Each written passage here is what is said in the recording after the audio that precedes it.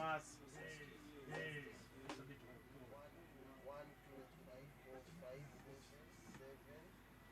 Africa, Africans. But this when he said the word Buveras. They usually come in a box.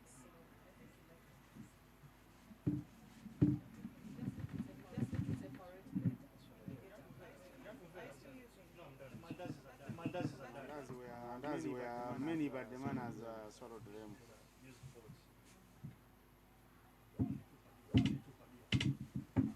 And I ate a half. He's playing. Come banning. That one is in it. My bambani until I not discipline.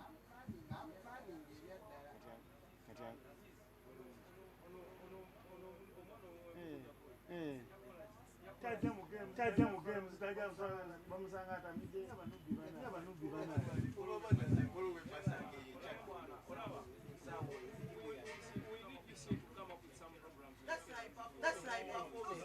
Those are money hours, you guys. Money hours.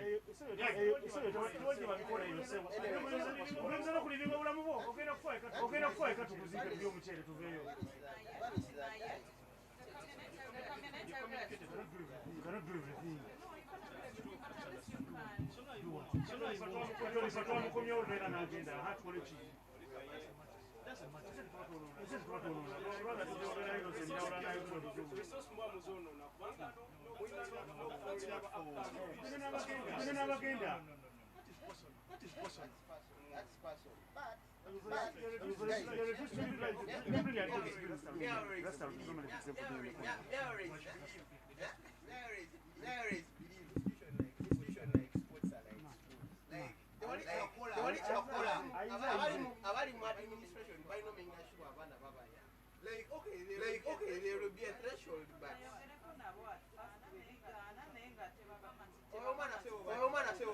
look at them.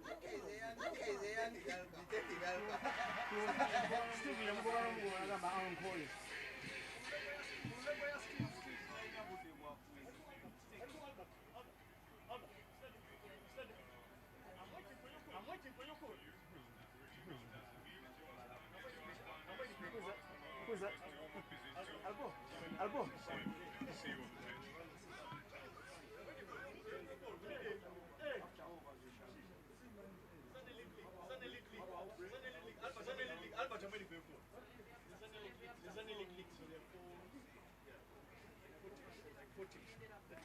The top 14s.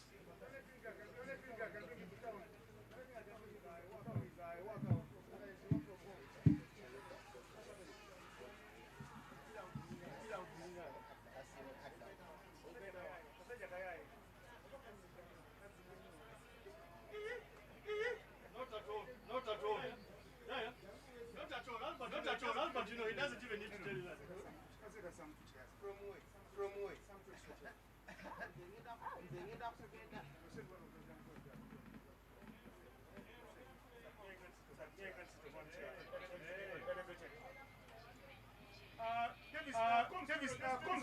Davis Atanke, Timo. Yeah? What are the teams?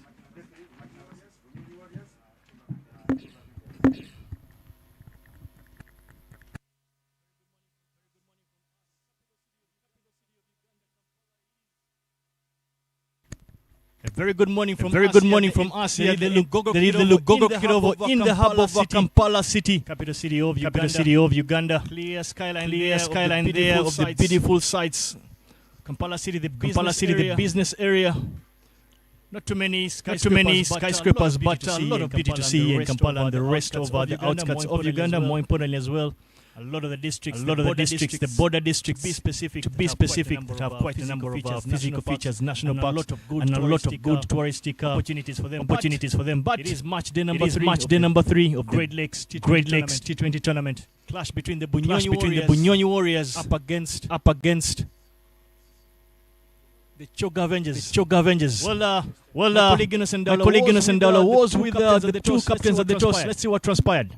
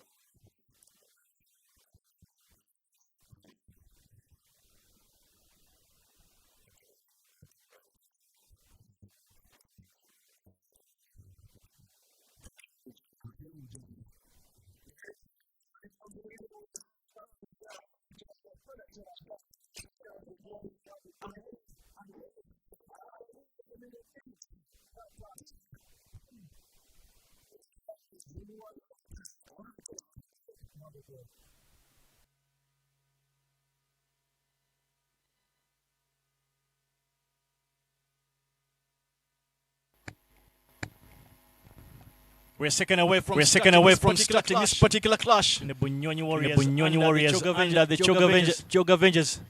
Hash Panchal is the bowler with ball in hand from the Ginger Road end. The batters opening for you. For the team there. Conrad Dubwama. Ali takes that one and yes, it does pierce the gap mid-off. Not the greatest of starts for the youngster there at mid-off. But Conrad Dubwama is underway. He's batting alongside Julius Otema. Great start there from the batters.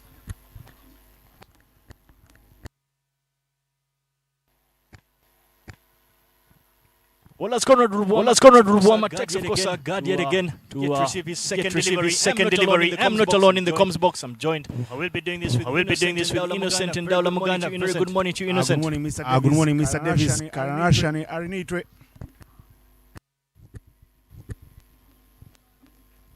It's been a very good tournament. Davis up front. Two entertaining games. I only feel sorry for you that the day you come through is the day that we have big league fixtures with deciders. There's a national title on offer in Ginger, and everyone is hoping that Jack can play spoil party because GM Sugar will be rooting for Jack if they can beat Tornado B, and if Weather doesn't play spoil sport, they will be champions.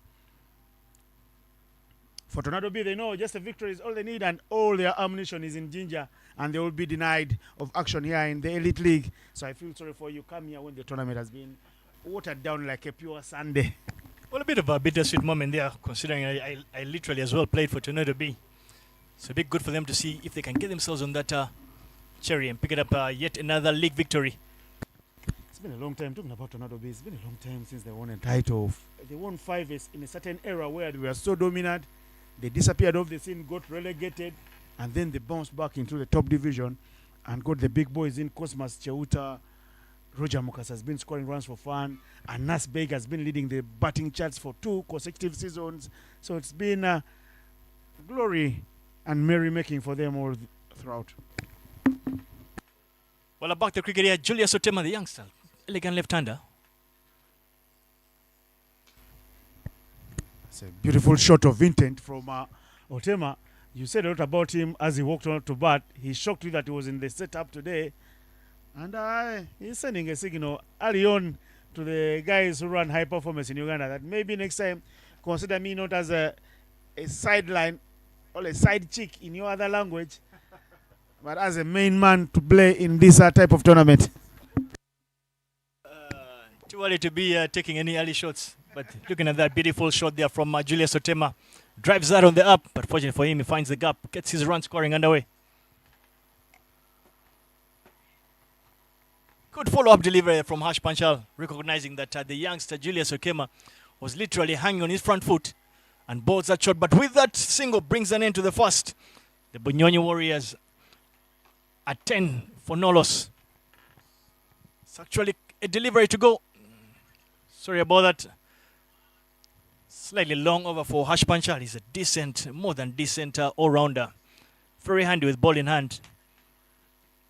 Davis Uwe, captain for the Cricket Cranes, and Hash Panchal is international career with Uganda. Lasted 2 matches during a certain Kenya series with Uganda in Chambogo under the reign of Lawrence Madlani. Any other player you know that played not more than 3 for Uganda?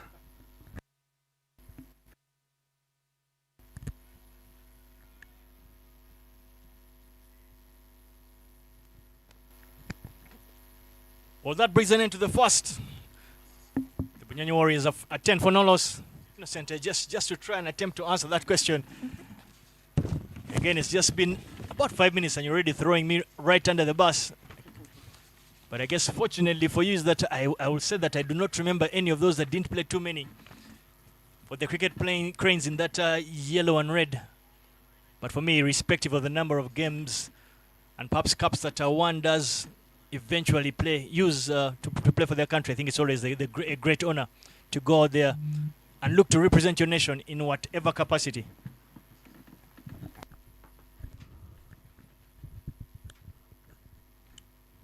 Round 1 of this Great Lakes tournament ends today, and it will be nice for all the 4 franchises to pick up a victory. Unfortunately, only 2 can be on the winning side of things.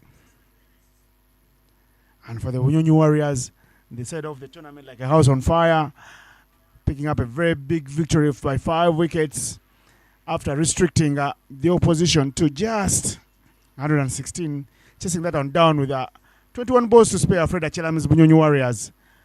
Today they come back looking for another. Yesterday on match number 2, they got 221. And guess what? It was just down. One of those days where I don't want to be on the side that bats first and gets 200.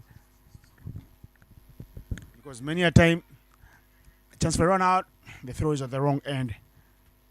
Because many a time, Davis, I'll tell you, as a bowler, or as a batsman even, after your team gets 220, you are already celebrating. Your legs are up on the chairs saying, the job is done and dusted. The bowling will be a cakewalk for us. Nothing like that happened with the Razat Alisha and Charles Musemeza breaking the shackles and finding the boundary whenever they wanted. You saw that and you remind me of that sight of that Australian dugout, the dressing room, especially when they go to that 434, which literally became at that time the world record in terms of number of runs scored in a 50-over game. The sights and the smiles from Michael Clark and the rest of the lads, Ricky Ponting and his colleagues. Ricky Penning, I think, got about 150 in that particular game. They felt that that game was done and dusted. Well, I'll tell you a thing or two.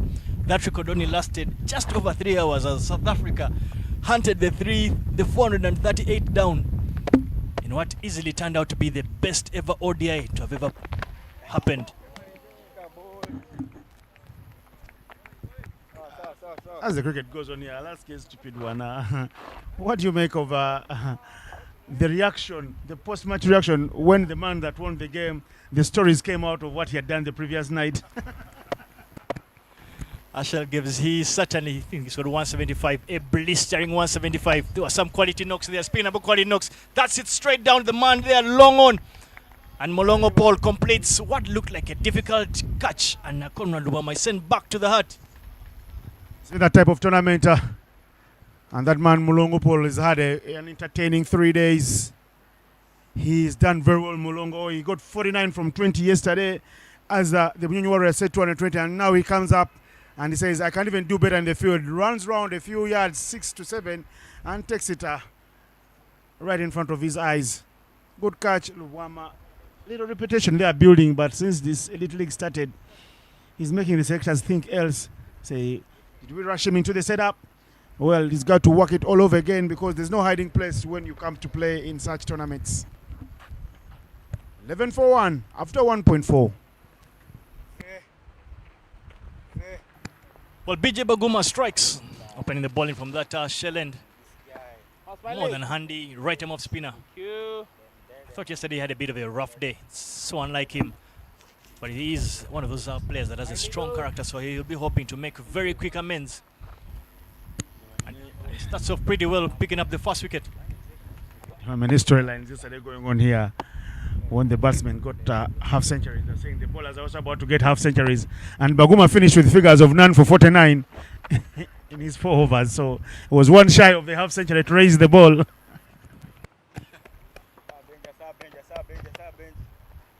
Very easy to joke about generally as while you're in the commentary box. It's not much fun when you're out there in the park. But Will is quickly off the mark. That is first delivery of asking. It's another youngster again. Likes to hit the ball. It's building another reputation as well as a big hitter. He'll like to use this tournament to try and cement his name and reputation as he looks to develop his game. Robert Willie Obele, nicknamed Obele. I would like to find out where the name Obele comes from, because in the beginning everyone thought it was Robert Obele. Yet Obele is the pet name. Already with a half century in this tournament, he got the Choke Avengers out of trouble when they chased down a stiff target of 176 against Riyazat Ali Shah's Mburo Blasters on match day number 2. Beg your pardon, match day number 1. That game going to the super over, and Juma Miyagi deciding that I'll take things into my own arms. He came out to bat in the super over, hit Bilal Hassan for 14 in the super over, and came out and bowled Riyazat Ali Shah and Charles Musemeza. Kept them very quiet. They only got 4 runs in the super over. So it was all about Juma Miyagi in that super over. So 12 for 1 after 2.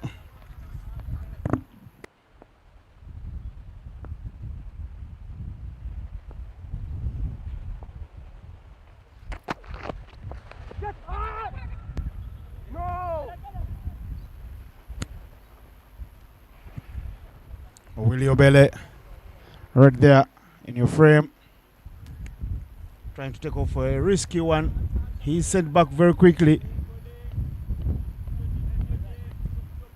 and the keeper for a young man there, Amir Ochaya, Fred Achelam, has excused himself from keeping this tournament, saying he needs to spare that back after a long week where they've had 350 over games as a national team.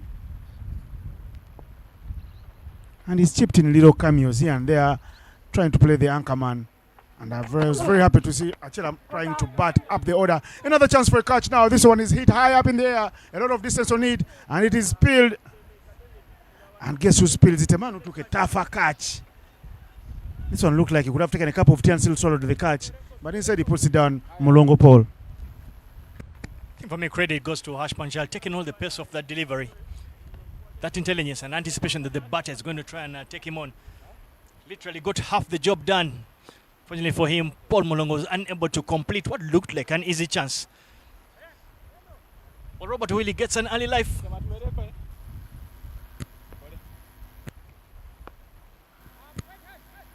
Charles has always been a decent cricketer. And the weight they have punched as Mukono Warriors, the team he plays for, shows you that they have a couple of quality players. I beg your pardon, he's in Chifaro this year. Last season was in Mukono Warriors, I beg your pardon. A little bumper ball there. The batter, the lefty, the young lefty taking evasive action, and rightfully so.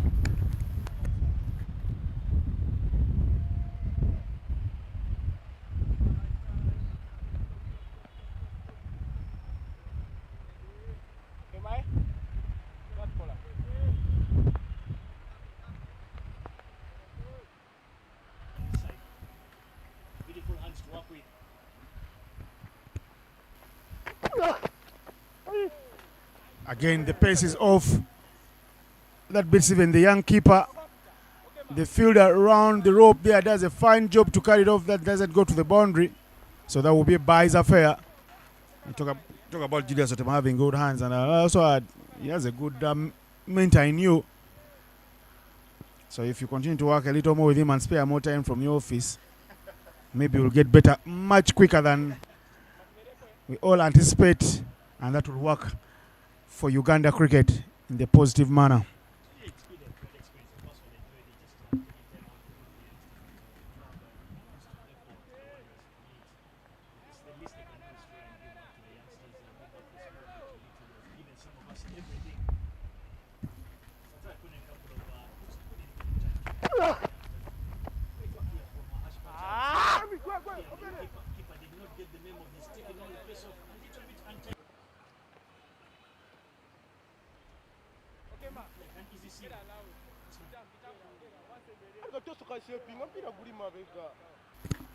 Being reminded by the dugout And the captain, Juma Miyaji, is getting his voice heard as the leader. He's saying, come on, you don't play for yourself.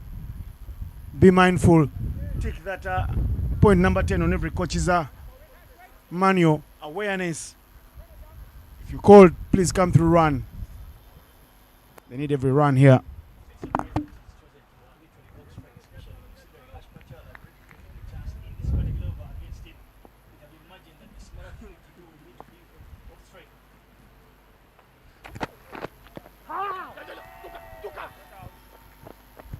To his pads there. Appeal not very confident. And the umpire standing out today, Emmanuel Kamia and Sharon Atola, have got some good experience under their belt, so you won't be getting freebies from them as a player.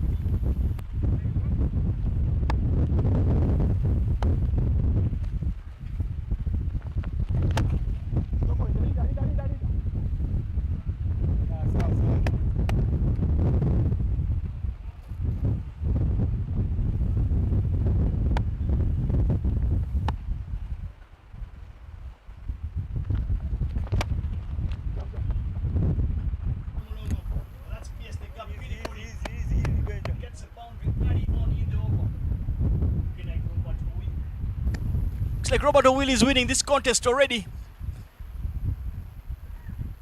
Clearly that matchup is in his favor. Right arm of spinner bowling to two right-hand batters. Respective of the length of where he is actually bowling from. He's bowling from the last wicket on that square. So meaning the onside will obviously be a lot bigger for him to clear, but he does have some might in those arms. The length of that boundary will not be something for him to worry about. It's kind of feeling innocent that Baguma will enjoy this contest. Let's see what he comes up with now. O'Willy goes up and over. That is a sign of a clear intent. Baguma being taken on by the young O'Willy Obele Robert. Look at his stance, a bit open. And what he does is trusts his hand-eye coordination, because he doesn't even move the foot there. He just clears the way and then leans in with that bottom hand to make the rest of the job easy. Clearly, a clear product there of the modern T20 player. Doesn't have a lot of time to get that foot, as Innocent rightly states. Lets the hands do a lot of the work. So I would like to see Baguma bowl that a bit, I don't want to say shorter, but much shorter rather than fuller. I feel the batter is literally lining up for anything he sees in his arc, which is full.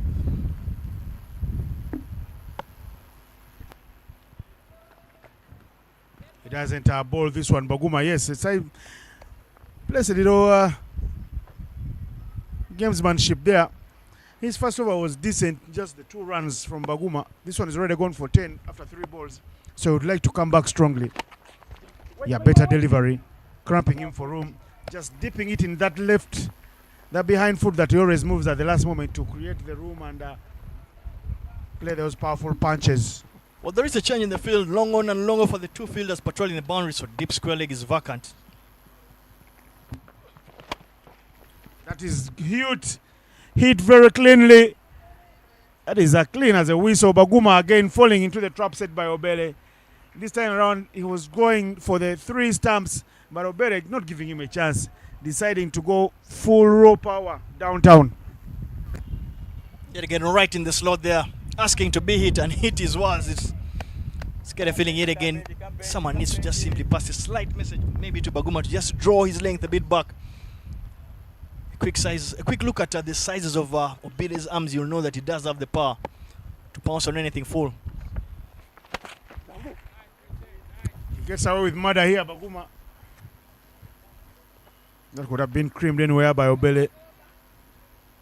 But after getting 14 runs in the over, Obele says, I will finish with a single, make it at 15. It's a fruitful over for the Choga Avengers. And they move to 32 for 1 after 4.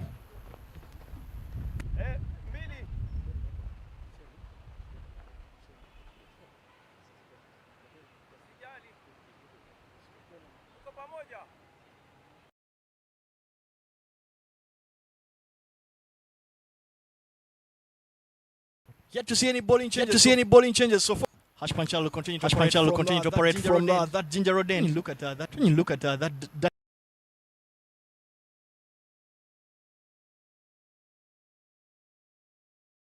bowling team will want to get Julius to face a lot more.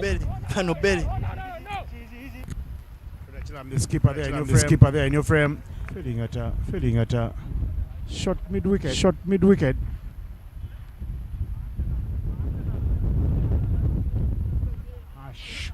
Panchal is demanding more from the fielding unit. It was already a chance put down. Now Obele is on strike.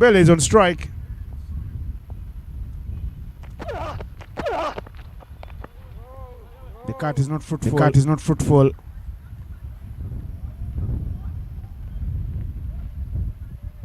Moving at 8 per over. That should be fine. Tells you that at the end of 20, if you have 160, that is close to defendable on this ground. Not as we have seen yet in this tournament, because 176 was first interest to power over. 220 yesterday got chased down easily.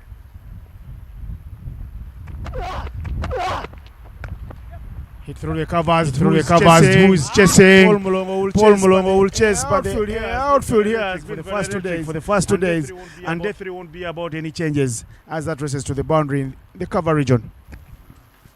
Innocent, it's something I hinted on. I think you just get a feeling that out there, Fred Achalam needs to literally let his charges know that maybe they will not mind giving Obere a single. So you'd want to see that fielder in the 30-yard simply hang on the ring, give the single to Obere, and look at that replay. Beautiful shot from him, shot in back foot. But that fielder who is slightly inside the ring, you feel if he was at the 30-yard mark, could have easily been as just a single. Wow! This is a beautiful Yorker. Has everyone appealing, but they know it falls short. That's a very good comeback ball from Hash Panchal, because what Obere is trying to do is trying to wait for everything where he can chance his arms, and he's done that successfully, and the result has been boundary after boundary.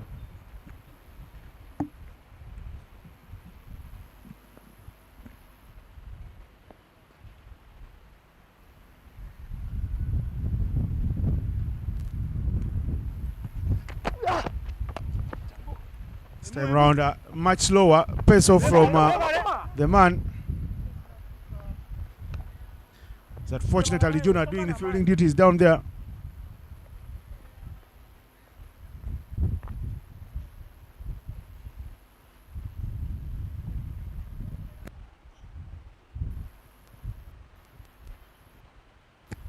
Final delivery of the 5th. Julius Okema is finally on strike. Fred Achalam, I wouldn't mind giving Julius the single so that he faces the first delivery first up in the next over.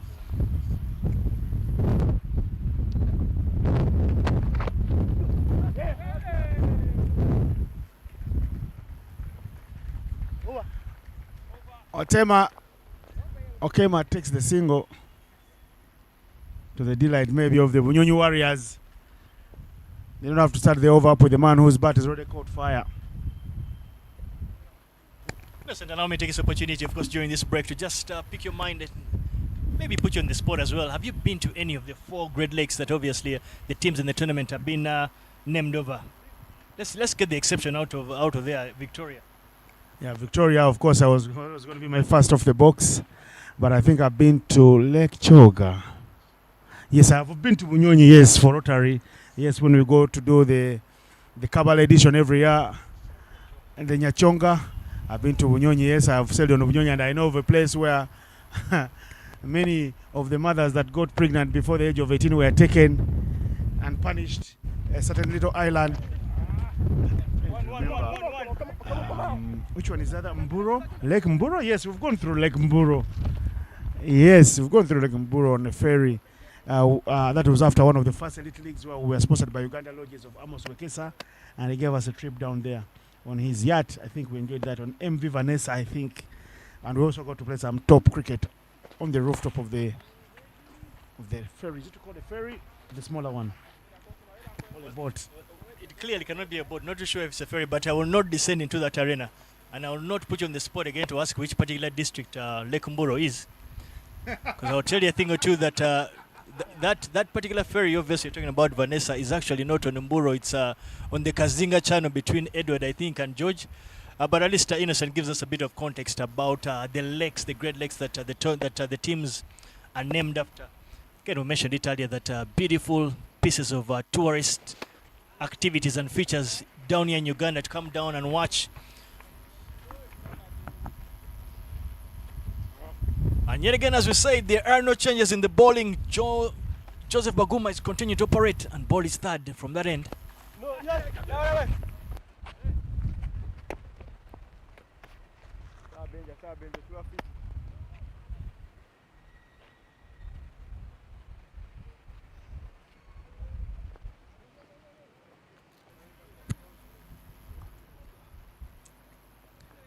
Jimamiaki is happy to remind Obele of the number of deliveries left in the over. I don't think Obele is in mind to that. He will be trusting his abilities. He's one of the leading batters in this elite league, the Great Lakes.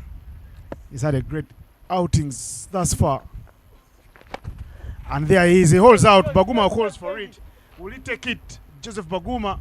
No way. It was always never going to be a chance. Look at the fielders. Guilty party is watching the bowler trying to run after that one. Yet the ball was coming right in front of him. And there's no second guessing who the guilty fielder was in that scenario. Innocent, before we leave that particular over, I think it's important to understand, of course, that was a skier and a chance that unfortunately didn't even go to hand at all. But something he talked about, Innocent, the fact that Okema was on strike for the first ball of the delivery over the over, it meant that Okema could only eat up 5 deliveries, which was to the delight, of course, of Bunyonyi. And in that over, it was only cost the Bunyonyi team just to run. So you feel that the fielders out there need to be a little bit smarter. Now they're going to look to try and manage this particular batting partnership. On the flip side, if I were in the dugout of the Avengers, I'll probably look to retire Okema and send in another big hitter.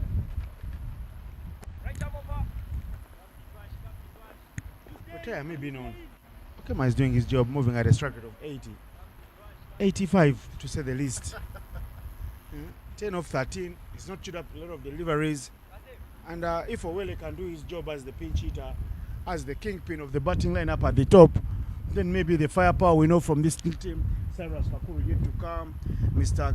Calvin Watua yet to come, Mr. Juma Miyagi himself. And the wicket time now. How we missed that? Only God knows, because it's been picked up by a part-time bowler and a fellow under-19 international. Maybe there's a little score to settle between the two.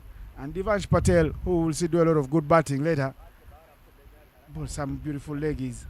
And that got off his toe. Little turn at the very end there. Telling you a thing or two about the surface here. Good action there from Divansh Patel. I think Willie there will be wondering how he missed that. He'll probably be looking at his bat wondering if there is a hole in it. But he is sent back to the hut. He's lit up the power play for his Avengers team, the Choga Avengers. Done exactly what they would have wanted. They find themselves as 42 for the loss of 2. And in walks Calvin Watua. They'll be hoping that he can do a bit of not just a repair job. They are in a good position, but if he can put them in a more consolidated position as he bats alongside the youngster Julius Okema. Next 4 overs are going to be extremely important for the Choga Avengers. They need to find a way of keeping that momentum on their end without losing too many wickets, so that they can look to exploit their long batting lineup at the back end of the inning.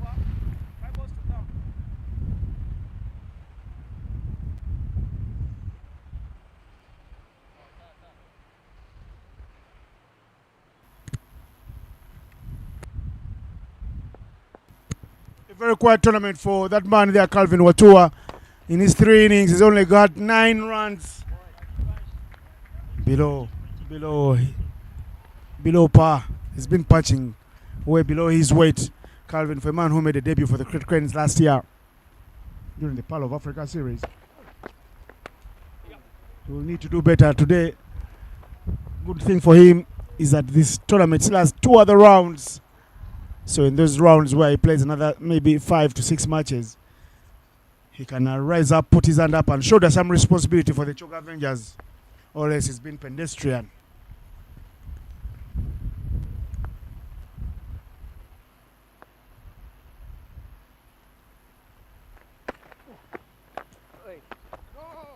The left-hander continuing there to do his things his way, not in a rush, and he won't be rushed by anyone.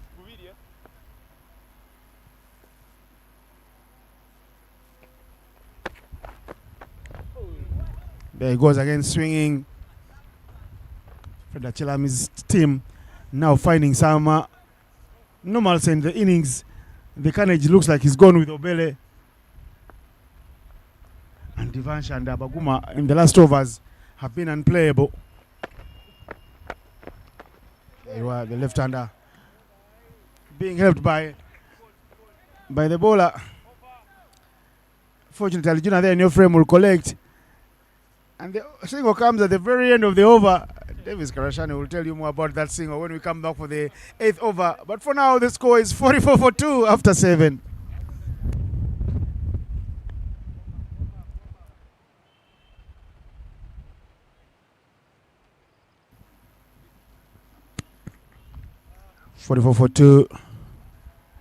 They were moving at 8 per over. That has fallen already. They are now at 6.3.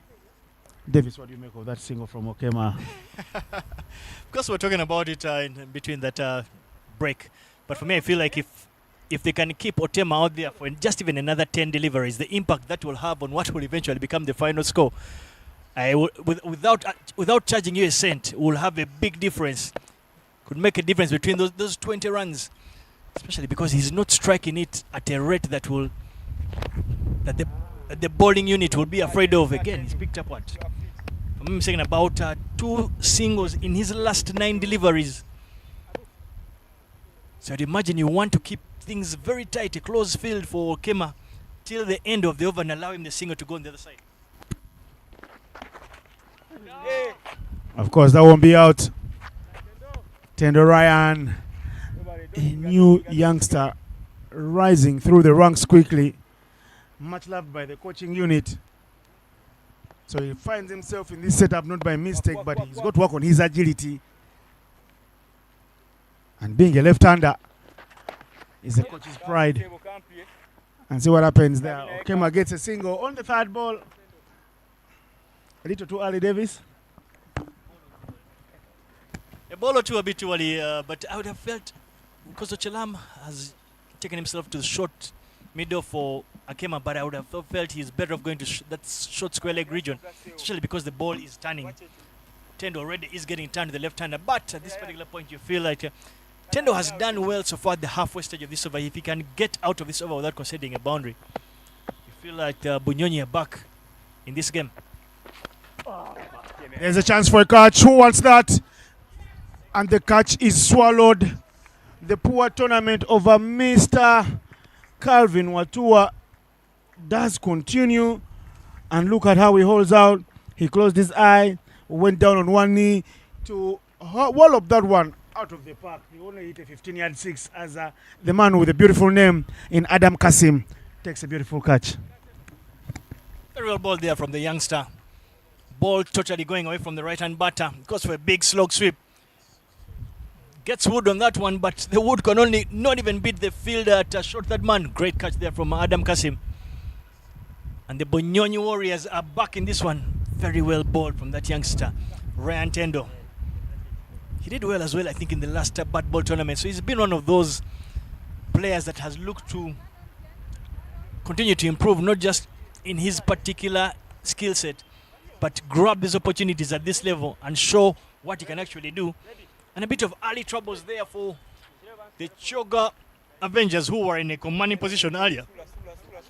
That's just what 10 bad minutes can do, and now they find themselves in trouble. Next stick. Thank you.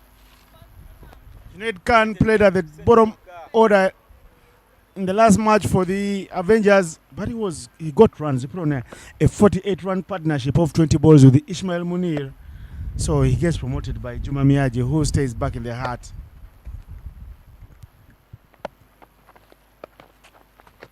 That's with one dot ball. Keep dotting. Davis, I'll be putting you on the spot, so just get your quiz. I know you love the quiz nights, so get your marking guide ready. The chase is on from Divansh. He slides and they get to Davis. Adam Kasim.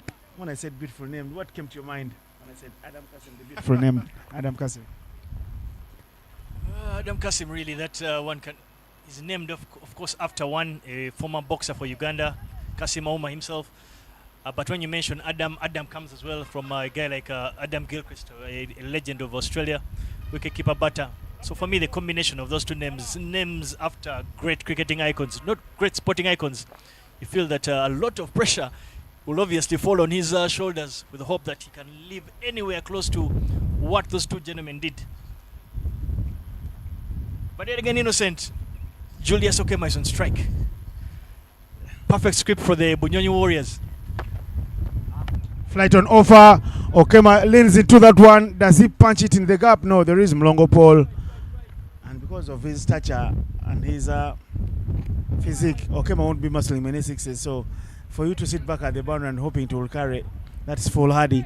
Maybe Mlongo should be around 45, because to the viewers to look like a very beautiful shot that he found the gap. He didn't try to overhit it, but maybe that is as much as he could have hit it. I also remind you that Adam Kasim is a former Ugandan boxer. He does now commentary in the Champions League.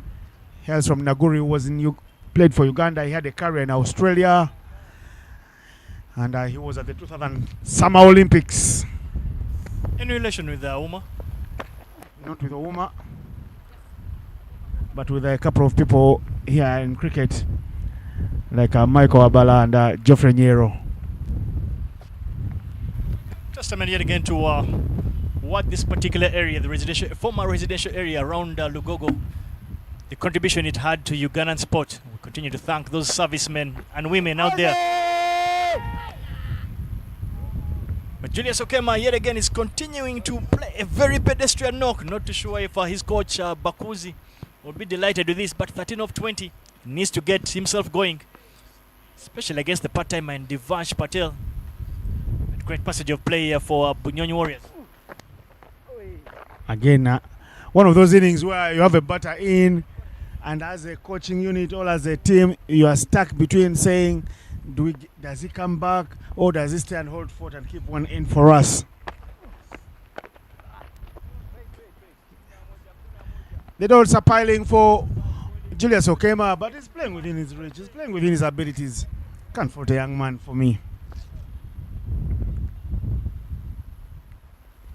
And as a left-hander, there's a lot to work with for him.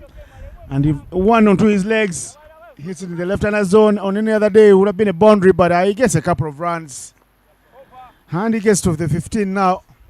15 of 24. Couple of deliveries away from catching up with a 100 strike rate. But for now,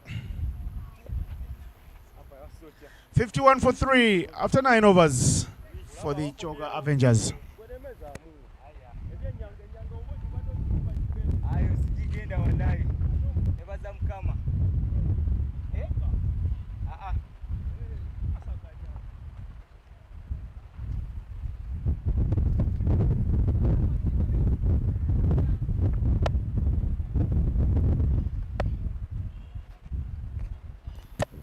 Tendo Ryan is a new man in starts with wides, as indicated by Sharon Atola. She got her first ICC tournament earlier this year, and she whispered to me during that tournament that she didn't know the umpires get paid even before the first ball is bowled. And she couldn't believe how much she had. She said it could make the difference for her family now going forward. I told her, keep your fingers crossed. You could get another before the year ends, and then your family may start asking you, can we move to a condo? Can we leave Naguru already? Yeah, but not a catch. Junaid Khan, does he find the boundary? No. There is the man with the long levers, Ash Panchal, riding the boundary in the covers. It's 1 run to the total. Well, you could very easily get taken up by focusing on the now for Thola Sharon. She's done exceptionally well, grown through the ranks, but it's been a lot of work that's been put in. So it's good to see her get international exposure and start to literally accumulate those T20 international appearances. But back to the cricket itself, I'm trying to quickly check up the data. Last time the Choga Avengers actually scored a boundary, it's been a while, and they'll want to know they need to keep themselves going. Keep the dot ball percentage very low. Work to do for Divansh Patel, keeps it to just 2 runs. So Junaid, you can tell his intent is literally to be the bit of the accumulator in the team in this inning, to try and keep the scoreboard ticking. Hopefully he can find a muscle man on the other end to get the big boundaries. But a good passage of play here for the Bunyani Warriors. They are in cruise control of this particular game.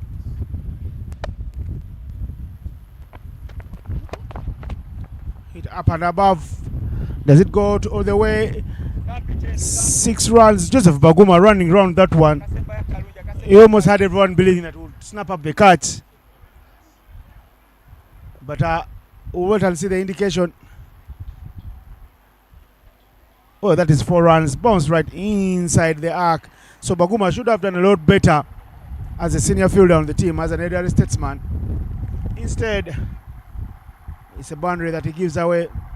Tendurayan being asked more of his abilities to show that he can bowl better lines, not to be hit around the park by Junaid Khan. Another shot this time round. Baguma will carry it off. And there's a 1 run there to end the over. Good over for them. The Choga Avengers, they get at least 10 runs in the over. And the score now is 61 for 3 at the halfway stage of the first innings.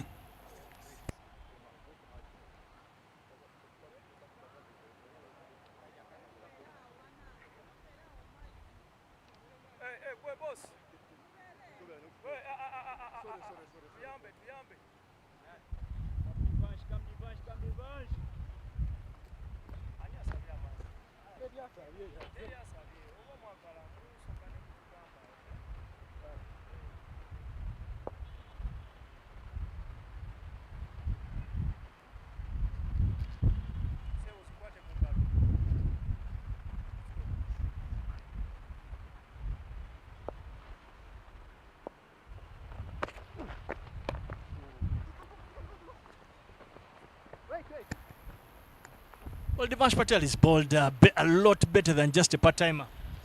He's picked up that big wicket of Robert Obele.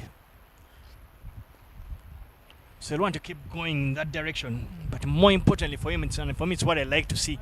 He's given Junaid Khan the single early on in the over with the hope that he'll bowl a lot more deliveries at Okema Julius. That's for run out. Where was he running to? Divansh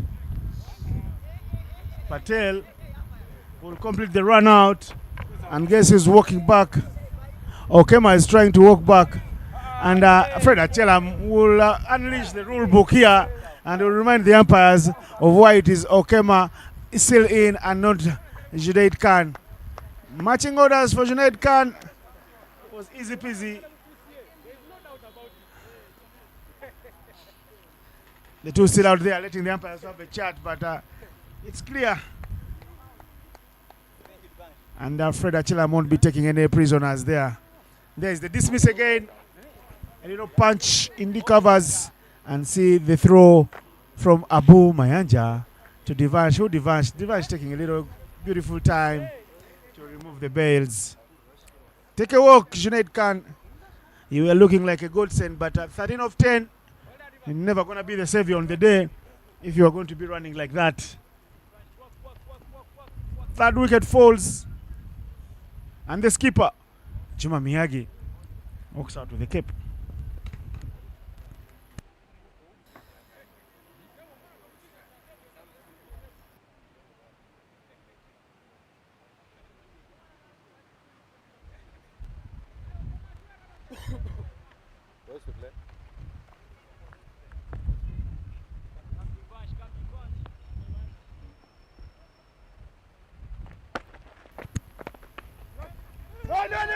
Chance for a run out now.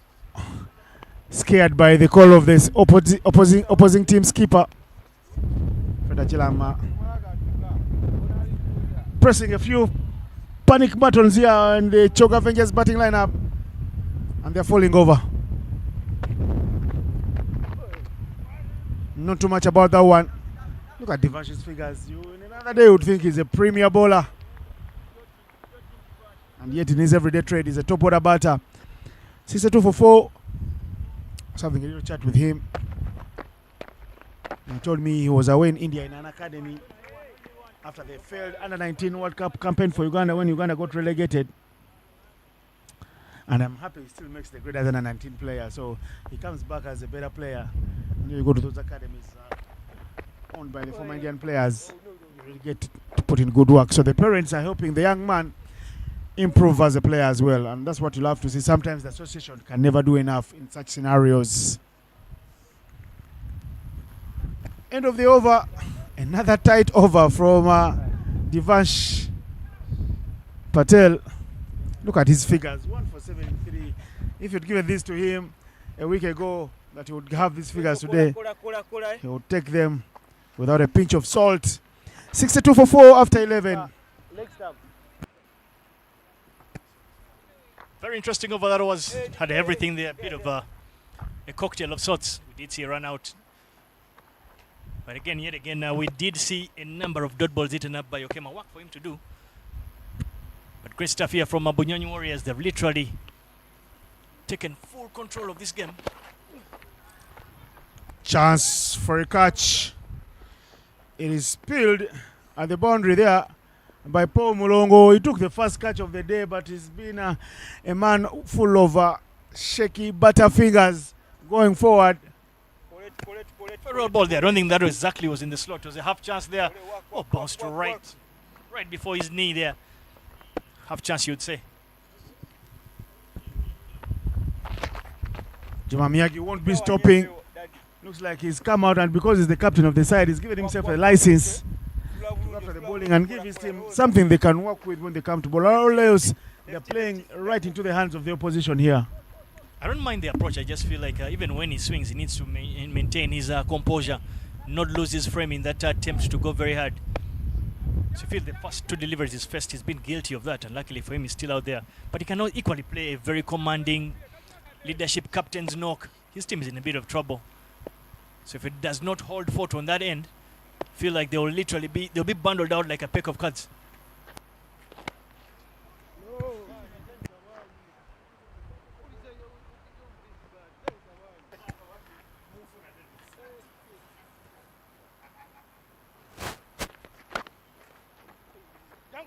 Run out opportunity here. And unfortunately, what could have been a run out, Mulongo Paul hands over 5 free runs. Those 5 free runs are very handy. Not much there from Okema, just simply tapped that down to mid of what appeared to be a run out. Very sloppy from that fielder, Paul Mulongo in your frame. Nowhere close to the stumps. It's actually 4 runs. The life in the day of Paul Mulongo continuing here in Lugogo.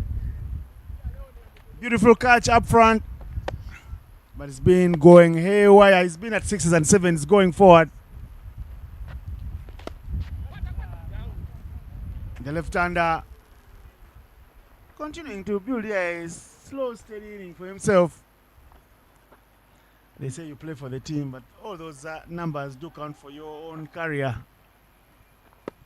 It's Ken Williamson, one of your best captains. Davis, one of your best batters also. And one from the team that you support with viciousness, calling it a day. What do you say about Ken Williamson? Maybe you tell us the story as you see Juma Miyagi here unleashing that bottom hand and hitting it straight out of the park here in Lugogo.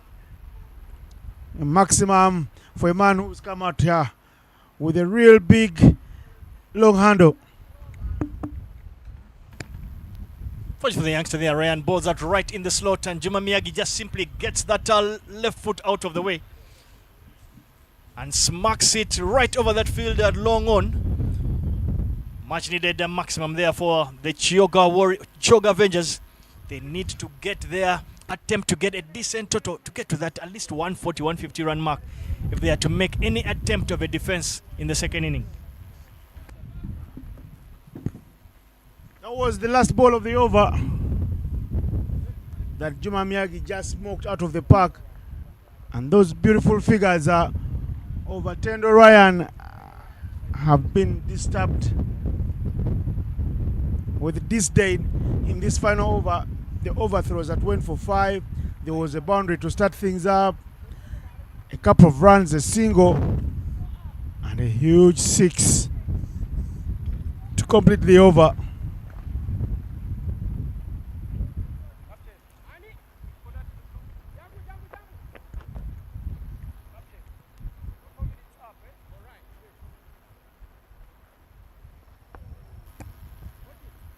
Well, I'll let you know about the particular ground right now. The field said there is no fielder outside the ring at all. You can tell they want to put as much pressure on Julius Okema, pick up as many dot balls. For me, that is smart captaincy from Fred Achalam, not giving Okema any easy single.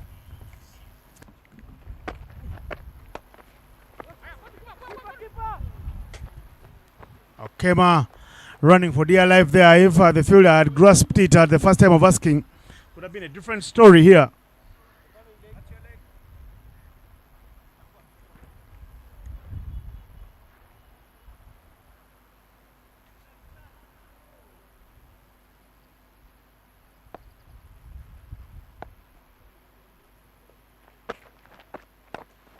Juma Miyagi there, flat batting that one. Very well stopped there from Fortunate Alijuna. It's one of us here in the comments box, but his career has been moving quickly upwards, and he finds himself in the setup of the Uganda A.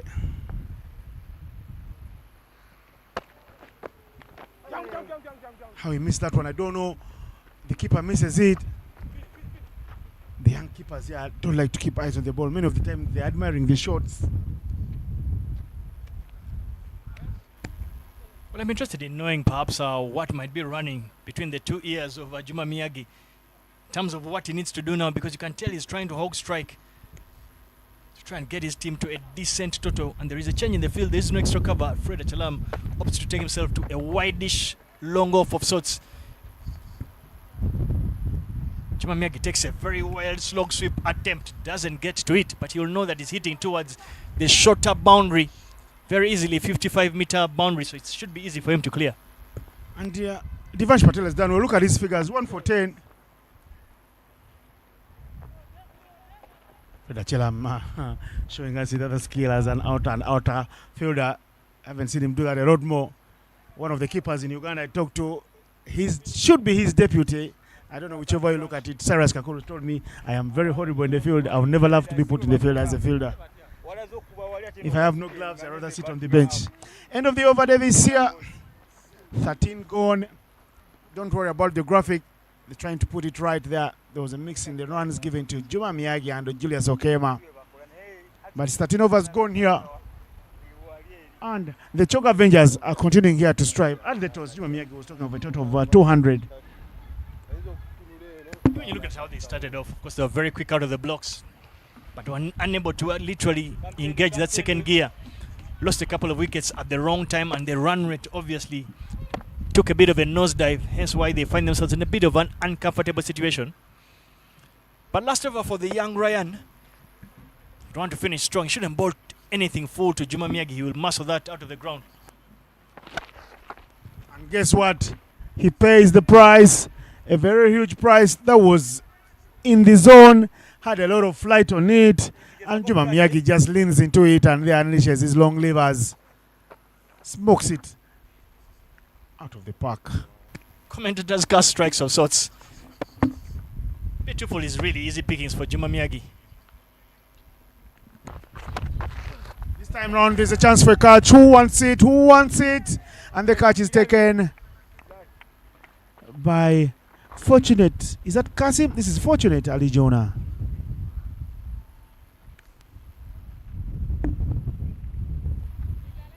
One in the good zones was always going to find Juma Miyagi in trouble because he'd come out with the license trying to score as many as possible quickly.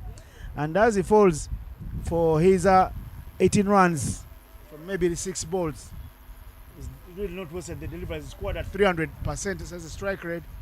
And he says, well, I'll leave the rest of the work to be done by you guys. Well, I think for me it's more credit to the bowler, to the captain of the Bunyani Warriors. I think he set the field exactly perfectly for Juma Miyagi, because ideally, more often than not, that particular position where he hit the ball and found himself getting caught is a place there's generally no fielder there. So smart captaincy there from Fred Achalaman, opting to get that fielder at extra cover a lot wider, so creating a field set of perhaps a wideish long off, who actually has managed to yield returns and picked up that particular catch. But interesting for the Choga Warriors. Choga Avengers, I think Innocent, I'll let you do the honors and introduce the gentleman there taking strike. Former captain, under 19, former captain, Uganda A. He has a few caps for the Cricket Cranes. He's off the mark immediately. Coach player, Mr. Derek Bakunzi. And he's looking like an elderly statesman, the way he got that single with full authority. Lefty. He's had a very good season with the Soroti City as well. Bowling tidy spells and scoring a couple of half centuries for the team. He's been the difference for them. And they will be playing in the top flight, I think, next season.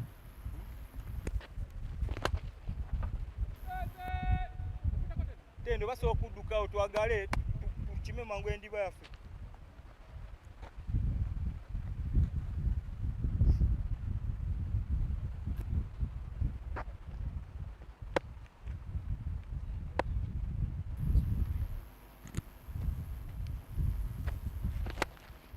Okay, ma. Hitting it down to the sweeper. Saa Tendo osula bulungi.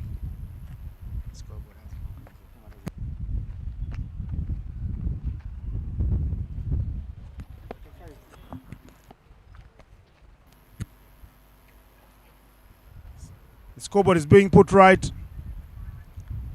The 5 wickets down. So Bakunzi is in at number 7.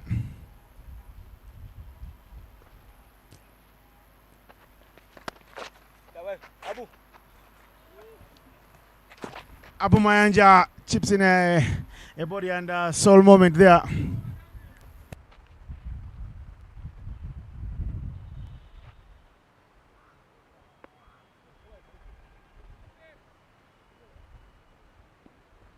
Well, we continue to thank whoever is watching this particular stream as your choice of entertainment. Is the Great Lakes T20 tournament. We did have the ladies version a couple of days ago. I think 2 weeks to be exact. And now it is the men tossing it out pound for pound stuff here. It is match day number 3. The Bunyonyi Warriors, who are the men out there in that blue out in the field, up against the Choga Avengers. And the youngster Adam Kasim, named after a legendary retired boxer for Uganda, will get his first opportunity. Bowls very, very decent leg break.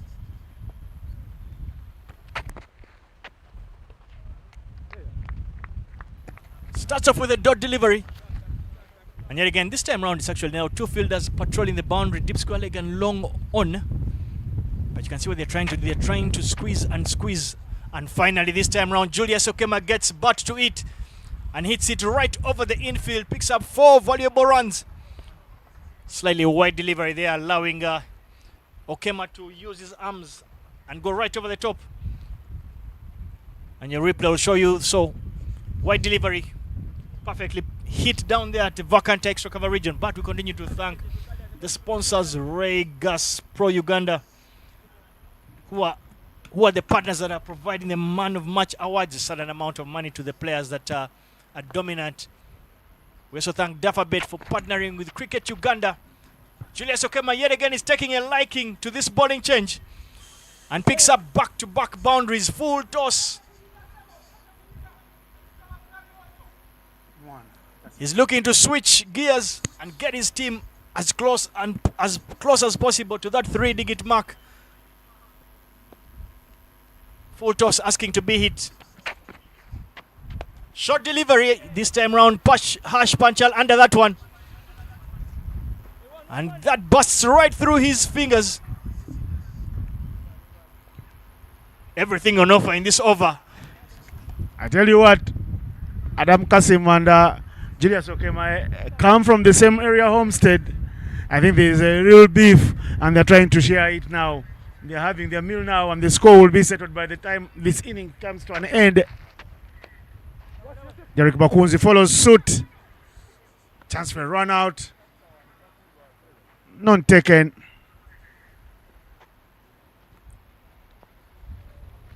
Scoreboard moving very quickly here now. The 100 coming up in this particular over. No. And that's a fine ball from Adam Kasim. Finishes the over strongly.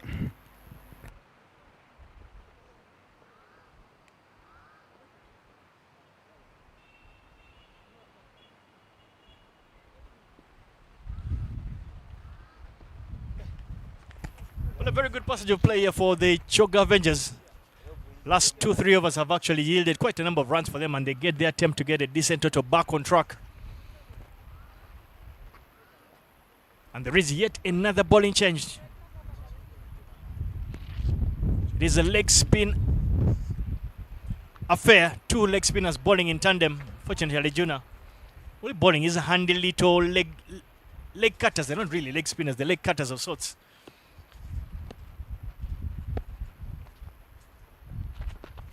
Starts off with a full one to the liking of Bakuzi Derek, who hits that straight over the fielder waiting at long on.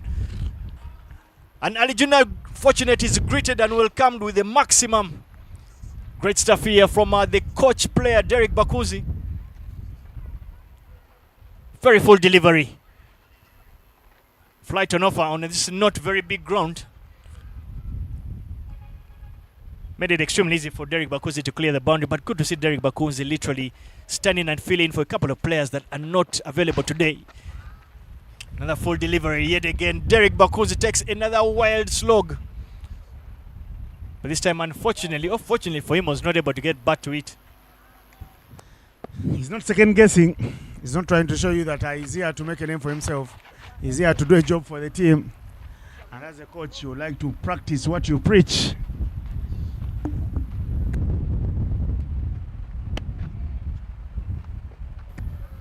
Got to see the switch hit coming out there from Bakuzi. Goes for the easier shot for him, a slog sweep, and yet again he connects. It is raining sixes here. Bakuzi will probably be asking why isn't playing himself.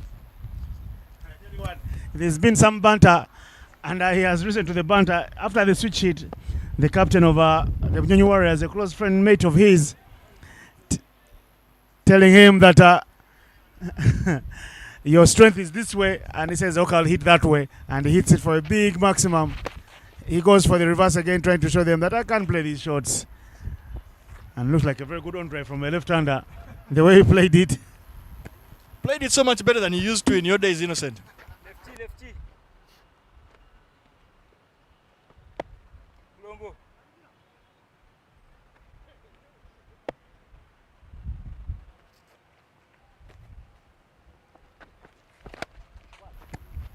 Julius Okema is taking a liking these leg spinners, and again, work to do for the fielder down there, but unfortunately unable to keep that in. And the over comes to an end with a boundary. 18-run over it is. The runs are flowing, even for Julius Okema. The fielders have been brought in, and the long on had been brought to mid-on. Put in a decent effort there, Baguma, but unable to keep it in. The runs are really flowing. It's now about 4 or 5 beautiful overs here for the Choga Avengers, who feel that they are back on track.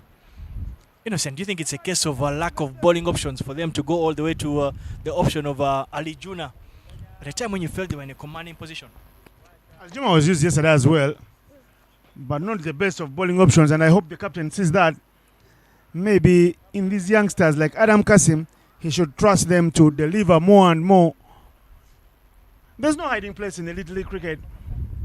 You either turn up or go away. And if you turn up and don't do well, you'll fade very fast from the scene. So here is Adam Kasim. Better delivery from him.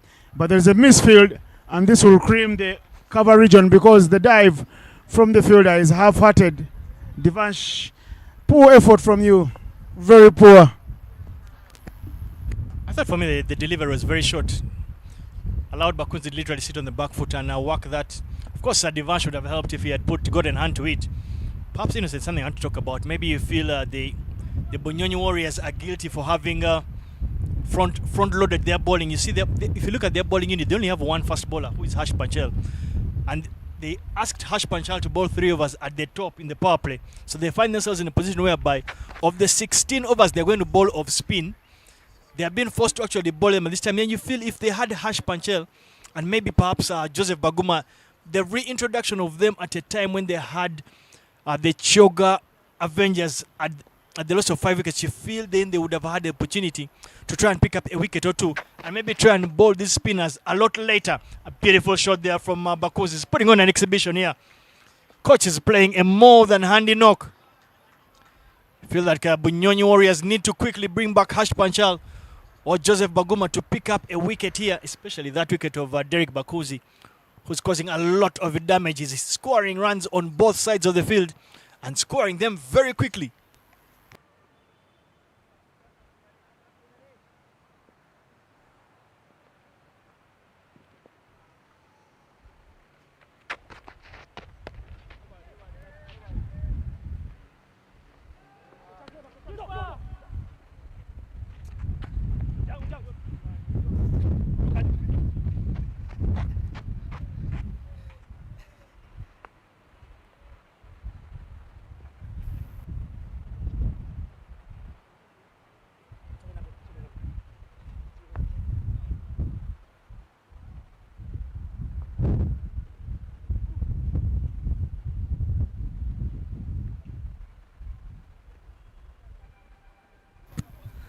Ayan right there. Puts her down a chance. Derek Bakunzi continues to ride his luck now. No!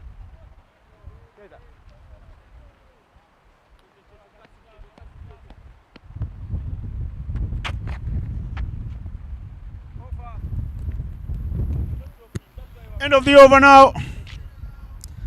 100. After.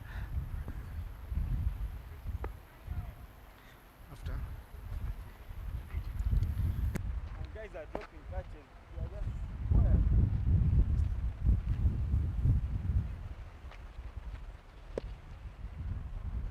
Come for it.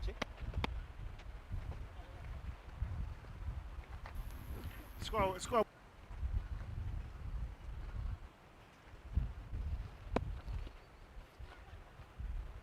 128 in 17 overs now.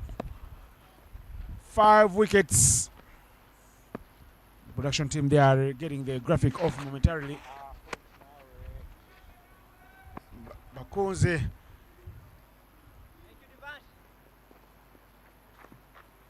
Continuing here now to work well for his team, the coach player Derek. He's not exactly looking like a coach player. He's looking like a captain of sorts. It's coming at the time when he's off full toss. Luckily for him, that just gets... what appeared to be straight to the fielder at extra cover. The fielder finds a way of making a total meal out of it. And that goes right through his fingers and through his legs. Very disappointing there from the youngster. Tendo Ryan. Not a great sight there. Oh my God. It was a lot easier to get a hand to, and he found a way of doing the complete opposite. The wheels have come off here for the Bunyonyi Warriors.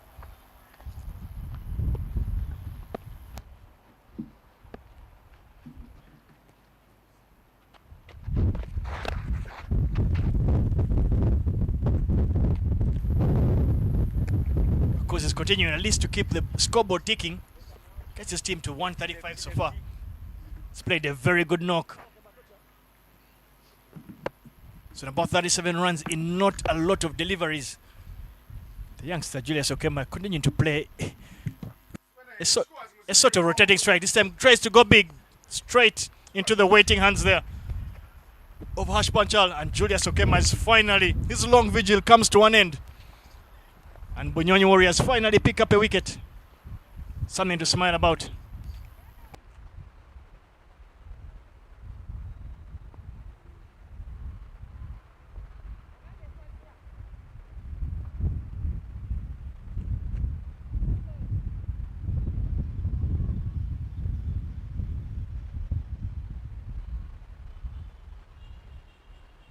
Safuch.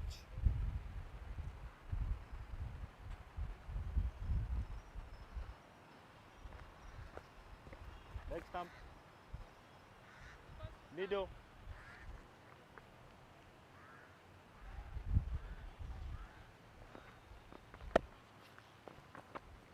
About telling you the story, 135 Bakuzi on 31 runs already in quick time. That is fortunate now with the ball.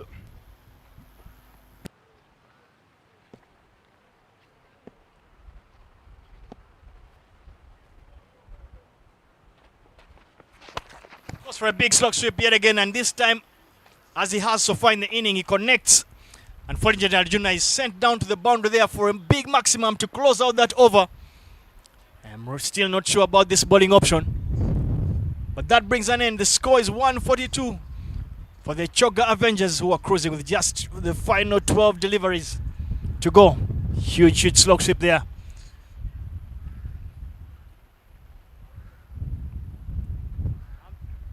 Pin drop silence it is here on the field for Bunyonyi Warriors.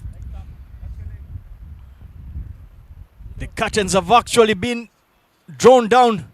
The wheels have totally come off here for a team that you felt were in a commanding position in the middle of the inning. But Keith Amani is the player out there. He's walked in at number 8. He'll be looking to literally, very simply, try and give strike to a hot-firing Derek Bakuzi.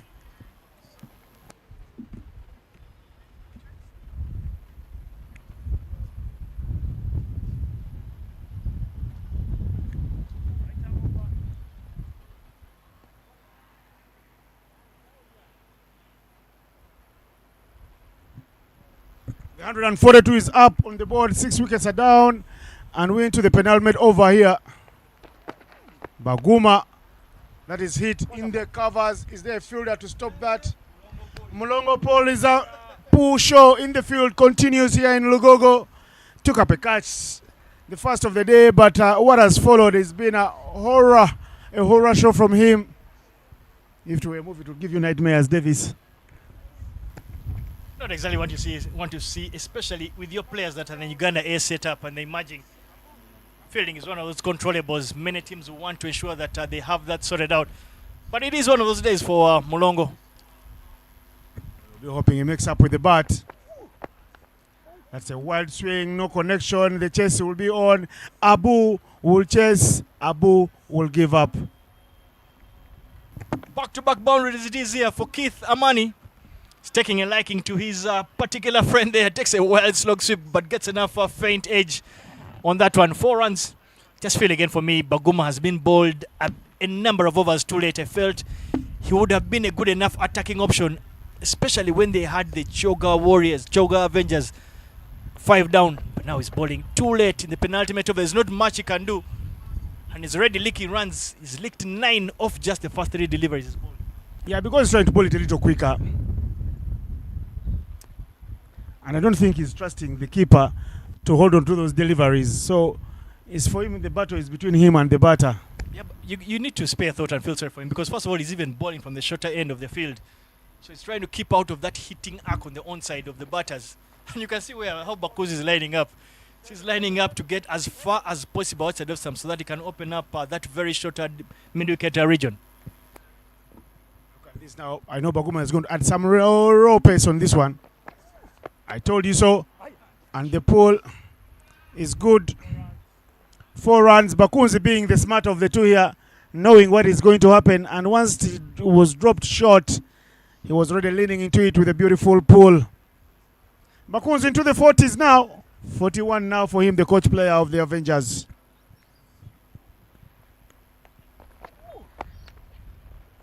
Four runs to the board. A little swivel from Derek Bakunzi, who has played more than a handy knock. He's not just played like a coach, he's played like a captain, Davis. You said that earlier. And he silenced everyone who was trying to give him banter from the opposing team. I feel that will make his job a lot easier because now the players will know that the person who is giving the instructions out there as a coach knows exactly what he's talking about. One of the things I've liked about his inning, he's shown a lot of cricketing intelligence. That awareness to understand that the field is set a particular way. He can tell that Baguma is going to try and bowl the ball slightly short because he can't afford to bowl too full because of the shorter boundary. So for me, he's been able to go out there and actually do the job himself, and that should be it will send a loud message to the rest of the dugout. 45 for him now in quick time. 159 is the score for the Avengers. Hitting this one down to the sweeper. That will help him stay with the strike. And that's the end of the over.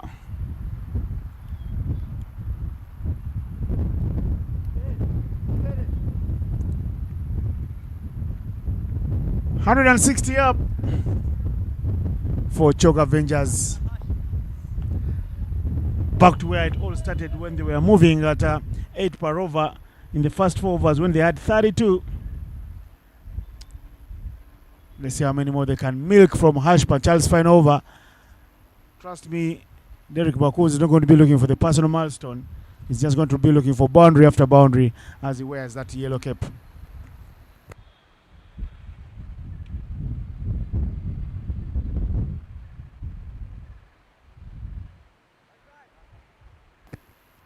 Well, change of ends there for Harsh Panchal. He'll be hoping for some bit of fortune from that shell end as he delivers the final 6 deliveries. This first inning between the Bunyonyi Warriors up against the Choga Avengers. It's been a bit of a mixed inning of sorts. Started off with the Avengers being in cruise control, and then that control was taken over by the Bunyonyi Warriors. I thought they bowled exceptionally well in the middle phase, picking out timely wickets and keeping the run rate down. But it's the back end of the inning, the momentum building part of the inning, that you feel that the Avengers, the Choga Avengers, have taken that control back, based on the knock and the shoulders of their coach player, Derek Bakunzi.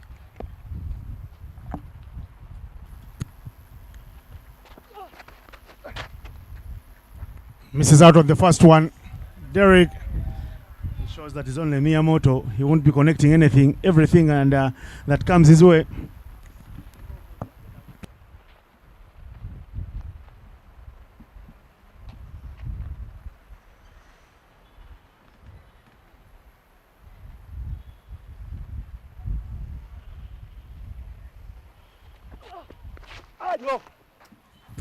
Harsh Panchal being the smarter one now here.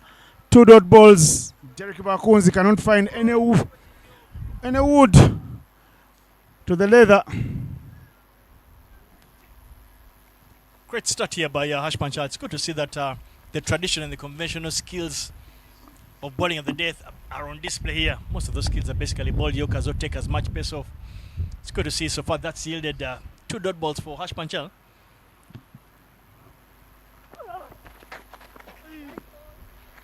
Those will be wides. Bakunzi trying so hard. Again, no connection. Harsh Panchal not happy with the decision of the lady umpire.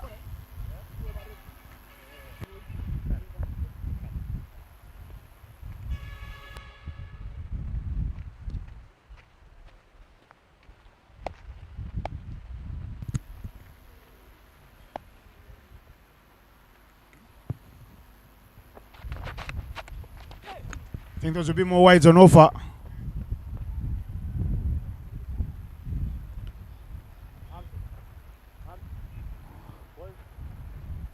No wides offered.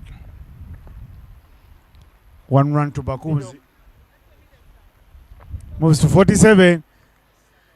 The dugout telling him He should have stayed there and played more.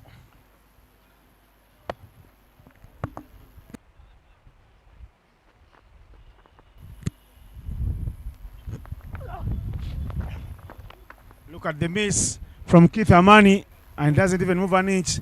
It's fine over being bowled here by the PS man of the side, the only PS man. Extremely surprised that Bakunzi actually took that single.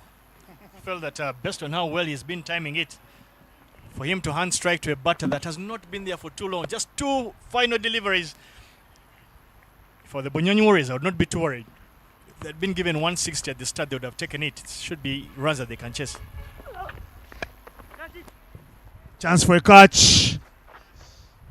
Oh yes, he holds on dearly there. Fortunate Ali Juna grabbing it at the second time of asking. Davis Karashani and the man walking in will face the last ball of the game. But guess what? What a return for him to cricket. Richard Agamire, Sean, nicknamed Sean. You remember him from that spell he bowled in Oman as Uganda won 5 out of 5 after being there the previous year and losing 5 out of 5. That spell he bowled to Hong Kong. 2 for 30 in 10 overs on the trot. And he's had a little stint in the UK. He's back though. Back home sweet home. And Agamire has been sweet-talked all lured to play back the game by the coaches and the managing team of the national team, saying, we think you still have a place. Come away from that music career, I think you're starting up and come play again. And he's obliged. It should be a beautiful thing to happen. Great story, of course, about Richard Agamire. But final delivery of this inning. Very well ball yet again by Harsh Panchal. Puts on exhibition of slow bowling. Does extremely well. You feel like at the halfway stage, the two sides will feel that they would not be very hurt with this score. 163 doesn't seem to be the world's biggest total. Both teams will fancy their chances. The Bunyonyi Warriors will know that, well, they might have had the Avengers where they might have wanted, but they will not mind this 160. They should have the firepower in their batting lineup to look to hunt this down after an inning of 2 halves. But it's that gentleman there, Bakunzi Derek, the coach player of the side. He's put his hand up and gotten his team to a decent score. 163 it is. So we hope that you do stay with us and do be able to join us in that second inning as we watch the Bunyonyi Warriors hunt, chasing down 163.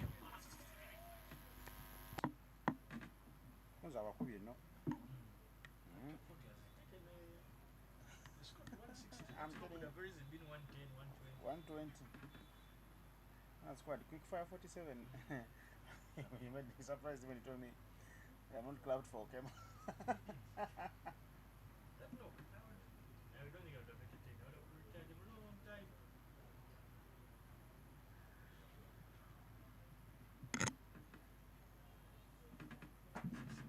First move was it and they can get the rest of it.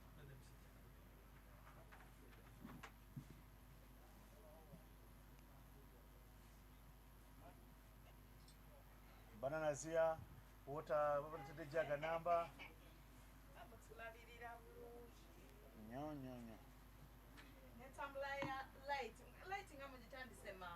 Lighting. Anyway. Glass just trying to yamas. Hey, namwe munyo. Kali olai coach player babakubye. Aliko 50 munene aduse singe yitali. Aleno sigala tusingashi na kwanga hasha adage na butema bona nayo dai no kwanga. Achimanyi. Coach players kati abana jabbaga mbaga tegere kyabaga mabona. Kisoboka.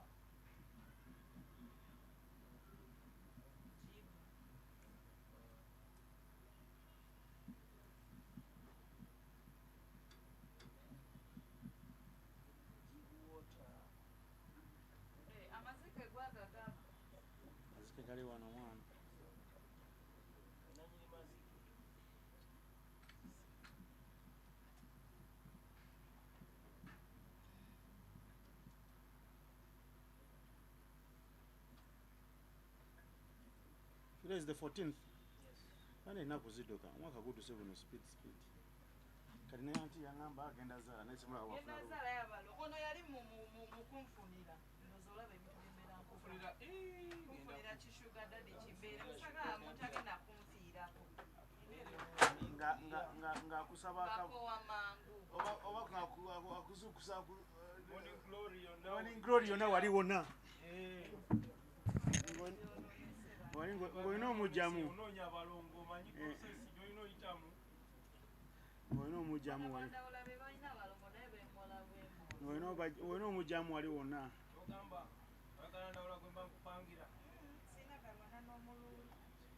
lulu bakuba ate baloga n'ologa kati bajja kunsindikira abiba giwanyi sina gagajanjaba abiba sindikira giri emiriro agambye muloga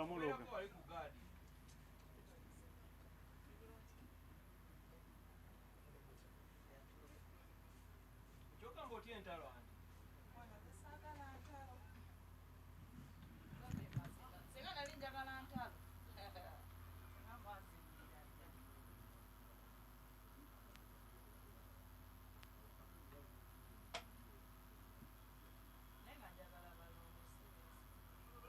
bafe yameka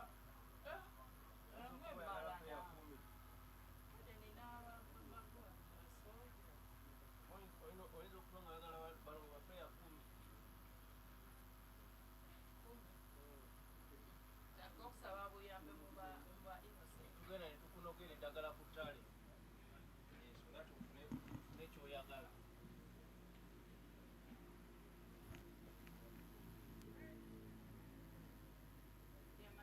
nkuwana mu lubuto lwagenze kuba lukwesi kumbe saati yebise media manager seba akolako akendeddemuko mukko obeera okwetegereza bibi byokka n'ebirungi abirina ebiriwa owaana nnyo nagambedde ebintu yakwafisha tepafisha giramuwa kyala muleke talina na buzibu ate nze setuyite lwaki ongwera giramuwa manager endavirako yeyetegate mu managing engaye nasimu kakabira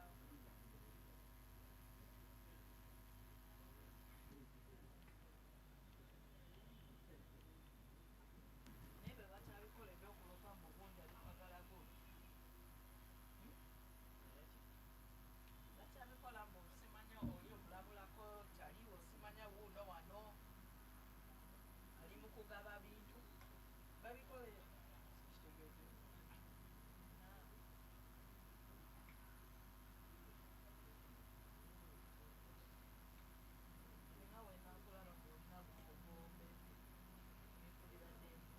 babikola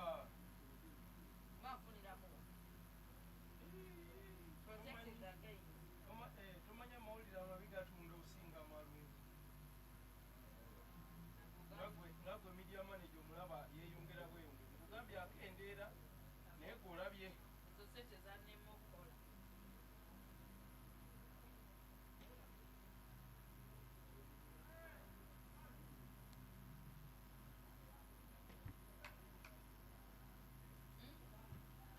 ije banana enene eryanga gundi eya rasta esingana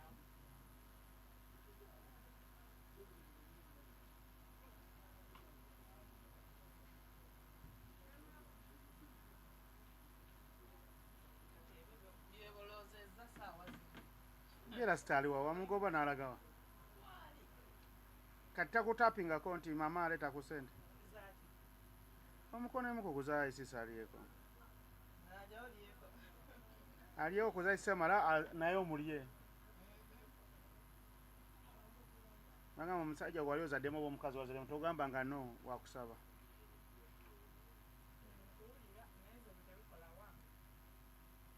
omuwakako ekiyaye nemukuza omwana nakwatakwatamu next banange amyagwandeetera ebizibu bino afunira omusajja dadi gwe nasooka okufunira wagamba mukadde nnyo talinawa ne sugar daddy alina kuba mukadde yagamba mukadde nnyo ate abakadde be balina ku sente ate emyaka gyaffe sina sente naye mufunire omuntu ng'ategeeka naye nga akoowa mangu nozowulira wabeera gwe wajja otambulira oba onoonya omuntu bw'atyo soka omubulire manager ali kusinga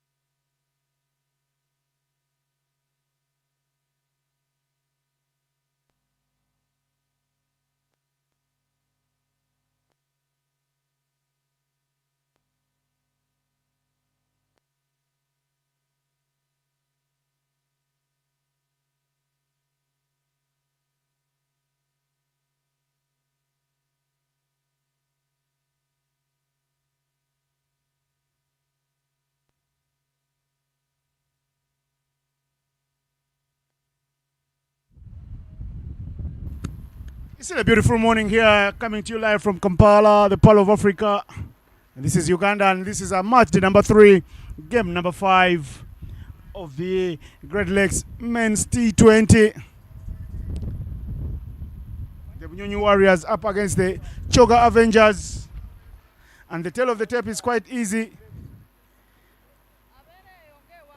The Choga Avengers was spurred on with a late breezy knock of their coach player Derek Bakunzi to reach 163.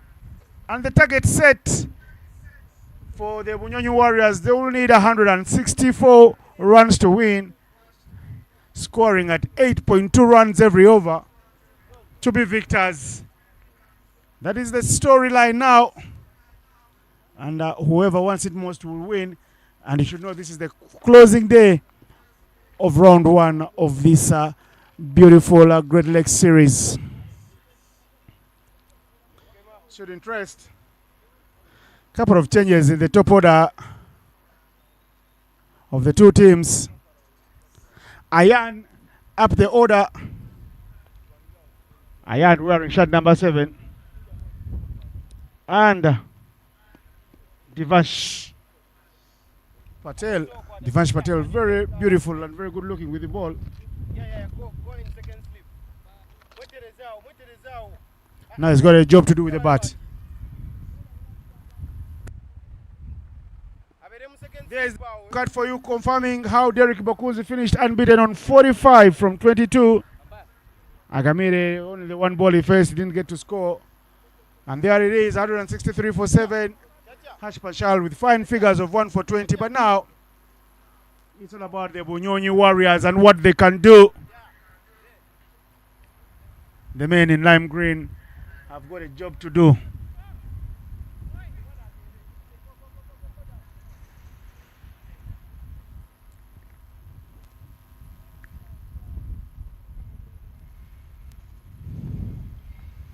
Juma Miyagi with a new ball. He will be coming through quick and fast against the youngsters. And let's see what he can do. Yesterday in his first over, he had the opposition at a 3 for 1. They were 3 wickets down. Actually, the scorecard should read 1 for 3. 1 run on board and 3 wickets down in the first over. Let's see what happens today.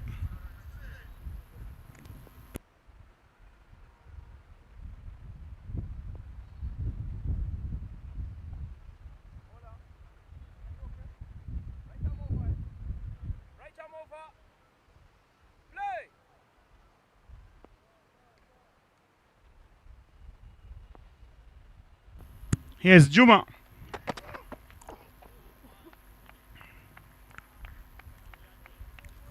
Swinging and missing everything there, Divansh.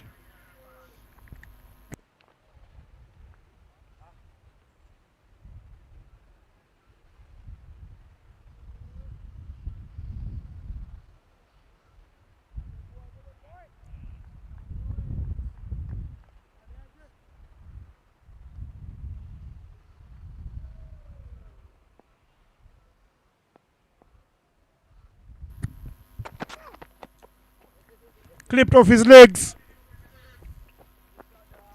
Down to fine leg. The scoreboard gets ticking and Divansh Patel gets his innings underway. Just a simple single there. Miyagi looking like he's full of energy. The beauty about these games come through thick and fast. And many times the athletes do say that a T20 game is more tiring than a 50-over game. But also what it means is that you have to put in 3 good hours of work and 3 hours of rest. Because tomorrow you know you're going to be back to the same menu. Ayan, edged finer. It was always going to be parried with the way the fielder ran through. Saw a couple of misfits from the youngsters in the first innings. Hopefully the Choga Avengers don't do copy and paste. That will be the ugliest copy and paste job in the world. As you look at how that is edged and how it went flying and how the young fielder didn't cover all the bases when it comes to the basics, and that's why that ball just ran right underneath his body. Desperate dive, but all in vain. It wasn't with commitment and conviction. I'm not alone in the comms box. Former skipper for the Cricket Cranes, Davis Karashanarinitre, is with me. It's the morning, Davis. Good morning. Very good morning to you, Innocent. Great to be here on match day number 3 of the great Lex T20 tournament. Bit of a mixed inning. We did speak about that in the first inning. And Juma Miyagi leading from the front, opening the bowling from that ginger road end. It's just some difficult questions already of the batters, and you can see he's a shade or two quicker than perhaps Ayan's liking would be.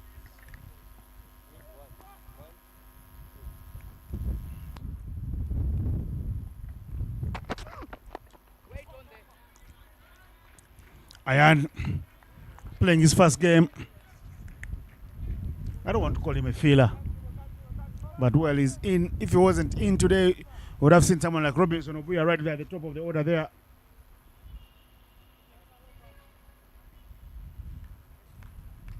Miyagi would like to bowl quick and quicker with each passing delivery. That's what we've seen him and Cosmas do in this elite league.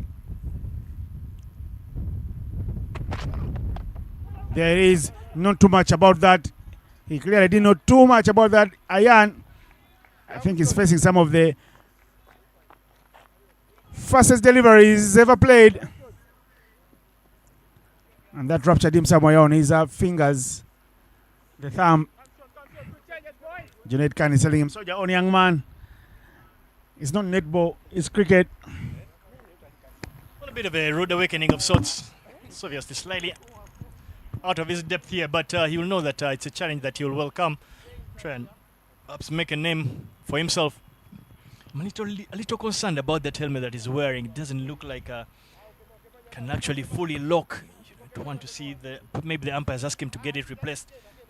We all know that safety is extremely important in modern day sport. We don't want any accidents happening, but it's good to see the physio out there trying to help the young Ayan with some recovery.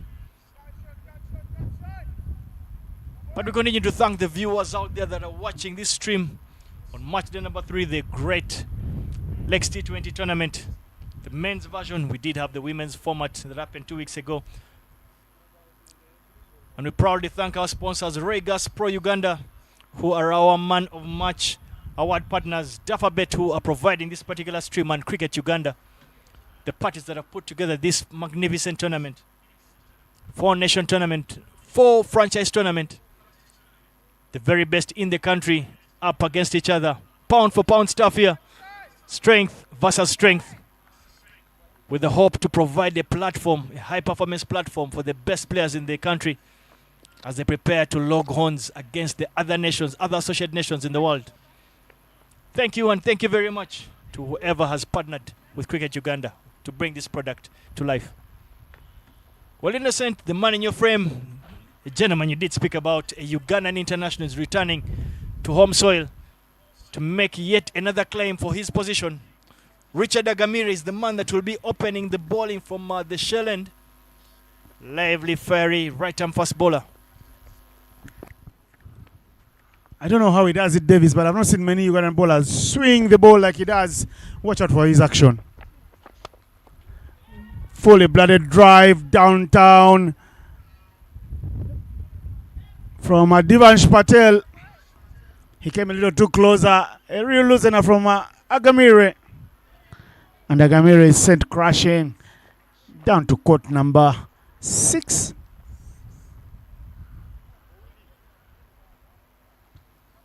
That's how it flew.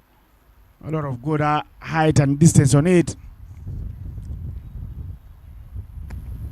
The ordinary chair umpire in that tennis court would have very easily called fault. That fell just slightly outside that box, the service box. First fault, second fault. Clearly not double fault, just the first fault on the serve. I was about to say then it would have been 15 love. All are 15. Yeah, now he tries to get the lines right.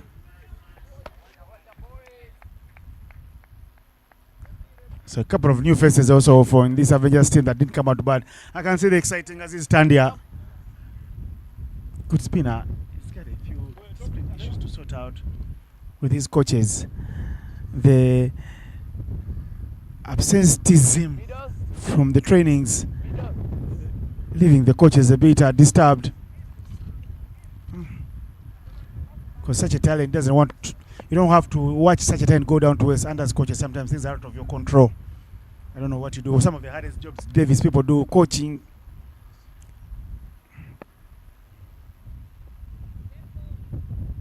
Talking about some of the hardest jobs people do, coaching, being psychologists, inspirational talkers. And I know you've done a couple of those. I saw you do one during the innings break. Just you can tell the world what was happening as you talked to Joseph Baguma. As I said, for me, I've always liked to take whatever opportunity I get, especially when I'm at the cricket over. If I can try and get into a young player's ear, I don't mind doing it at all.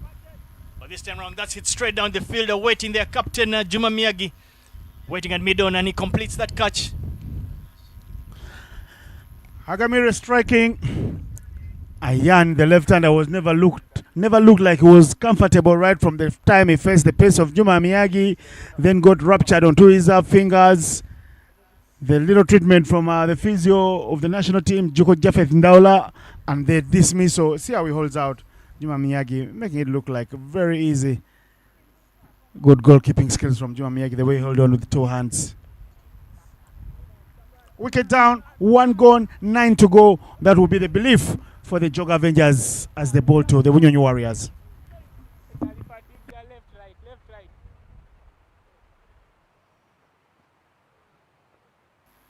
Yes, you asked me about the kind of word or conversation I was having with Baguma. I felt that I just wanted to hear where his mind is, just to pick his mind and on basically how his returns have been in the tournament, try and understand what he's trying to do, and maybe try and ask him a couple of questions to try and see if there are the areas for him to perhaps look to consider. I felt that he's been bowling on the very full side, hence the number of sixes he's been conceding. So I felt that maybe he wants to maybe slow the pace down a bit, or find a way of bowling not short but not in that hit, in that arc of hitting for the right, especially the right arm batters.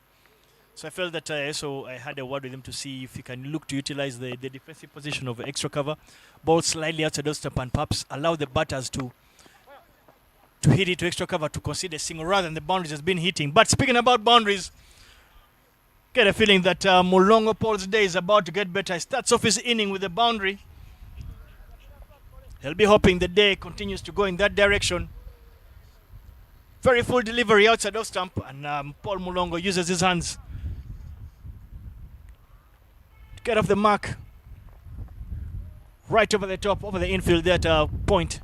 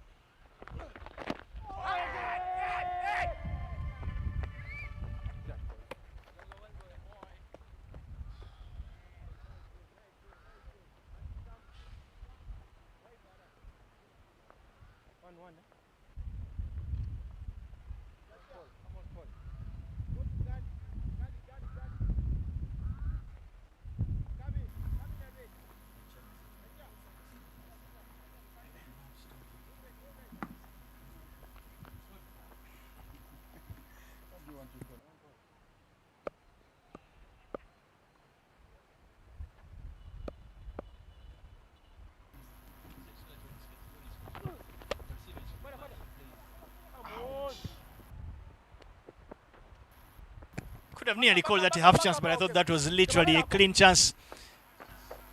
Keith Amani there in the covers, finding a way of literally letting that slip. Attempted to put in a one hand of sorts, but I felt it was one of those that he could have at least tried to get a second hand. But 2 runs to the total, and Mulongo Paul is in the mode here. So 6 of 3, bringing an end to the second. The score for the Bunyonyi Warriors, 18 for 1.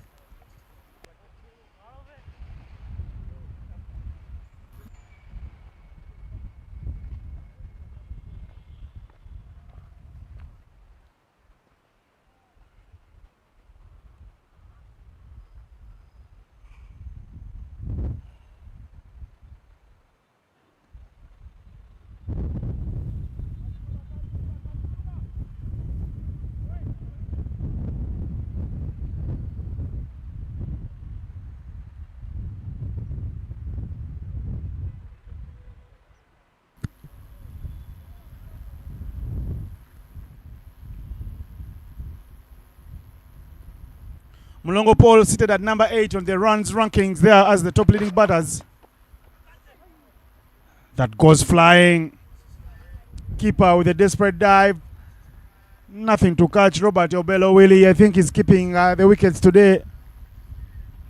And that went past him with no chance. And traced down to the boundary like a tracer bullet. Look at the outfit. It's been electric from day one. And those look at as 4 runs to Divansh because there was a flick of the bat.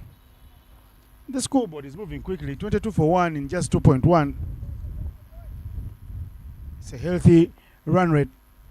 Moving at 10 per over. That's full of intention.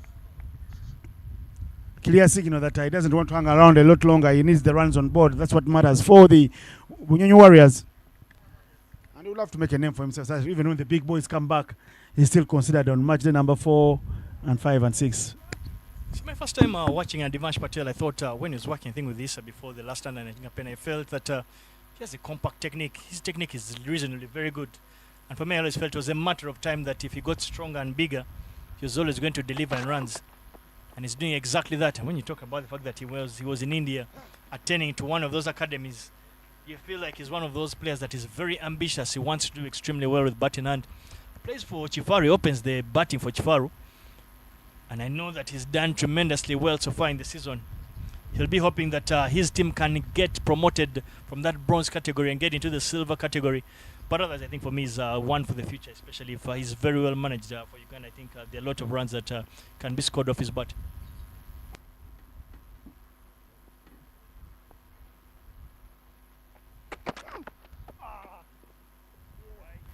Chumamiage guilty for bowling that a bit too straight. Luckily for him this time, Obere.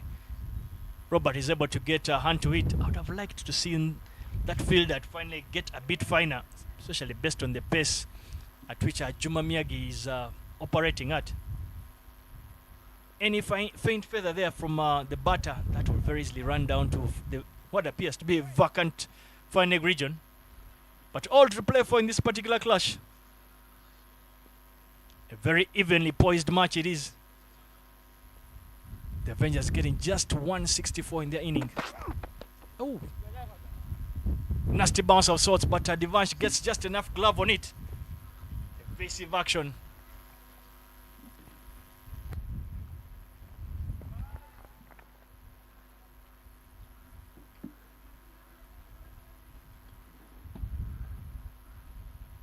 Lugogo, that one was too high. The one which I did.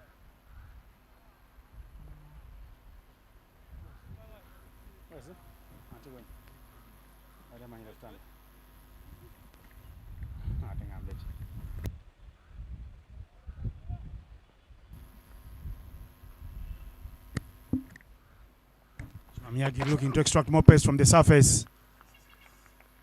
He does exactly get that. He's been full of energy since he had that stint in the desert, in the Namib desert, with the league champions, Herad Erasmus' side. And scripting himself some little history here and there. Being the first Ugandan to play in that league and win a title.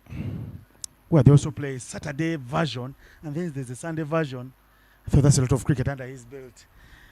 If you go there as a Ugandan and you are weak-hearted, the burnout could take its toll on you very early on in the season. Having a chat with the Herad Erasmus and saying maybe down in September, 4 Ugandans could also go and join in the league so they can get the exposure and learn more of how tough it is to play in Southern Africa. But it's 3 overs done. 24 for 1.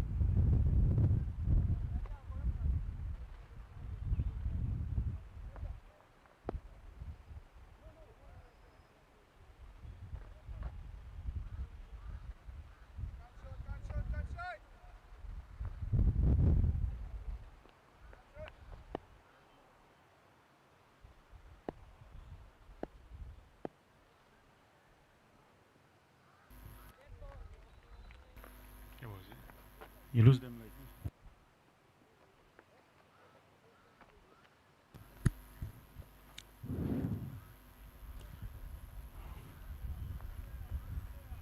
you just saw the beautiful sights and sounds of the beautiful city of Uganda.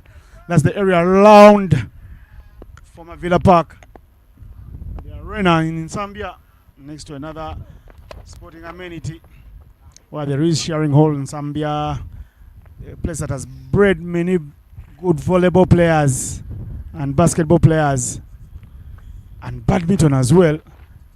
Talk about table tennis too. And now this is the Ginger Road. Beautiful sights and sounds, the traffic flowing like a river on a Sunday.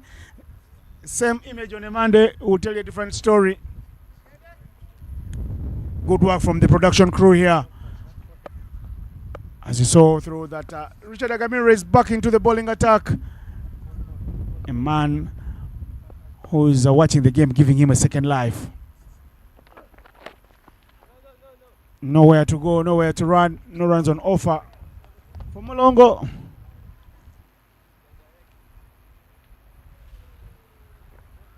The big brains on the park here. Now that the coach is playing, they should do the team very well. And the coach is saying to man recovers. Hopefully he can chip in a dive or two for us to see. Sure, you can't wait for the sight of that one. But I think the thing about it, especially Derek, because he has a good cricketing head on his shoulders, so the team will certainly benefit with him being out there in the field. And Paul Mulongo, as we did mention earlier, his day is only getting better. Hits that one straight down the ground, beats that field at mid-on, picks up 4 runs to his total.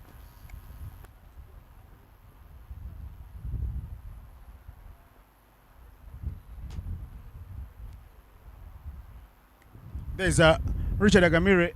Every time he's coming to too close, the batters have taken a liking because that swing comes in a little late. And with extended arms, Mulongo is able to tack it to the boundary. Innocent, I could be wrong, but it doesn't appear like today we've seen much lateral movement, so there's not much swing for the fast bowlers. So the bowlers that have appeared to want to try and find some swing by bowling a bit fuller, it seems like they seem to keep paying that ultimate price and conceding boundaries. But they're changing the field long on and long off, patrolling the boundary. And that one is helped along nicely. That's a poor delivery.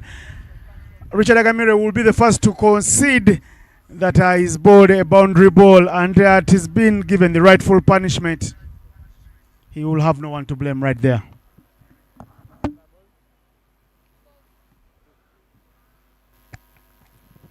Well, smart batting for me from Paul Mulongo. That appeared to be a case of overcompensating there from Agamire. Bowled earlier one fuller, and it was driven down the ground, and this time tried to draw his length back, and unfortunately for him, he drew his length too short, especially having a mid off, the long off and long on down in the boundary. Short ball literally very easily sailed for a boundary.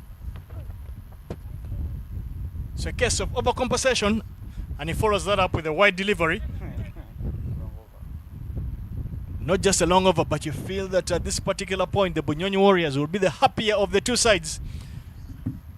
That the Choga Avengers have not been able so far to utilize the fact that a luxury of 2 quality fast bowlers, a luxury that the Bunyonyi Warriors did not have. They could only afford to bowl 4 overs of medium pace from Hash Panchal and then spin from the rest of the bowlers.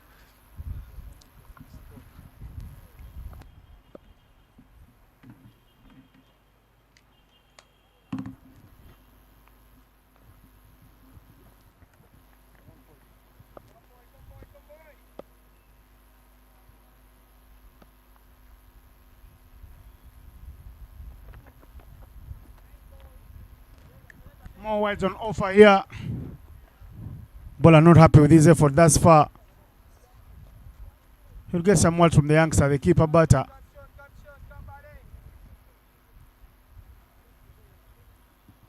And I like the fact that Derek Bakunze and Juma Miyaji are continuing to talk to him, having those little conversations, and not only giving him a comfort, but only telling him that you're doing fine, we're just fine.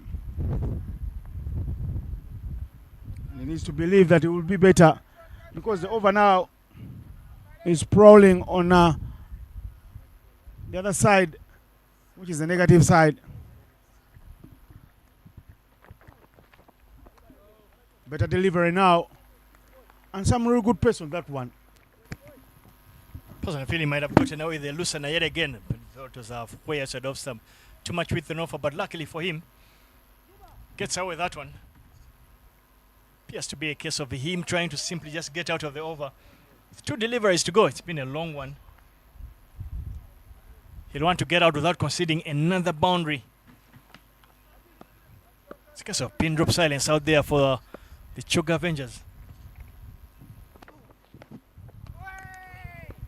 Big appeal for nothing there from Mobele Willie Robert, the keeper. I thought it was a delivery where Mulongo again missed out on a nice and easy square drive that could have been another boundary in the over. But it's the end of the over.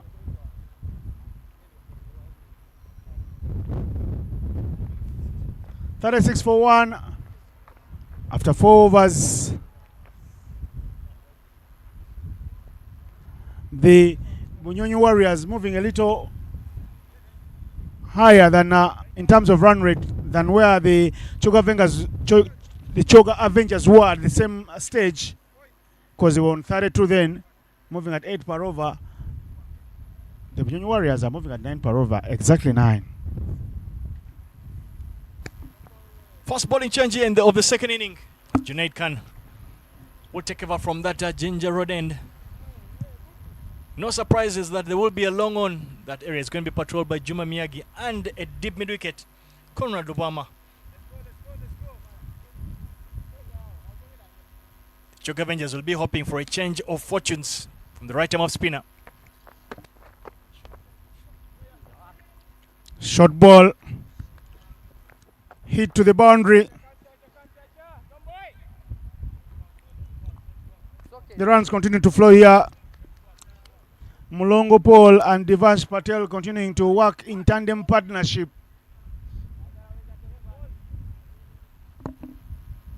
Akunzi, it's okay, stay there for this ball. Stay there.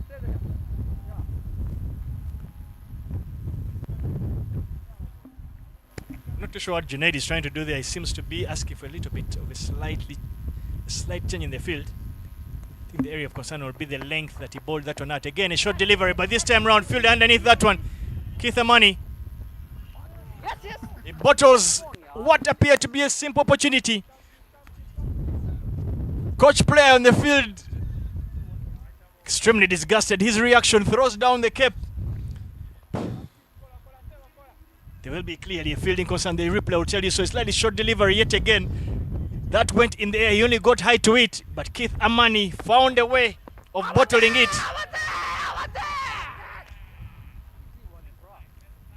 Good follow-up delivery this time round, and Paul Mulongo finds himself stuck on the crease there, and he is adjudged LBW.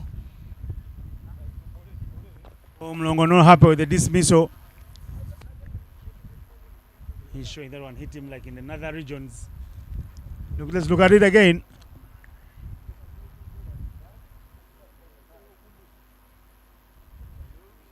Tough to call. I'll plead for Davis. He's not the umpire today. Neither am I. But look at this one. It was drifting down the line. It was continuing down with the line. Not out in our world, me and Davis. I'll speak for him now.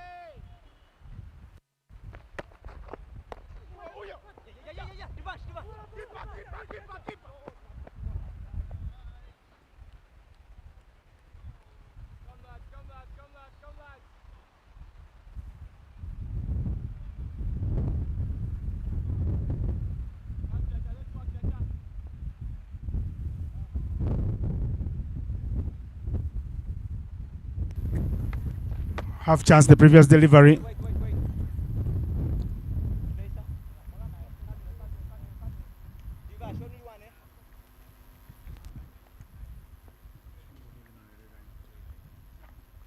It's 41-42. Forgive the graphic on the scoreboard from those watching at home, because Mulongo was the last wicket to fall and that was the second wicket. Right about now, the score is 41-42 after 4 overs.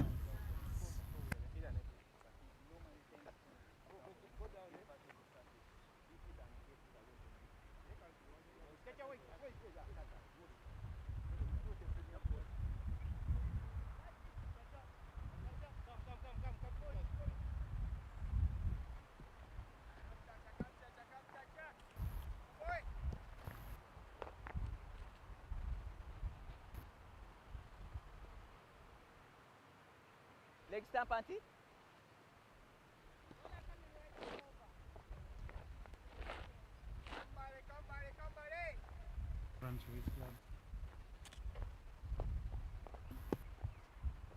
There is the scoreboard for you. You've seen it. Tells you the full story. 41-42. And there is a young man promoted up the order today.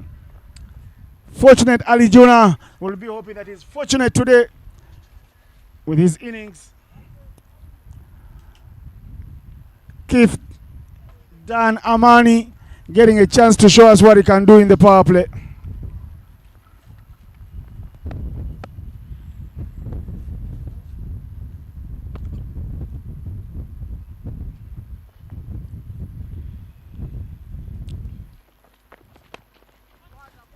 Going helter-skelter there.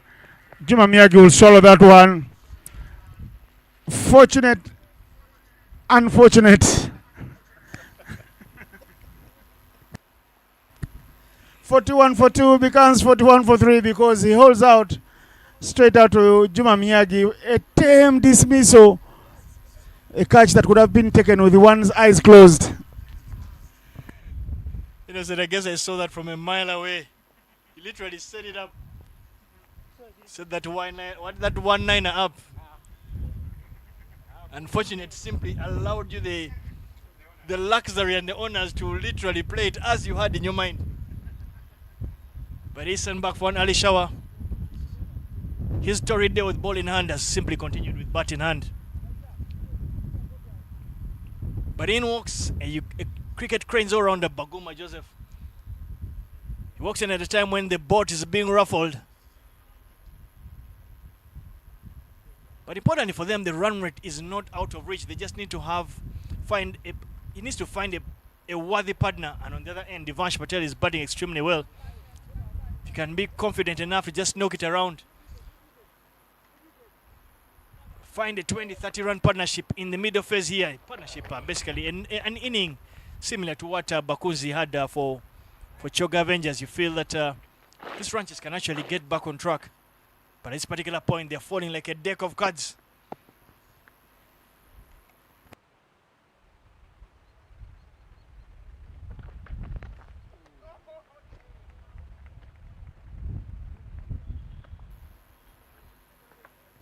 The two fielders patrolling the boundary for Keith Amani are long on an extra cover. Extra cover is an area Baguma enjoys scoring his runs.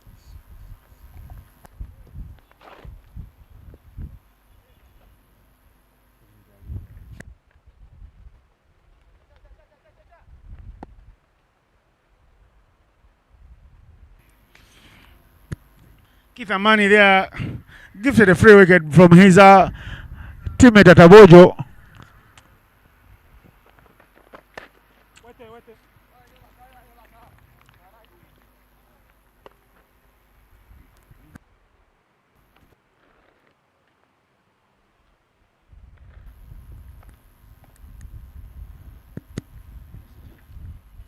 Yeah, he was batting number 4. He's been batting number 4 first 2 days, and today has taken himself down.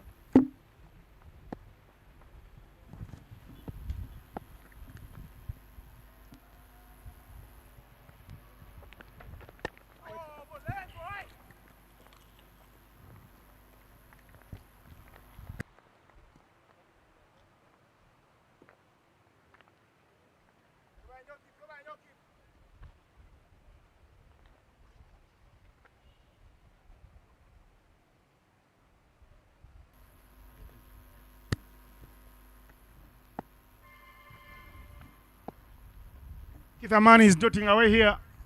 Score is still stuck on 41. Nowhere to hide, nowhere to go.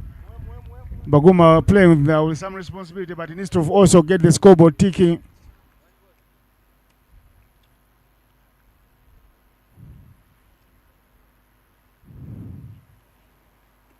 Devansh on the non-striker's end. He's done well so far for his 15 runs. And we have to see Baguma get off the mark. Here is Dan Kithamani. Off the mark but that ball stayed in the air for some good time, and he had the opposition there interested. That didn't carry to the fielder.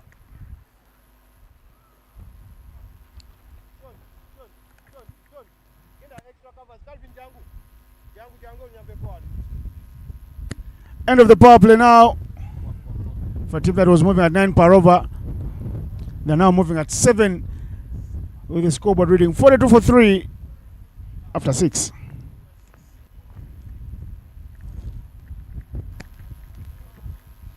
Valuable last 12 deliveries there from the Choga Avengers. Picked up 2 wickets and conceded just 6 runs in the last 12 deliveries. Especially overs at the time when a lot of the teams are looking to try and consolidate and make as much out of the power play.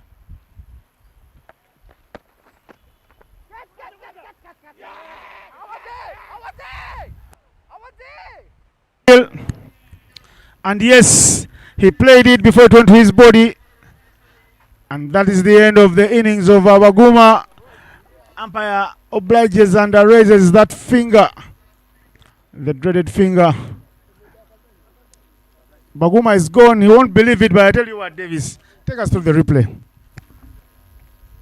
have liked to see the other view, the other angle. But Junaid Khan is putting in a handy shift, a bit too far, but very confident appeal there from Mawili Robert.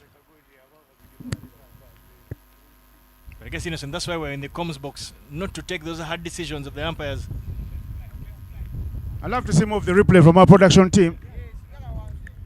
Production team, you can give us more of that replay from the front view.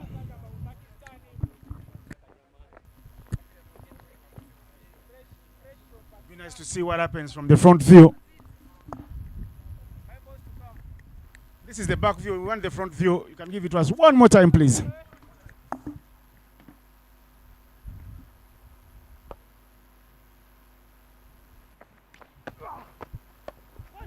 It's in the air. Who was it? As he stand here, he's looking at everyone else, trying to find out who can help him take the catch. Yet it is his own catch.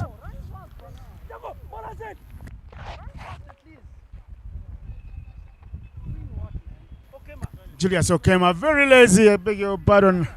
Not as he stand here. Okema wearing number 1, open the innings for the Avengers. 4 gets down in a quick time.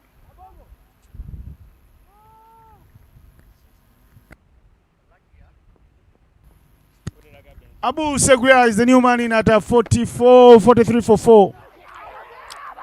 And look at this, comment of errors of Billy showing all the awareness there is in the book. Devansh Patel almost scored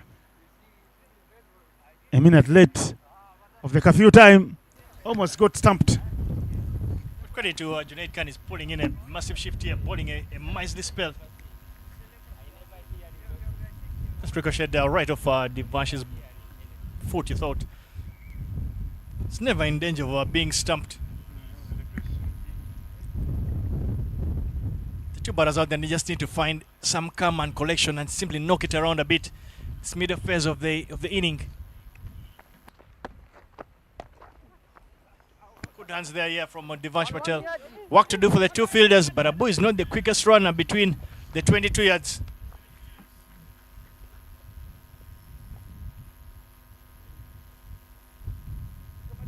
Junaid can be looking to get out of the over without conceding a boundary.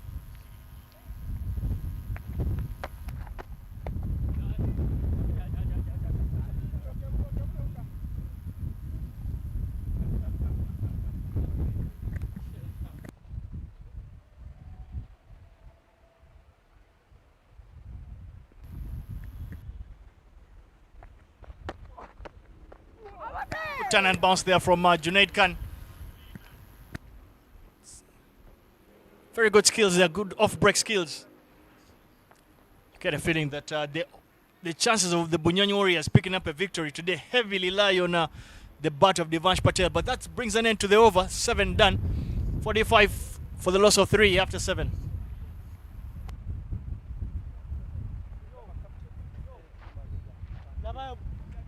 Kamski, tuli mabega.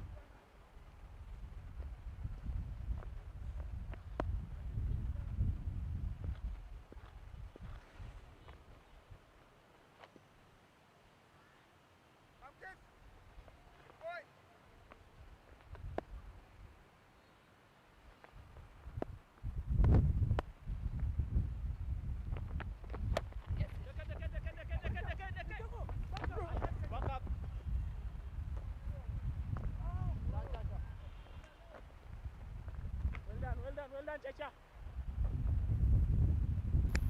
Good cricket all around there from Junaid Khan at patrolling that point region. Run out opportunity nearly taken. Unfortunately for him, he wasn't able to hit the bullseye, but great work there and back up from the youngster Julius Okema, keeping it to nothing.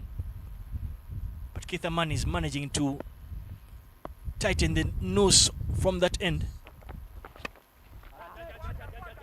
Hit that in the air. Does it get the distance? The answer is an easy one. Didn't get the distance, but Agamire makes a total meal out of it. It is a drop catch festival of sorts here. Both teams not doing themselves any justice. And Devansh Patel gets another life. His teammates will be hoping that this time it's that kind of life that he'll make full use of and get his team over the line. Richard Agamire, this time the guilty party.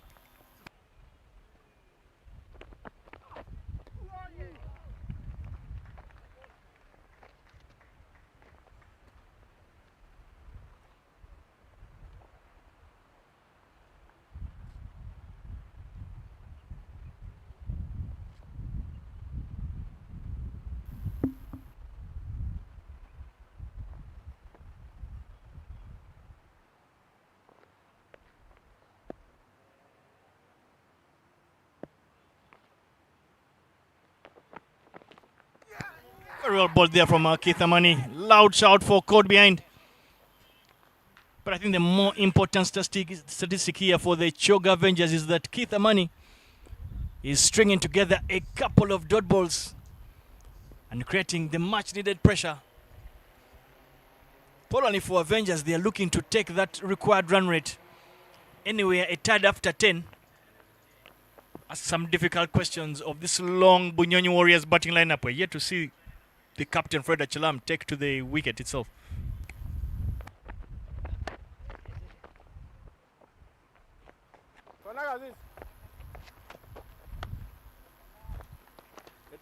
Batters out there dealing in singles. I do not think the Choga Avengers will mind that.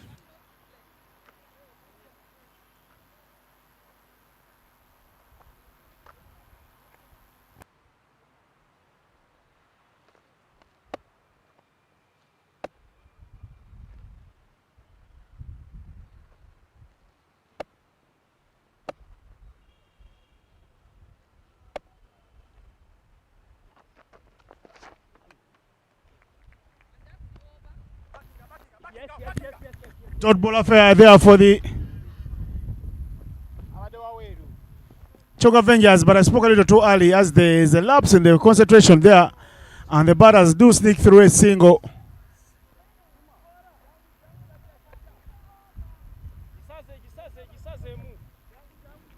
Umpires are quick to indicate that the ball was already dead. Got to go back to your respective fielding positions, gentlemen. And at the end of 8, 49. For 4.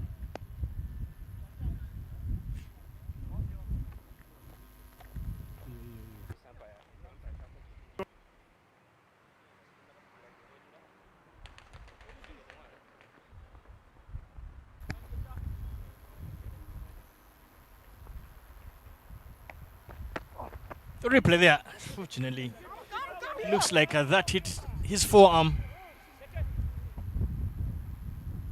But again, as you said, it's those men or women in red and black out there that have to do that tough job. A selfless job that we continue to thank them for. But at this particular stage, it is the men in black and that lime green that will be the happy of the two sides right now. Takes a little shimmy down the wicket. Abu Seguya, and this time around, that runs down to the boundary. Not where he might have been looking to play it, but he wouldn't mind the runs regardless of how they've come.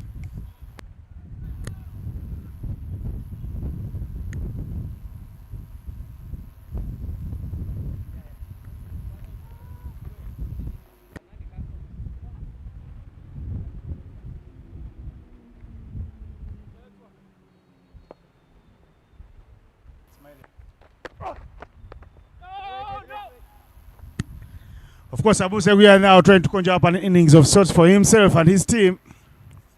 Getting a boundary, Davis, in a view very familiar with. Absolutely unnecessary, innocent. Shot. This is more like it. Agamedes got to run. They take on his arm. Good throw to the bowler, Junaid Khan. That's more like the V that I would easily relate to. But well, as we watch this particular stream, we must obviously remind the viewers out there about the women's T20 tournament, the World Cup that is happening. Six-nation tournament. Abu Seguya. It's that straight down the ground, and we're not too sure what happened there, but Juma Miyagi makes yet another meal out of that one. Not too sure what happened there.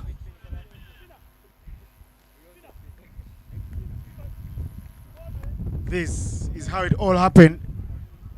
The last boundary. Abu Seguya with a shimmy down the wicket, looking like it. There is some little big backspin on that one. Juma Miyagi needed more than a savior to stop that one. Abu Seguya unleashing here a repertoire of strokes. Talking about the Women's World Cup quickly, chipping. The West Indies giving me something to smile about yesterday. The HS. And that big knock from the opener.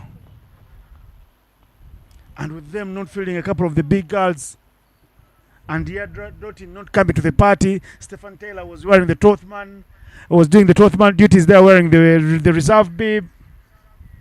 I thought that was a sweet victory to chase it down with authority, although ultimately on the penultimate ball of the match. Especially against the defending champions. New Zealand women have been doing very well in the last 2 to 3 years.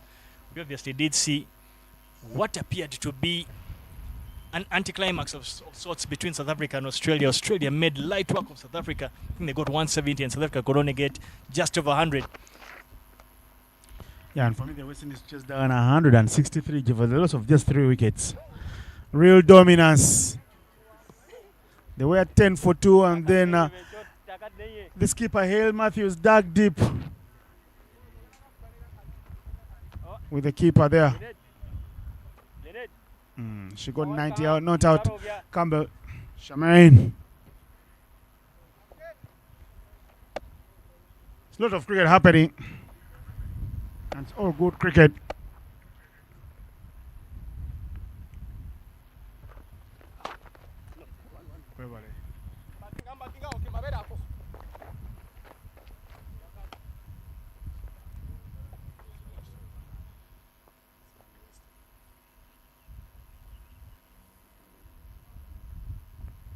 Okay, the man is continuing to keep things tight on one end.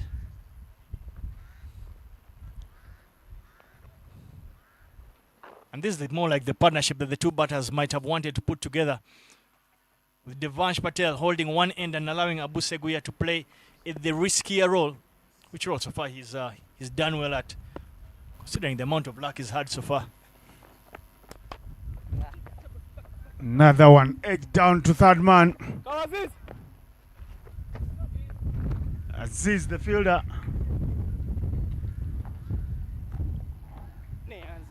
And lately, I don't know what that means. I'd like to find out. His teammates calling him Aziz, the disease. Reminds me of Cyrus the Disease, that very famous actor in that movie. Was easily a classic. Cornea. Maybe that's where it came from. Very possible. And last day, one of the teammates, I want to be asking Aziz, but I don't want to get a backhand from a man who doesn't smile a lot. Cheeky from Abu Segui again. And it's Aziz, the man who patrols the boundary nicely there. And what a spell that Dan Kithamani has put on here. 67 now for 4.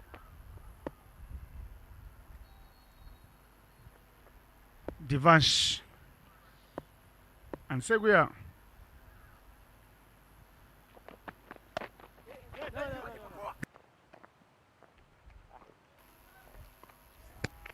It's got a feeling that Divansh, having been there for quite a bit of a while, you feel that he's probably about to start pulling the trigger. He started off very quickly out of the blocks, but he's looked to play a bit of a rotating the strike role in this middle phase. But they know that they don't want to fall far behind, because at this particular point they require another 101. That's a mammoth amount of runs in just over 60 deliveries. So they need to get going, not allow the required rate to get out of hand.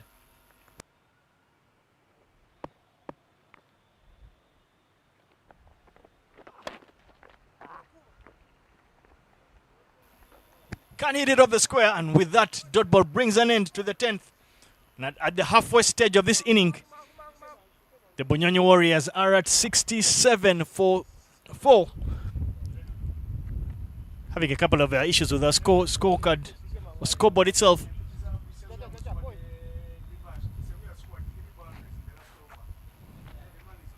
But we should be in for a classic, a very close game as we move towards the finishing line.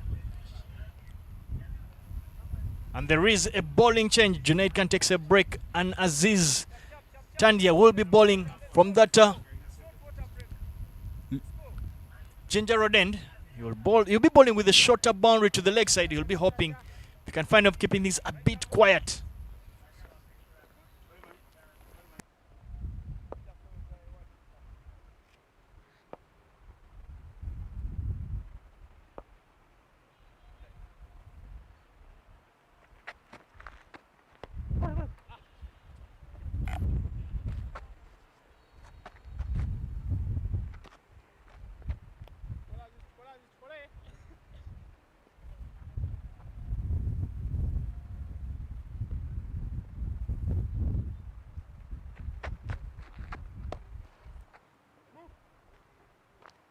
The batters out there dealing in singles, they will not mind it.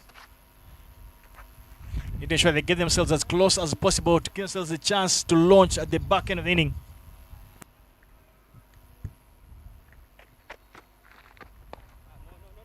Good lines there from Aziz.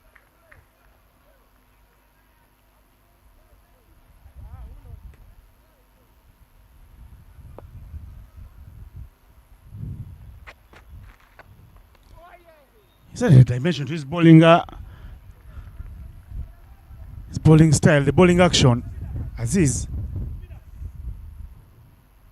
It's like he's looking to get more tricks onto the ball.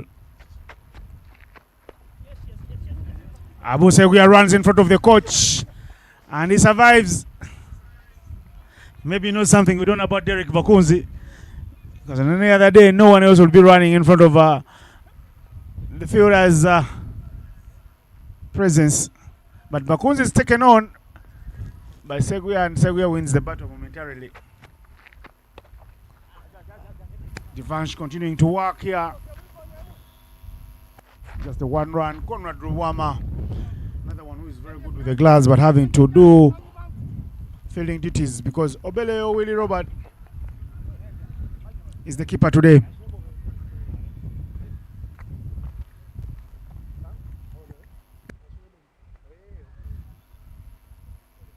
Come boys.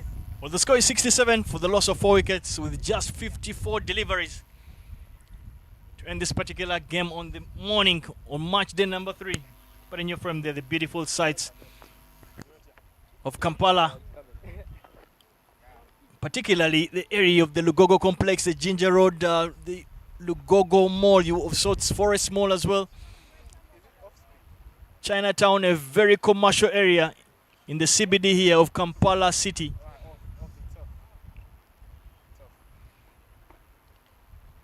But the man that did it with bat in hand earlier on in the first inning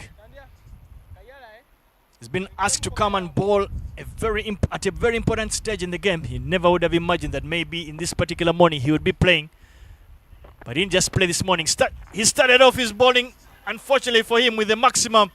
He's conceded that off Devansh Patel's bat. Derek Bakunzi being given a dose of the same medicine he meted out to the bowling unit. He hides with a different bowling action now. Ball hidden behind him. But once he releases it, it disappears in thin air. That bounces onto it. Into the 30s now, Devansh.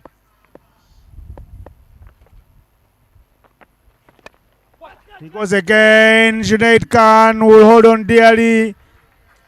Devansh goes beaten. He swung a little too early and that didn't come out of the middle of the bat. A beautiful innings of Devansh where he gets a 30 from 30 odd balls.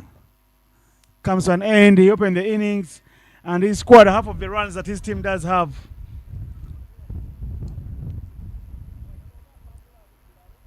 For 5 now. Easy catch. Makes it look so easy, Junaid Khan.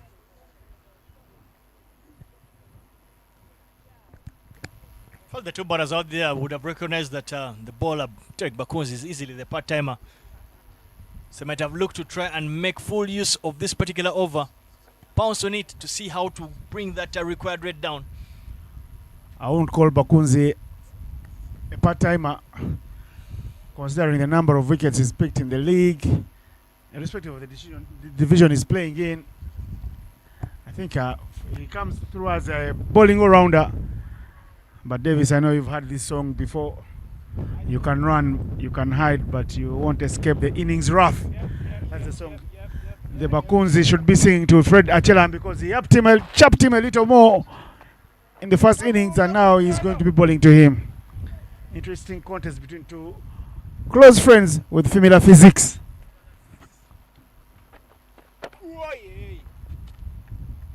Respect. A lot of respect being given to Derek Bakunzi by Achelam. Let's see how long he can do that. Edged. That will run and run, but Aziz does stop it. Off the mark for Fred Achelam. The skipper of the Bunyonyi Warriors and the skipper for the Cricket Cranes on their last tour to Mumbai.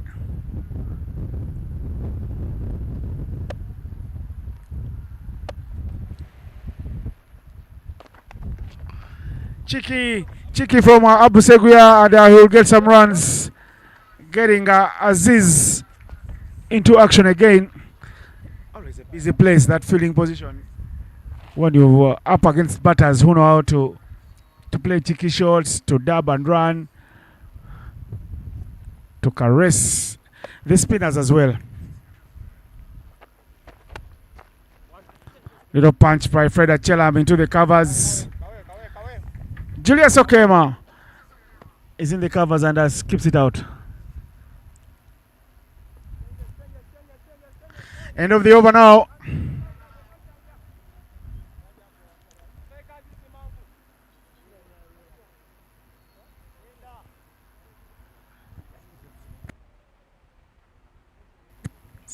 $76 in 12 for the Bunyonyi Warriors. They still have another 48 balls. With how many runs to get, Davis?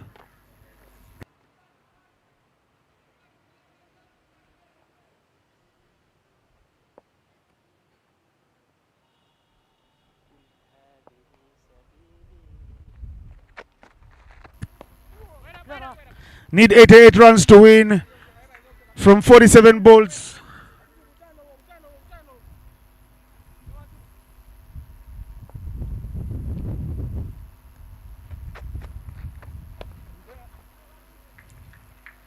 Actually, I'm caught in two minds whether to dance down the track to the spin of Aziz, but withdrawing from that attempt at the last minute. Super tight from Aziz.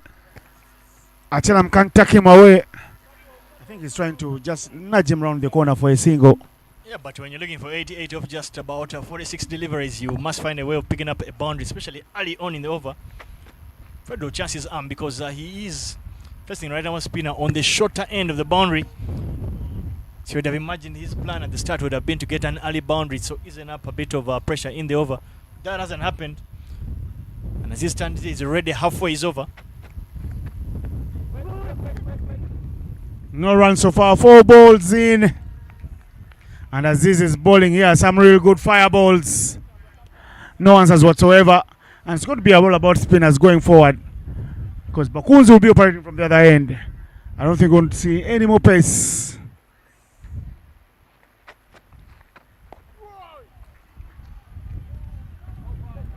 What an over from the young man. Is that a maiden Davis? 76 for 5 at the end of 13.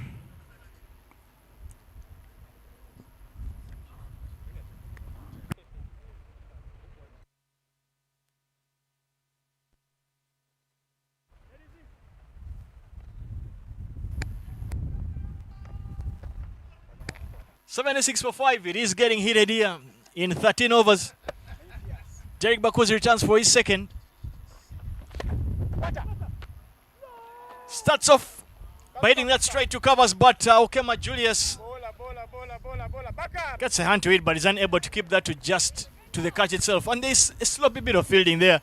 Instead of what should have been a catch, turns out to be 2 free runs.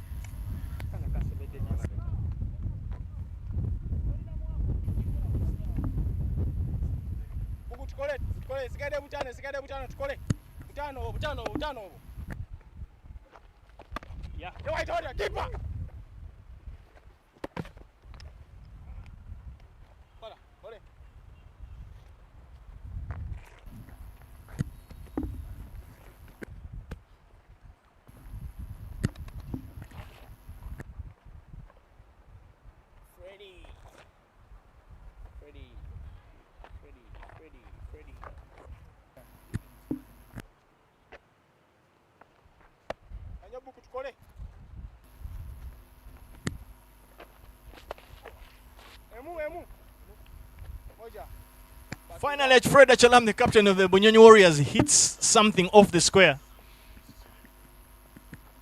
I'm not too happy with the intent there from Fred Achalam. He should know that the hopes of his team actually lie very heavily on him, so he needs to show a bit more intent.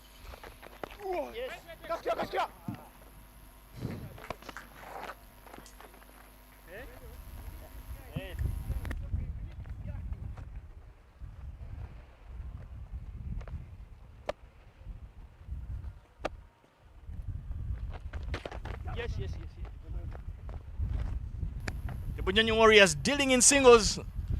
Innocent for, I think, very easily. I don't know if my fact is right, but the deepest lake in the world, as Lake Bunyonyi is, the way the batters are batting out there, not looking anywhere as deep as the lake itself. You were asking of his abilities, and you saying that he's batting without intent. Fred Achelam is as if he's playing with earpods in his ears, listening to what we're talking about, the commentary, because look at this. That is a blooded hit downtown, and move the same will give his team something to cheer about.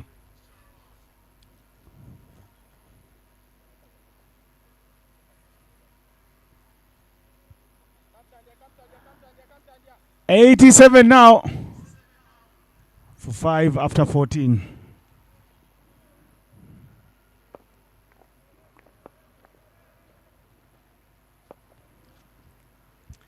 $77 more runs required for victory from 36 balls.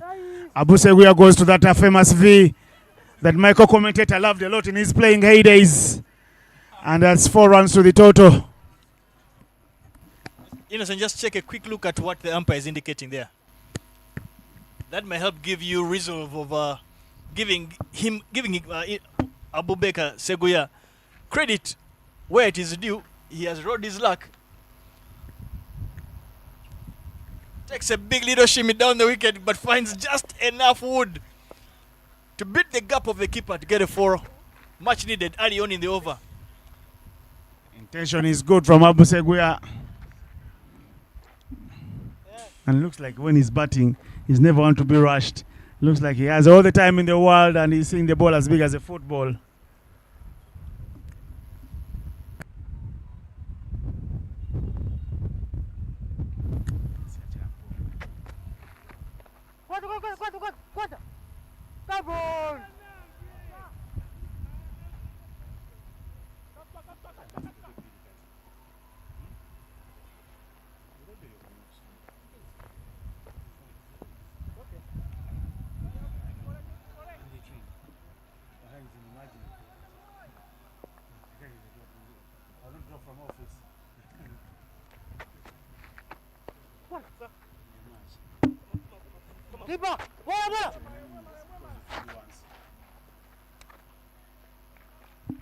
Dan Kithamani, the tail of the tape, how things have been throughout the day. A lot of butterfingers on the field for the game 5. Fred Achelam goes big in the vacant region. One of the flattest sixes you'll ever see. Big Freddy is taking the ball by its horns, but is it a little too late, Davis, or is it still gettable? Not too late, at least mathematically, it is very gettable. They'll know that, especially the fact that they have one side of the field, there's about a 55-meter boundary. They will chance their arm, and Fred does exactly that, attacking the young off-spinner who is bowling from that end. 100 up. 100 up for the Bunyonyi Warriors, and the skipper who's taken them to the 3 coveted figures. How do they go about business from here now? Fred goes now for a little square drive, little cut on the offside. Abu Seguya wanted 2, but Fred looked around and saw the arm of the opening bowler and said, I will not take him on. Sensible batting.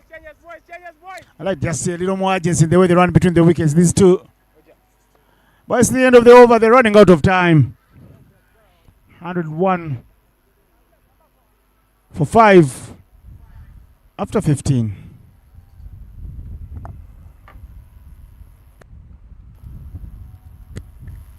Well, there is a bowling change, and the captain, Juma Miyagi, of the Chogao Avengers, will take matters into his own hands. With the Bunyonyi Warriors requiring 63 runs off 30 deliveries, Juma Miyagi will be up against his opposite number in Fred Achelam, who is taking a liking to this ranches, started to find his range. I feel like this is a very important moment in this particular game. The winner between this particular contest between Juma Miyagi and Fred Achelam will know that they'll edge themselves closer to picking up a victory this morning.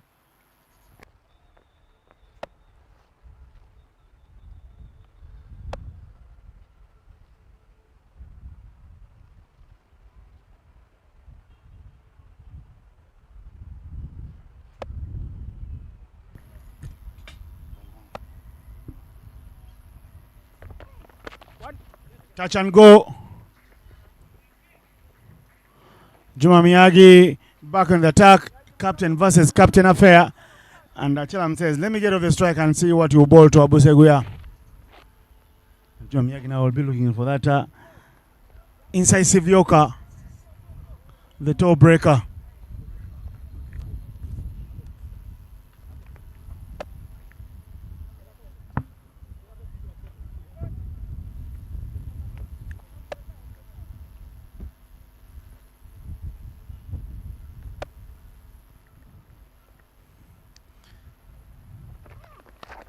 That is the shot.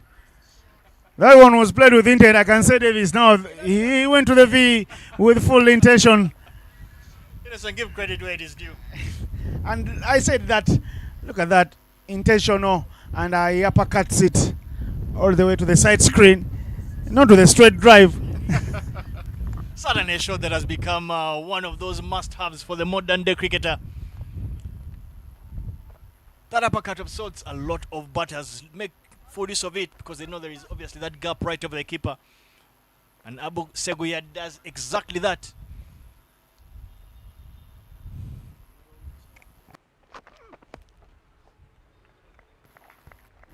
Not too often do you see a lot of deliveries get left. But this time around, Abu Seguya lets that one go and shadows a switch hit of sorts or reverse sweep. Not too sure if he's brave enough to do that against Juma Miyagi, but there is a change in the field. Change in the field as the field that was a patrolling point goes down to deep point. So 3 fielders behind square on the offside.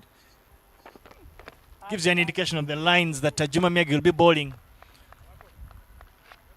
You can take this to the bank. He will be bowling towards that wide line to try and allow the batter to only hit him in that region anywhere between third man and deep point, because that is exactly where he has cover, and that's what you want to see. You want to see bowlers get a bit smarter and look to be able to be proactive, not wait to be reactive. So for me, this is smartness from Juma Miyagi.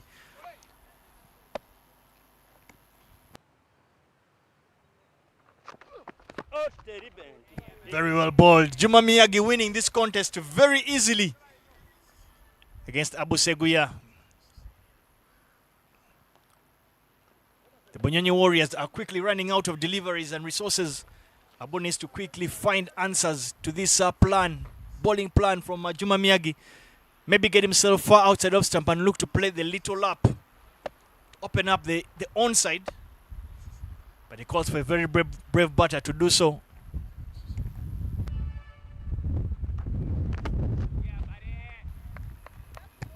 Doesn't do so, and unfortunately for him, the over is closed out with 3 consecutive dot deliveries. What that does, it continues to take the required run rate through the roof. Work the job getting a lot harder for the Bunyonyi Warriors. Some bit of coaching happening there between the two batters. Fred Achalam passing on a few skills to the more experienced Abu Seguya. But it's come down to the final 24 deliveries, Innocent. Where would you place your money? 24 deliveries left. And 58 runs needed. Gettable. Very much gettable. We saw Rezat Alisha score 100 yesterday over 37 deliveries. So if we can get someone to score 3 runs every ball going on from here. 3 times 24 Davis, what do you get? 72. So, there's someone to be with a business-like strike rate. And for me, this is the man to take on. God forbid. I'm a very big fan of his because of his bowling action of Junior Dala, the former South African international. But I think he is the man to take on. If there ever was an over for the Bunyonyi Warriors to make a late claim in this particular match, you feel this is the over. Keith Amani is bowling from the other end of the field where he bowled from. And he's bowling with the shorter boundary on the onside. Fred Achalam will chance his arm to look to take him on. Fred Achalam slaps this one. And that was slapped not with raw power, but there was good placement from Fred Achalam. Hence the boundary from Big Freddy.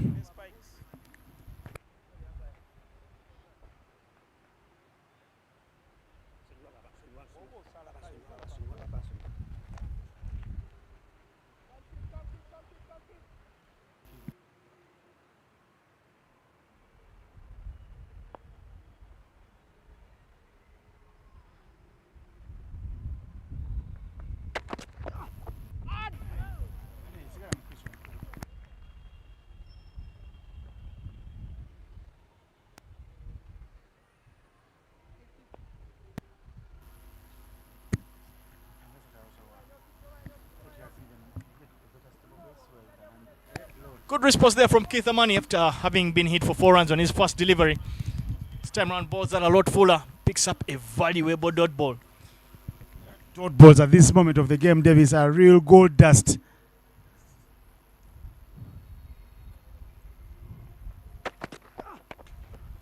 Now this one is hitting straight to the man.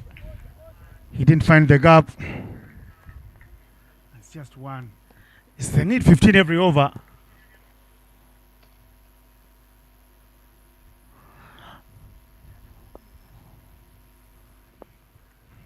Let's see what Abu does. Abu could be the man to do us the magic here.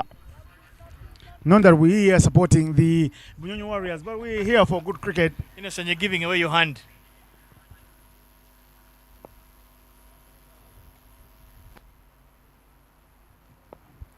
Abu Seguya, over to you now. He does very well. The single won't hurt. He showed the intention to kill very early. And well. The culprit never showed up at the time of appointment. Hence the slower ball, a lot of pace off, and he kept following him. Well, you feel that Bunyonyi Warriors obviously are missing Roger Mukasa, who is their coach. Get a feeling that if he had been around, he probably would have retired Abu Seguya and sent in Hash Panchal. Feel that the requirements right now require a lot of a bigger hitter. Very well down the man. Bakonzi Derek does very well to avoid being nutmegged by the delivery. The ball looked like it was traveling quickly and there was a little spin on it. It would have gone either way. But a good over standing out to be, there was a boundary, yes. And they have been already 2-3. A boundary and 3 singles. So they are 8 runs short with the ball to be bowled, I think.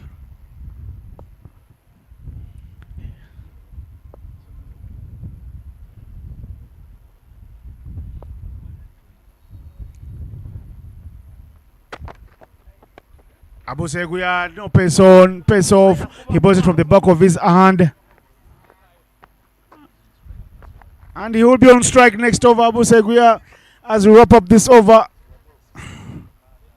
115 is the total. Yes, for you guys watching at home, the scoreboard is 3 runs ahead. Because the right score now is 115.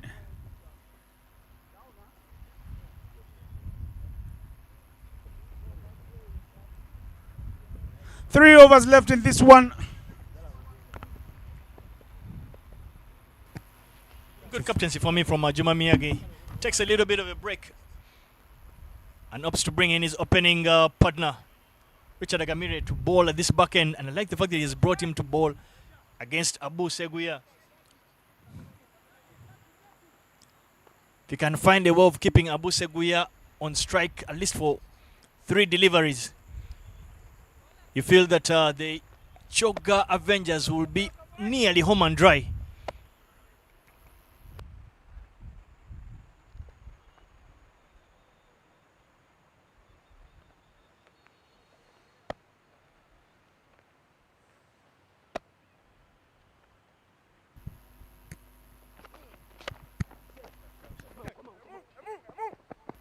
They say they want 2 runs, and they'll get 2 runs easily there.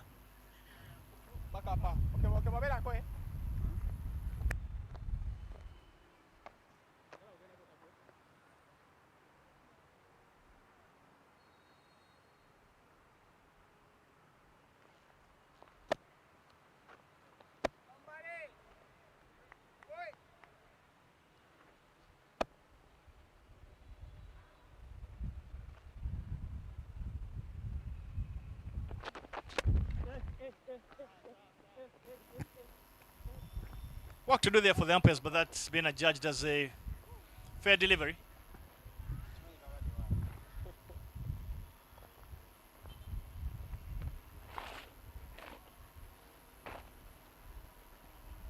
Choga Avengers do not mind that the Bunyonyi Warriors are dealing in singles. The requirement at this particular stage is more than 16 runs and over.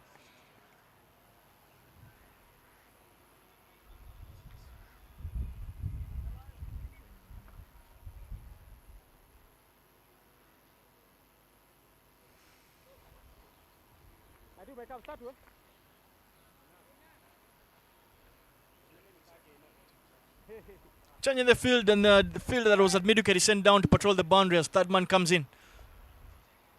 Asking Fred Achalam to hit to the bigger end of the field. But we continue to thank whoever has partnered with Cricket Uganda to bring this tournament to life. Raj Gaspro Uganda, the man of the match partners in this tournament. Alongside Dafabet, we thank you very much for your contributions to bringing to life the Great Lakes T20 tournament. Started off with the ladies format, now has transcended into the men's version. Takes a little shimmy down the wicket, and this time round gets the much needed connection, hits that right over his opposite number, long off. Maximum it is. A breath of fresh air there for the Bunjani Warriors. They can still believe and hope. And that's hit into the net. Clearly a fault of sorts.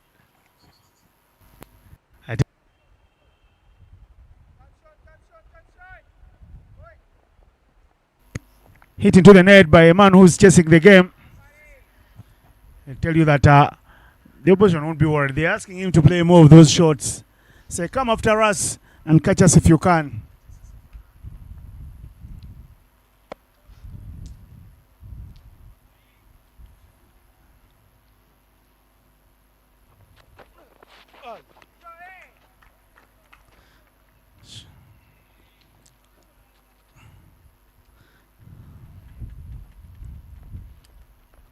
The coach player of the Avengers chopping up a good friend of his. They say when two elephants fight, it's the grass that suffers. You don't want to be part of that one. I like your choice of idiom. Innocent. It's more like of an innuendo. You've said something without saying it. But between the 22 yards, it's 2 dot balls in a row. Fred Achalam is still struggling to find his range.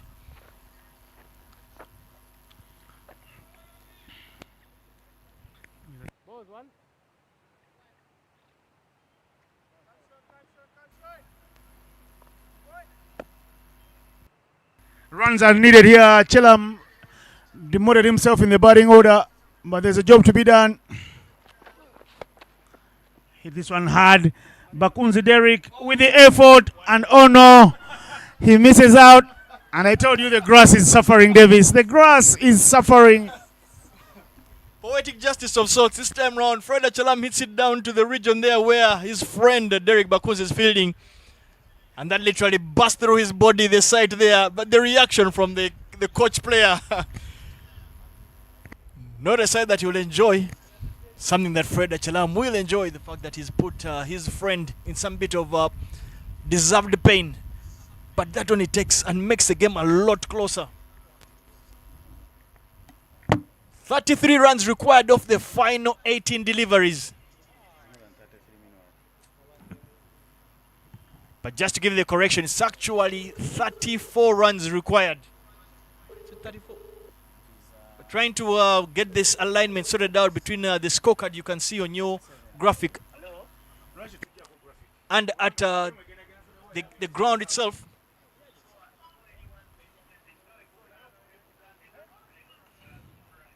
We've just been corrected that the required number of runs is 37 runs to win off the final 12 deliveries.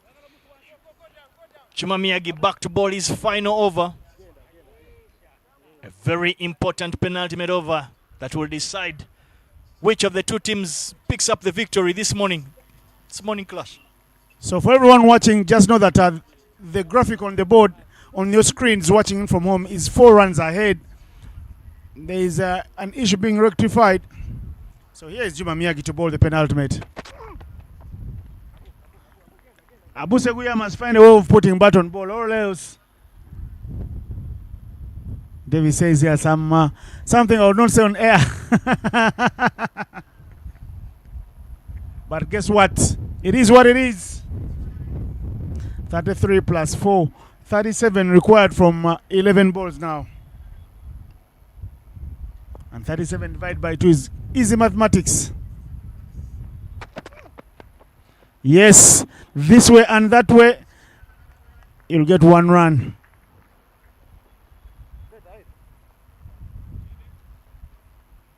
.36 now required from 10. Need to find at least a boundary every ball now, going forward. If they deal in sixes, it's just 6 hits, and they'll win it with 4 balls to spare. Fred Achela, I'm over to you. You're facing a man who, together with, fights so many battles for the national team, and with whom you are with in the leadership team of the Cricket Cranes. It's time for big brains now. Who reigns? Who'll see in a jiffy?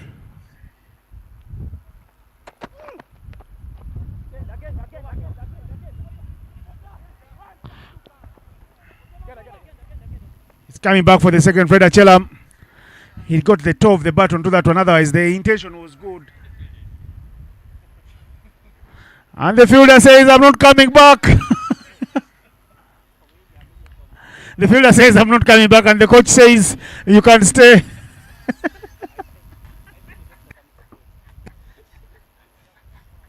Never a great sight seeing players get injured.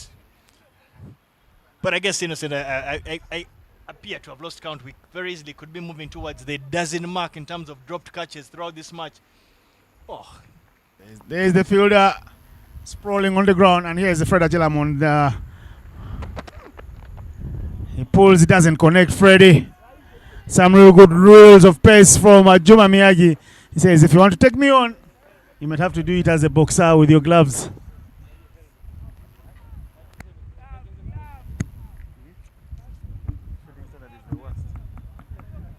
Even then when we learned cricket at this fielding we were there.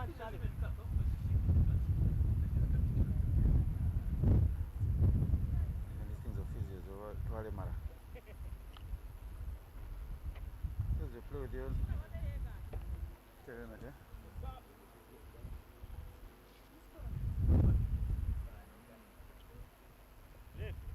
the planning is there. The situation is always we've been the whole season.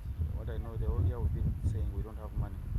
When the money appears, it disappears as soon as it disappears. So all the budgets I think people, now I was asking here, why do we do a strategy meeting for when nothing is followed? I just feel you'd rather not play.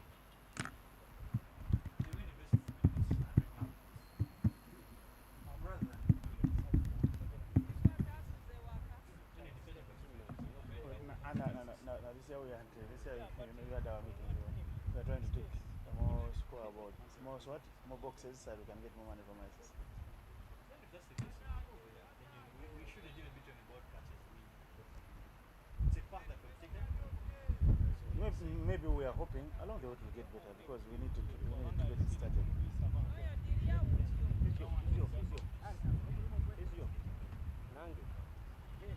And maybe for me today, the worst of it, that I tell okay, I hope it turns out good. Is why do you make players play back when their energy is dropping? Now, for example, there would have been a day of, well, okay, yes, it's Sunday, we need to play some cricket. But they're big league matches and we've lost 10 players. So why play? Why consistent play?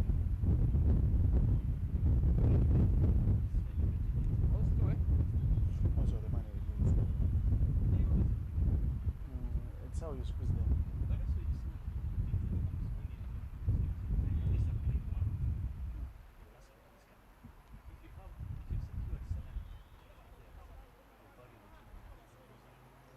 That's more money spent. But it's more money if they invest in it. Ah, Bubu, really? Give you more money because you have a big team. Yep.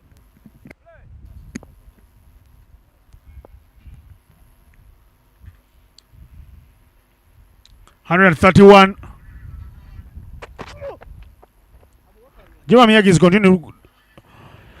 is going to continue bowling to that fourth stump line, that invisible fourth stump. And if Abu Seguya doesn't try anything else, he'll not get any wood onto it. And it will be a lost cause like it's looking already. unless they can get someone to muscle a couple of sixes here to excite everyone. And that man who can do that job is sitting back in the hard Hash Panchal. I feel also Roger Mukasa is missed because the batting lineup was messed around with. Fred Achilam coming down to number 8-7.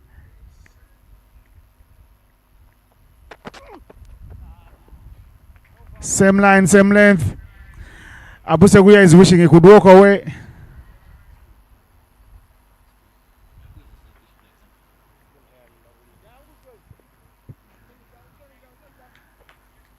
Too late.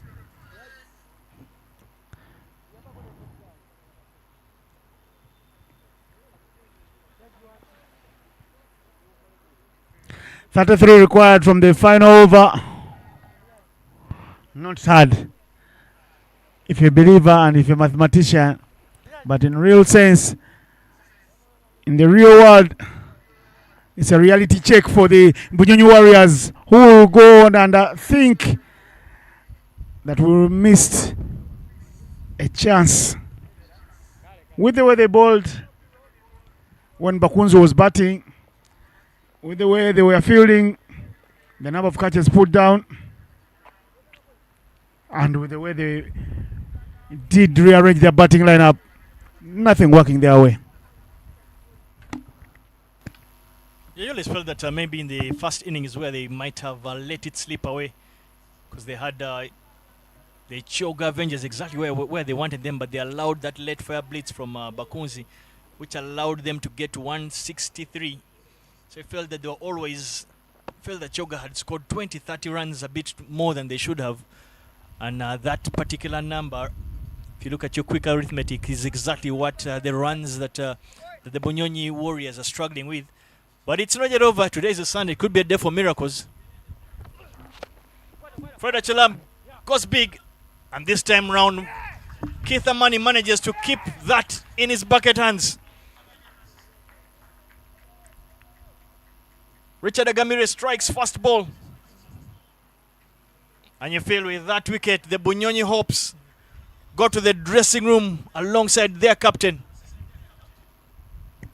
Fred Achilam looking to size this one down, but it looked like he was cramped for room. He didn't have those extended arms that he loves. And Keith Amani getting all the basics right. And all of a sudden, we're wondering, where have you been, Dan Keith Amani, all match long? Good take there from Keith Amani, this time managing not to allow the hat-trick of dropped catches from himself. But in walks Hash Panchal, big hitter. Has a reputation as one of those that can very easily find the boundary. Fortunately for him, he's been asked to come at a time when to literally pull off an almost impossible task. Needs to create some bit of magic, pull a rabbit out of the hat.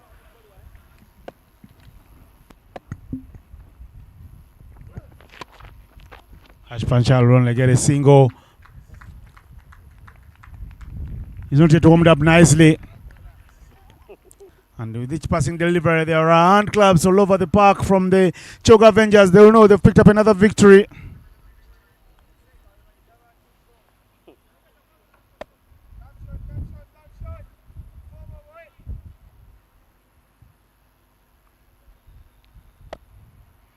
They've been winning since match day number 1. Could be at top of the log now after this. Look at Abu Seguya. Too much comedy going on here. And this is cricket. It's not a comics channel.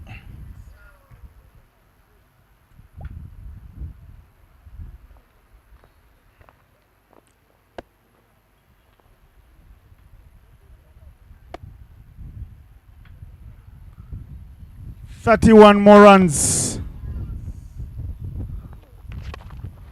Extended arms. Keith Amani is called into 6 runs. Looks like Keith Amani, I'll use the exact words my co-commentator has just said here. He's avoided the catch. He doesn't want to be a guilty party. A little too late here. This is like final fanfare. And the teams for the evening game are already trudging onto the park. So the Mburo Blasters will be up against the Victoria Strikers.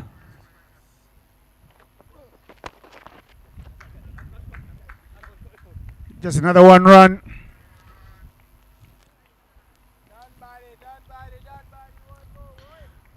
Final stages here. Final ball coming through. 140 is on the board. Davis, you called it right that with 7 overs to go, he said this team would lose by around 20 runs, and now the deficit is 23 to be exact.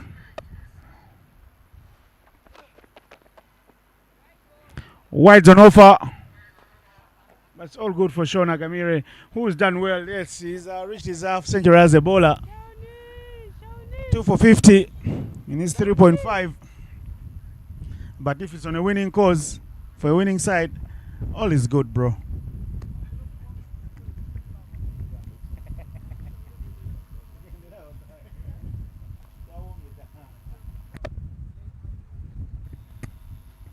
Final ball. Here's Sean. A little swivel. Abu Seguya completes his unbeaten knock in a fruitless attempt to get his team across the line. And it's game, set and match. The Bunyonyi Warriors are losers of this morning's skirmish. They go down by 21 runs. They finish 142 for 6. By 21 runs, a few things here and there that they missed out. And my mate Davis Karashani will be at the post-match presentation with the two captains. You will hear what the notions of the two captains, what they are talking about and what they are saying, where they think they got it wrong or got it right. But it's been a game full of runs. At least a 300 runs scored on the day. That should be a good game of T20. And the match summary for you. Derek Bakunzi, 45 from 20. And Julius Okema, 37 from 45. Willie Robert, 25 from 18. With the ball, Harsh Panchal, 1 for 10. Devansh Patel, 1 for 10. Ryan Tendo, 2 for 14 is 4. And with the bat, the Bunyonyi Warriors, 43 of 42. Chelam Fred, 37 from 26. And Patel Devansh with 30 from 25. Junaid Khan, 2 for 21. Agamire Richard, 2 for 48. And Amani Dan Keith with 1 for 15.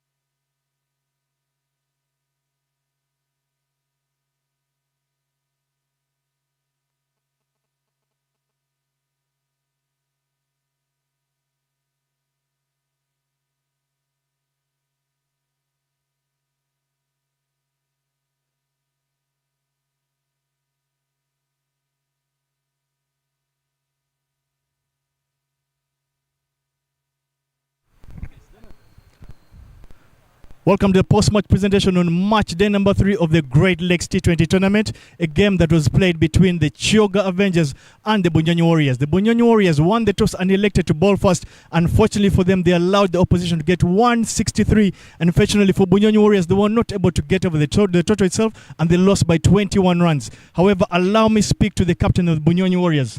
Fred Acholam, commiserations, not able to pick up the victory today. Where do you think you might have gotten things a bit wrong? Again, a lot of youngsters in there. Team changed a little bit. A couple of things gone wrong today. Generally, the bowlers, the catches we put down gave the momentum to the other team. Even when we had them under the pump, 90 for probably 6 or 7. Number 7 coming in to score 48 really shows we didn't really come to the party. But again, we really tried to come back with the bat, though it was really late. Any areas of concern, especially the aspect of the dropped catches? We did see a change in the batting lineup today. Areas that you're looking at to maybe to improve? It is as simple as taking catches. As the saying goes, catches will always win games. You put down one, the batsman always go on and score big for the team, and that was the difference today. Best of luck in the rest of the tournament. Juma Miyagi, the captain of the Chioga Avengers. Congratulations, you picking up a victory today. Where did you think you guys actually won the game today? Yeah, thank you. I actually did well with the ball, but we started with the bat. We didn't start well with opening pair, but we managed to put up a partnership in between there, which helped us to that score. How did it feel, especially you going onto the field together with your coach? How to just take us through that experience? It was amazing because definitely you get advice from him, and he's backing you up to go for shots. Okay, well done and congratulations yet again. Yes. Well, as we get to our Play of the Man of Match award, that's an award that will be handed over by Gulam Honzai. He will be able to give out the Man of Match award. But before we do that, the Man of Match award is sponsored by Raj Gas Pro, and the Man of Match for this particular clash is none other than Derek Bakunzi.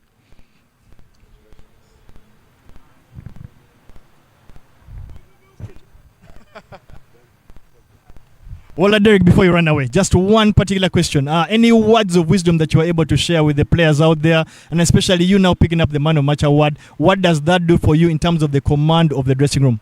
First and foremost, I just told the boys to go out there and enjoy themselves. So by the time I walked in, I just wanted to show them how certain things are done, and I'm happy that I played the way I played. So that's because most times when you tell them things, they'll be like, maybe you don't know what you're saying. So when I walked in, I just put my hand up and I told Miyagi, let's just enjoy. Well, congratulations yet again, and best of luck in the rest of the tournament. Thank you. That brings an end to this particular post-match presentation. Do stay with us for the afternoon clash. Thank you.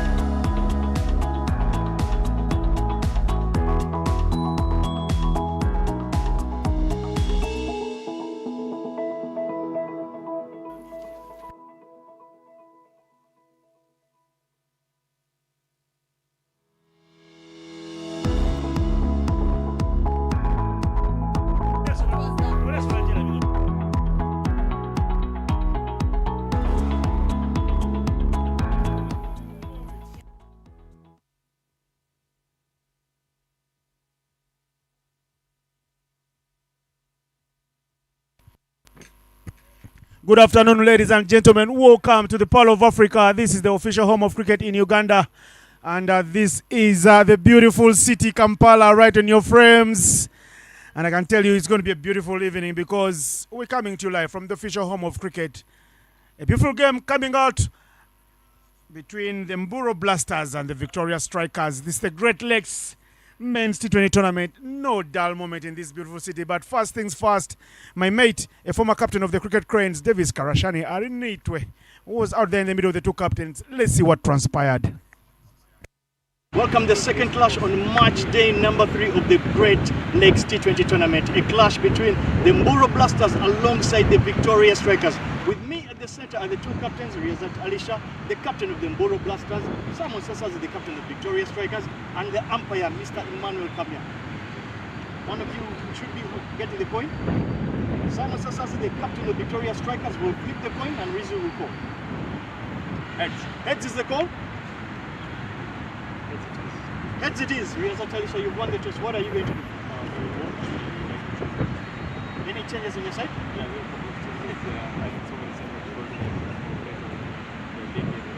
Can I assume your body pass just especially based on how well you did yesterday, just around the total? Is that part of the illusion? I think we know what target is, how we want to play our game. The will be so good for us. So, okay, we don't know how to play. Best of luck in the spectacular game. Simon Sesas unable to win the toss today, but what would you have done? As well, any particular reasons why you would have won first?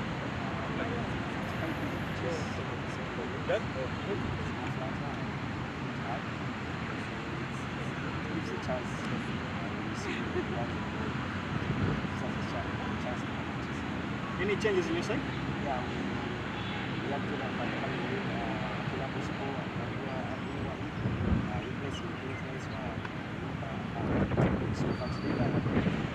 Best of luck in the game. Right. The news that has transpired from the middle is that Mburo Blasters won the toss and elected to ball first.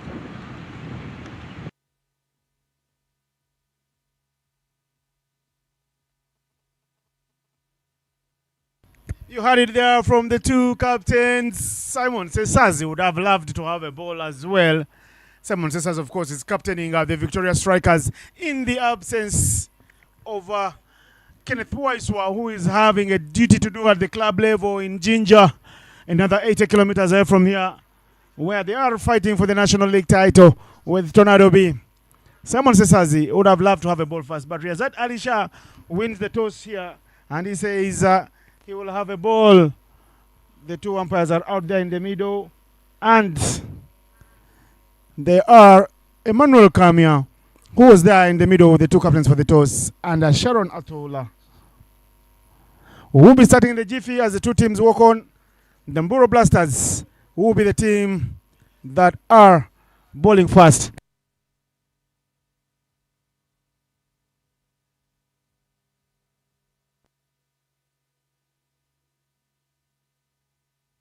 There they are, the Mburo Blasters victorious yesterday.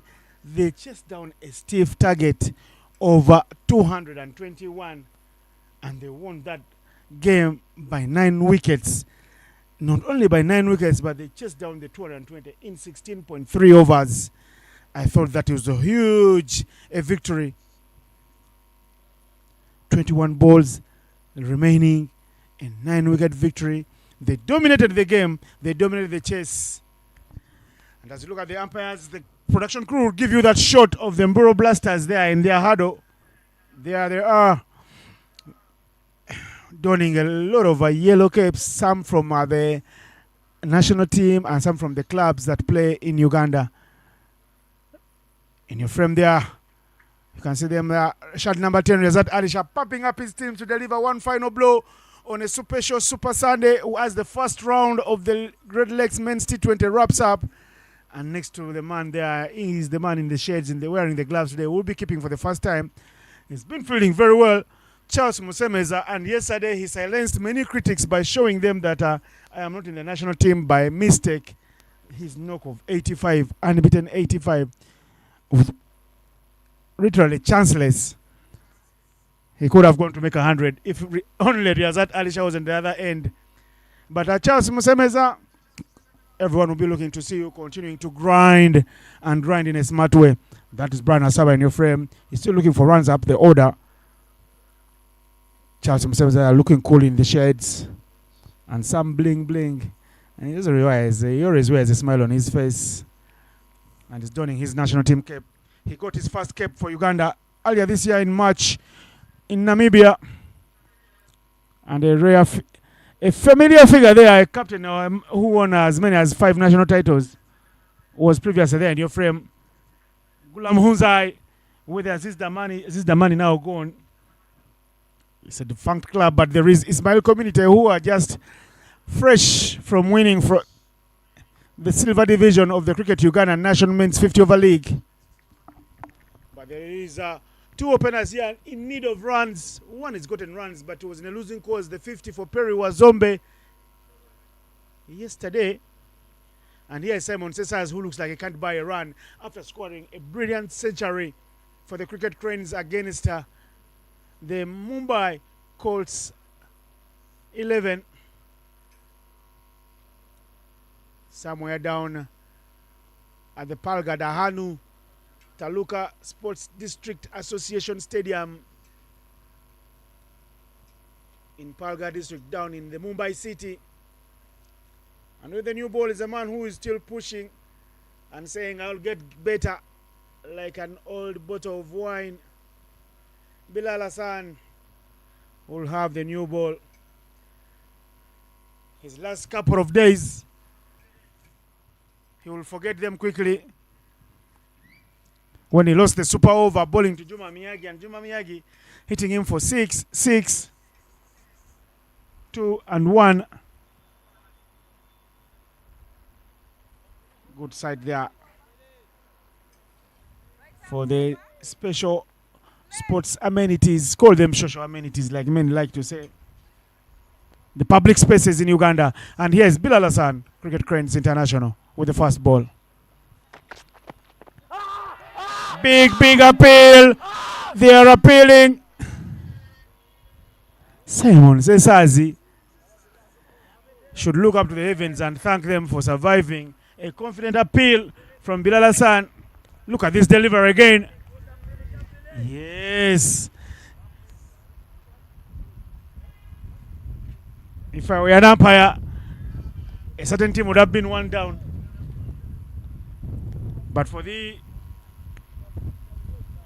Victoria Strikers, they're lucky their skipper will still be there, and it will not have been the first time that Simon Sisters is dismissed first ball in this Great Lakes Men's Tournament.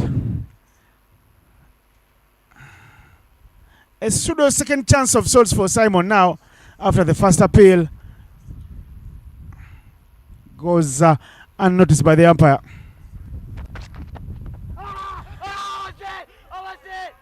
Again appealing and appealing. Bilal Hassan wants his man and is bowling the right line. He's not giving him room to free his arms. This is the delivery again. Full. This one pitched outside leg. First ball of the game. That was the ball. That was the ball, Billy. This one. Yes, Simon Sisters now trying to warm up. Yes. With the little jumps. He's got a monkey on his back, Simon. He needs to stave it off.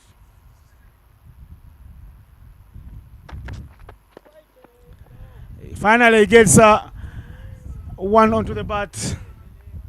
And I will also allow Davis Karashana and Naito to join me in the commentary. Good afternoon, Davis. Good afternoon, Innocent, and the viewers out there, whoever watching this particular stream, coming to you all the way from Kampala. It's match day number 3. So what has so far been a delightful tournament. A strength versus strength kind of franchise event with the best players in the country up against each other. Classic example is Bilal Hassan, opening bowler for Uganda, is up against the opening batter of the Cricket Cranes. It's exactly what you want to see.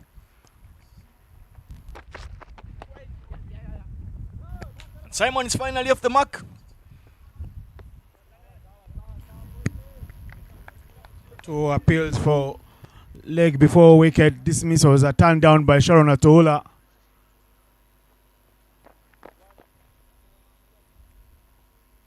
The onus is on Simon now to convert and deliver his team across the finish line in the absence of players like Kenneth Waiswa, Robert Ajuna, and Kidega Christopher.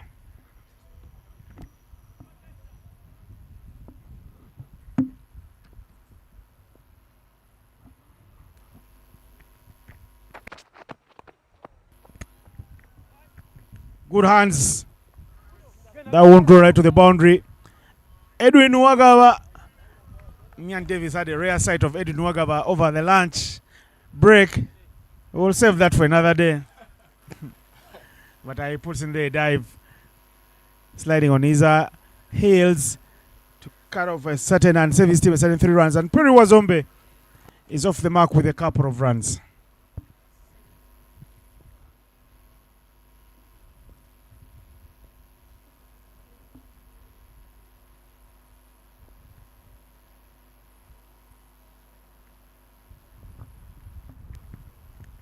Final ball of the over. The appeal is half-hearted because they know it will never be an LBW in the wildest of their dreams. End of the first over. The Victoria Strikers, who were asked to bat first by the Mburo Blasters, are 3 without loss.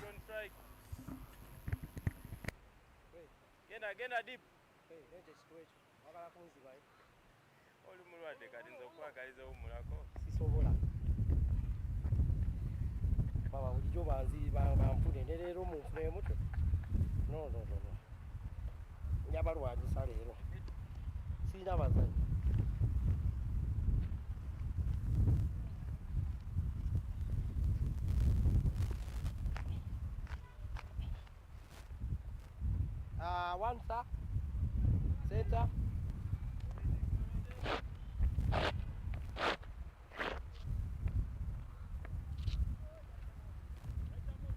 Okay.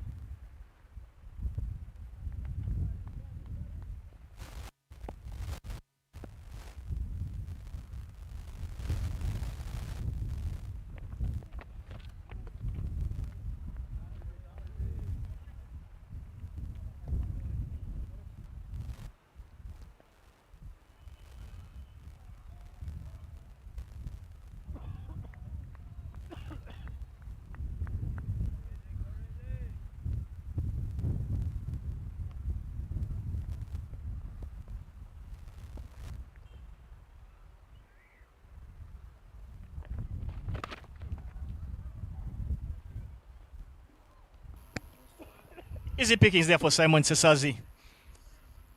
Balled in the shorter half of that 22-yard length, and he pays the price. Reza Chalisha starts off with a wide and then another short delivery. You'd want to see him look to ball a lot fuller, especially for Simon Sesazi, who is very dominant against short-pitched bowling. Show you just how dominant he is. He managed to pull that way in front of a square.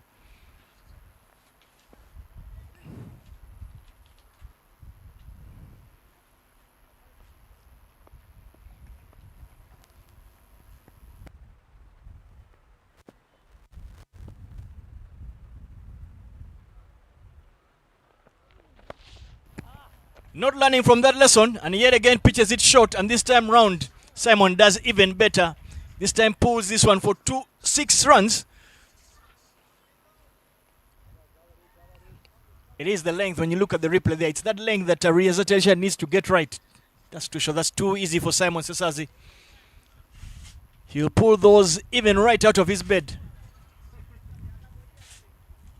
Perfect deliveries for him to start up with. You felt that he was challenged at the start with Bilal Hassan, who bowled a lot fuller, cluttering into his pad.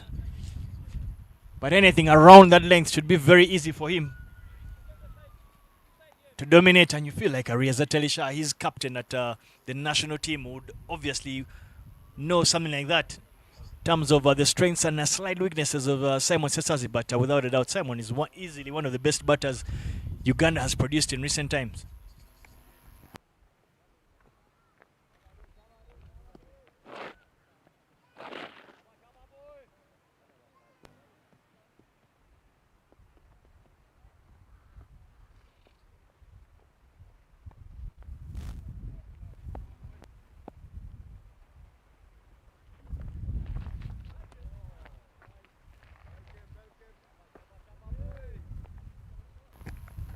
Balls are a bit too straight. Unfortunately, yet again, drifts down the leg side. Easy call there for Simon, for the captain, the umpire himself. Come here, Emmanuel. I'm worried about that particular line that Rizzo is bowling. Like that becomes a bit too easy for the batter. Doesn't seem to create any kind of challenge. There's zero questions being asked with that line. But he's persisted with it, and there's a change in the field. Deep square leg goes down, but I'll tell you that Riyazat needs to know that that's the shorter end of the field.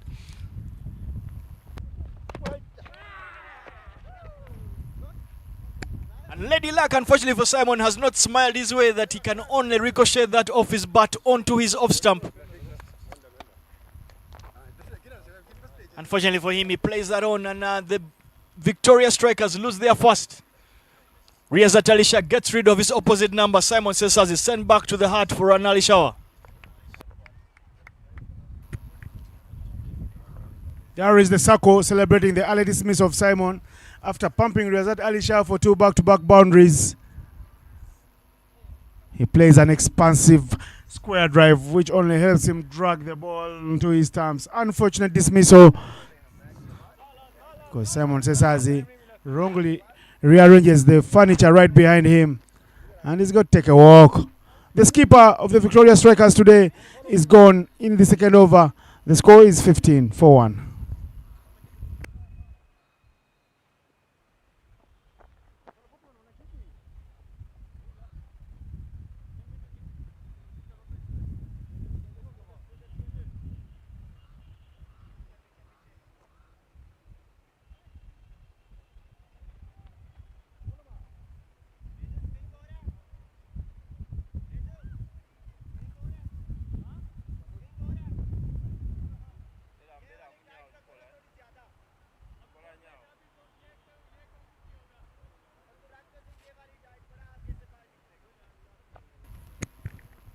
Amos Ahura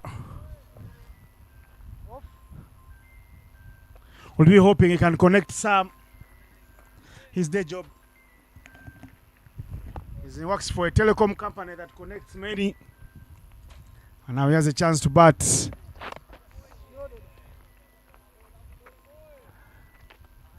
It's a dot ball first up for Amos Ahura, one of another exciting prospects from Bojo. Very many talented kids coming through from Nyakasura. Amos Ahura is one of them. He can keep wickets. And he can bat up the order.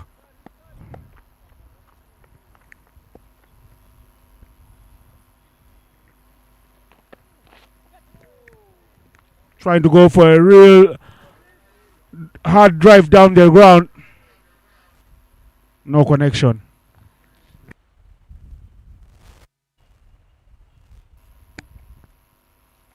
Look to want to try and go for a lot of muscle in that, but you feel that the outfield is quick enough. He just simply needs to get the timing right and let the ball do the rest of the work. Especially if he can find the gap, that should be all right for him.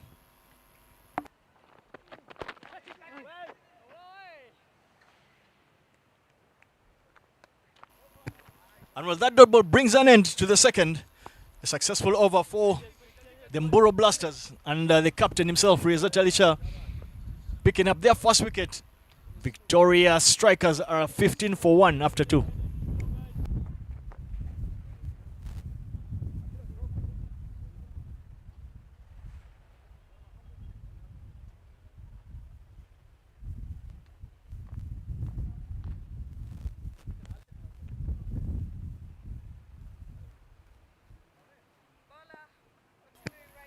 Bilal Hassan returns for his second. Two fielders patrolling the boundary are third man and deep square leg.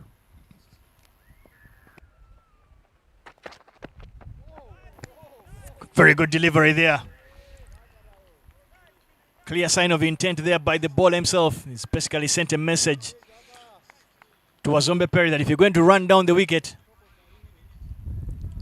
I'll only look to bowl it a bit short and ensure it does not get bowled in your hitting arc.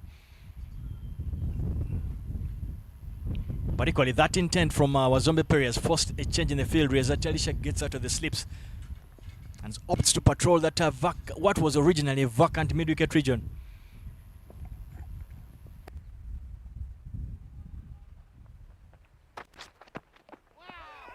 And there it is. Bilal Hassan this time strikes. Clean balls. Wazombe Perry.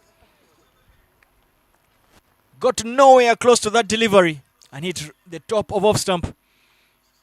The dream delivery for any fast bowler. The Victoria Strikers find themselves in a massive spot of bother early on in the match. They are 15 for 2. Both openers have been sent back to the hut.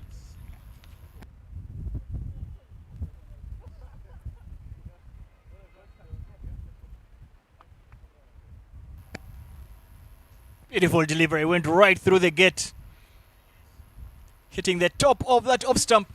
Beautiful sight for the bowler, not a very beautiful one for the batter. Didn't even get his feet in line.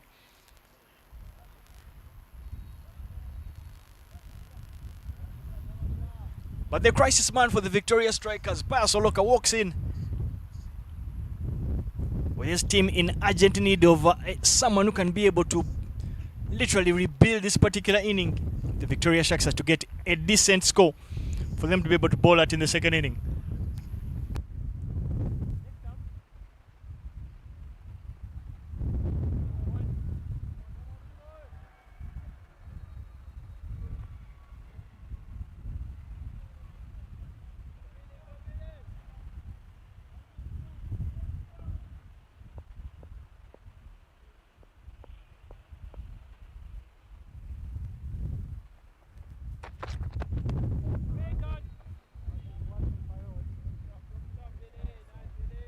Soloka is one of those as well that has come through the development fold of Uganda cricket. He's played for the under-19 team.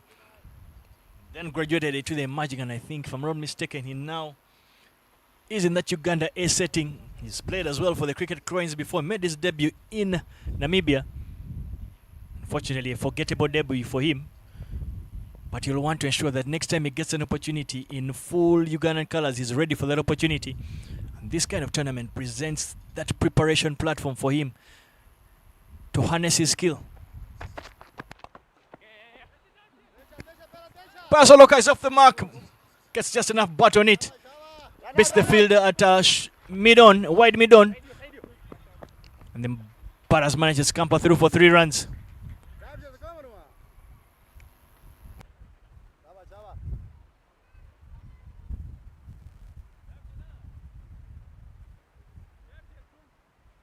Good opportunity for the youngsters out there on the wicket. Amos Ahura alongside Pius Oloka. The youngsters at the phase of their careers where they want to put their names in that hat for selection. So this presents a very good opportunity to showcase what they can do with bat in hand.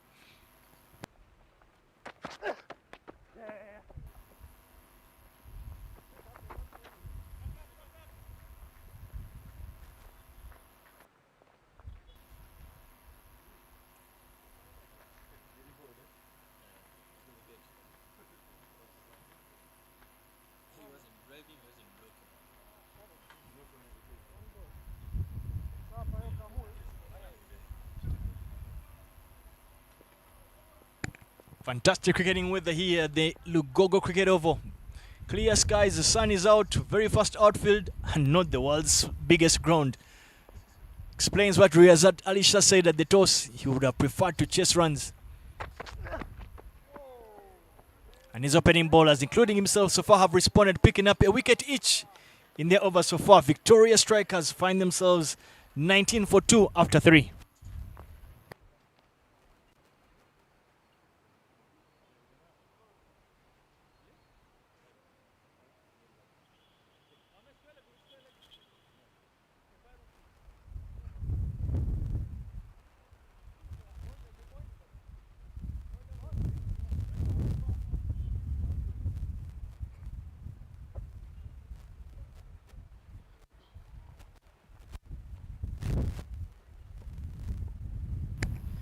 First bowling change of the match as Riyazat Alisha takes a break. Opts to introduce Edwin Nuwagaba, right-arm off spinner.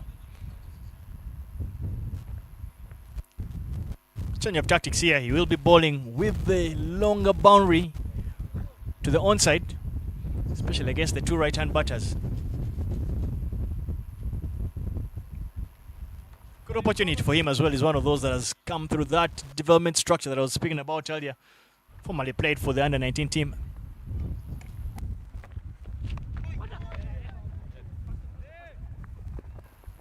Runs on offer, and yes, great work there by Bilal Hassan. Keeps it to just 2 runs. A plus for Bilal. He's ready to save 2 runs in the match.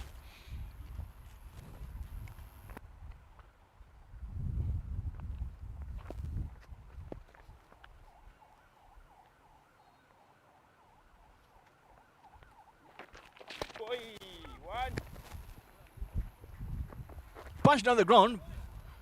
Yes, and I want to pick your mind. What do you think perhaps the 2 batters out there, because they will understand that they're in a bit of a rebuilding phase, but you would imagine that they would have that option of trying to take on the right arm of spinner at this particular stage to make as much out of the power play?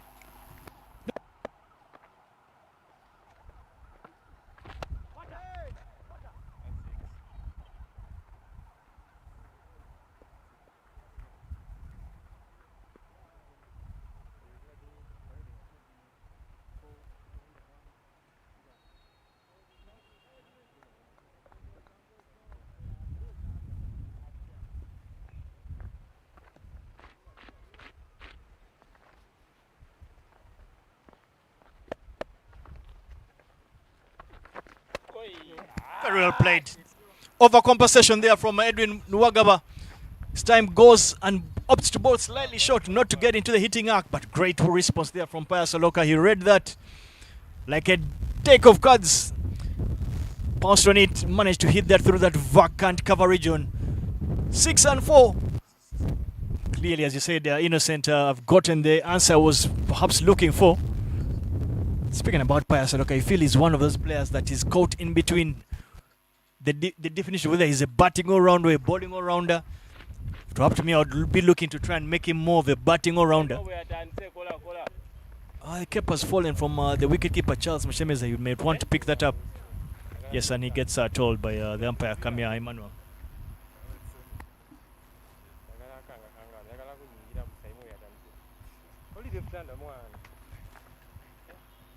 Don't want to be giving away 5 penalty runs from a dropped hat.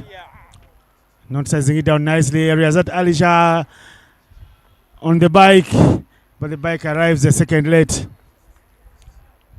Boundary affair. Once they see the spinner, the eyes light up, and you can see what Oloka Pius has done. He's taking his regiment, Edwin Nwagaba, to the cleaners.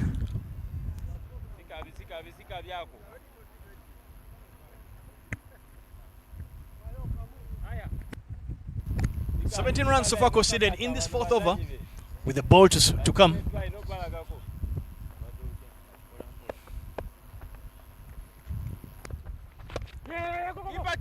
Chance to go big again, but instead he just leans into it and pushes it to mid-off, whereas that Alisha is standing. Just 1 run, and over with no dot ball. The best over for the Victoria Strikers. That's fine. The game, it helps move their run rate to 9.25 because there are 18 runs in the over, and at the end of 4th, the score is 37-2.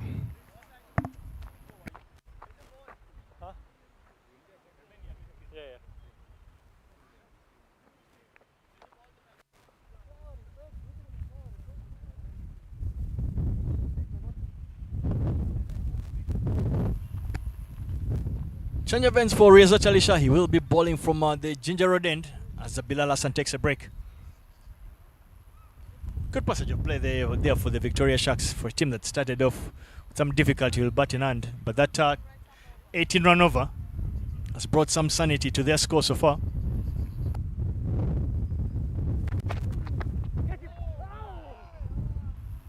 Edged, thinnest of edges, and that flies past the keeper Charles Musemeza and goes and rattles the side screen behind the keeper for 4 runs. The fielder right there running round couldn't do too much. Bran Asaba is the fielder there who couldn't do too much at that race to the boundary. 4 runs to the total of Riazat Alisha's delivery.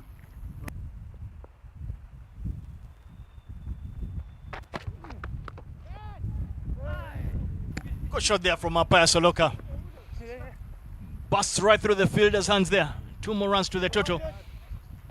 In my books, I feel like he saved 2 runs because that was hit with ferocious power from Pius. The analyst will say that is a dropped chance. You live it on second life.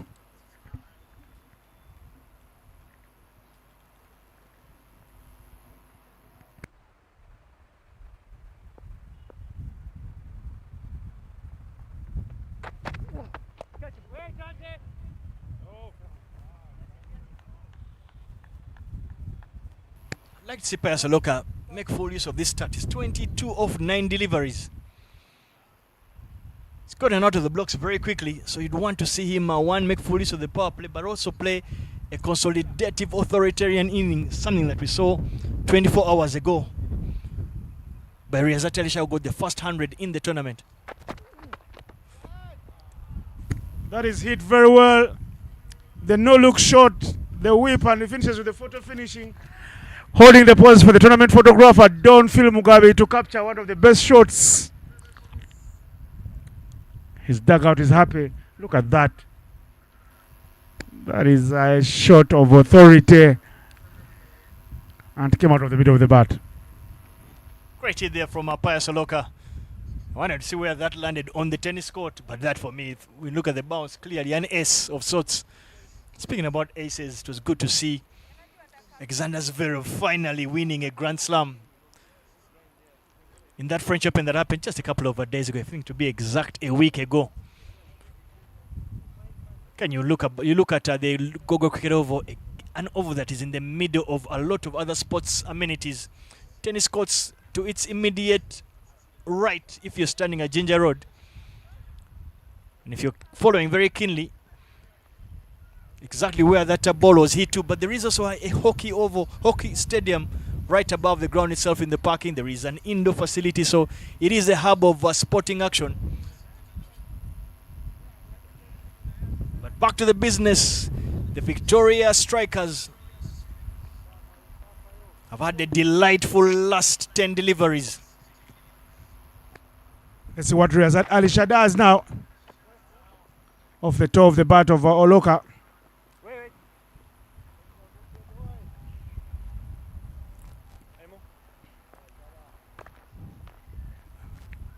Zverev there, exciting many for his first 5-set thriller against Kaboli, a man named Flavia Kaboli. Flavia should be a girl's name where we come from, but and that tournament had a lot of early exits from the big boys, a lot of upsets at the French Open. Laurent Garros, no ball called already early, and the ball flies to the boundary. And the height was already also a little too high.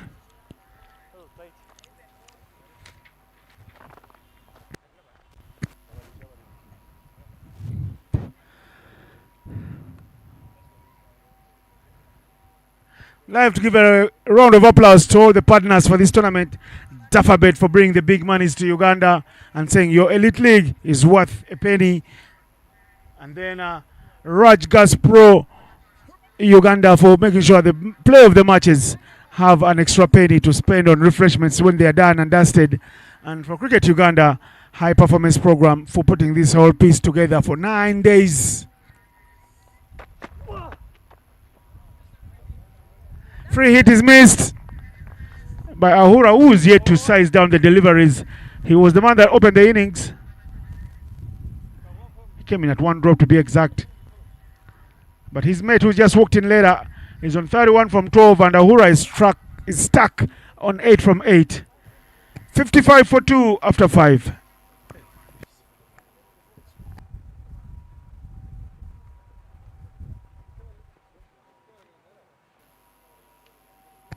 Great passage of play here for the Victoria Sharks, who only had 19 runs after 3 overs, but they've managed to score a mammoth 36 runs in the last 2 overs, finding themselves at 55, but heavily reliant on that bat of Pius Soloka, who walked in and has meant business from his first delivery.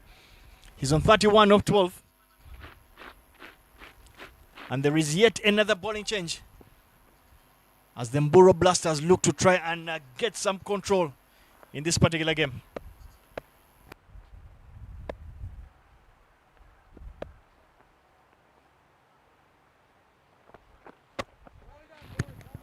Very well kept out there.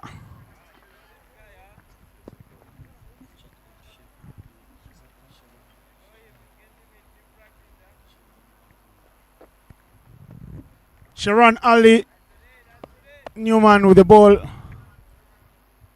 Bowling to Pius Oloka. Very well hit by Pius Oloka. Somebody's running around that. Fine stop. They want 2 runs. And because the throw is not pinpoint accurate, they'll get 2 runs. The interesting battle for me is Sharon Ali and a couple of other players, Gola Munzai, the captain, Riyazat Ali Shah. They all play with Pius Oloka in Ismaili community. So they know a little more about each other. There will be no love lost.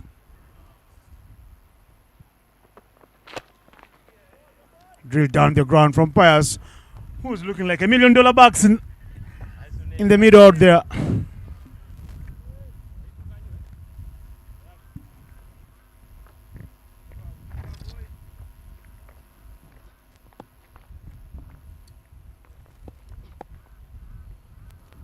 Sharon Ali Davis, what is he bowling? What type of deliveries are these? Well, he's bowling really, just having a look at it, a few deliveries so far. He just reminds me of Chris Harris, that former New Zealander who used to bowl those doublers. They don't exactly trouble batters much, but they are effective enough to keep batting attacks quiet.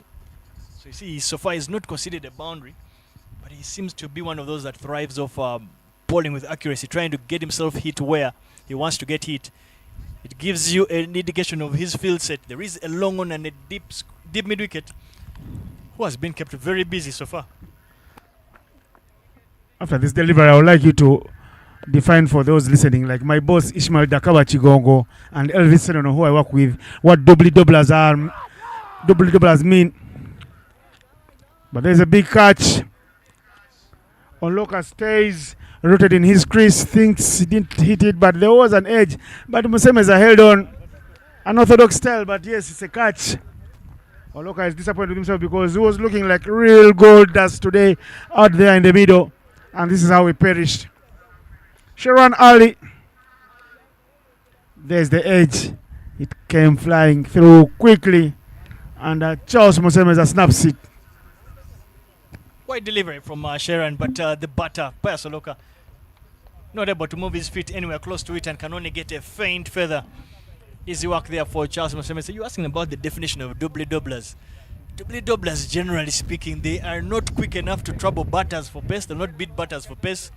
But they are not too slow to be spinners of sorts. So they are, to add another term to it, they are more like military medium. They are just there enough to keep things quiet. They will not ask too many questions of our batters, but they are enough to ensure that they do not get hit too far and they don't get torn apart. And the man bowling some doublers there announces his arrival onto the match with a wicket in the final over of the power play that has the game very well poised. The Victoria Strikers looked like they were running away with the power play, but now, because they're 3 wickets down, it looks like the game is evenly poised. Middle stump. Off stump, sir.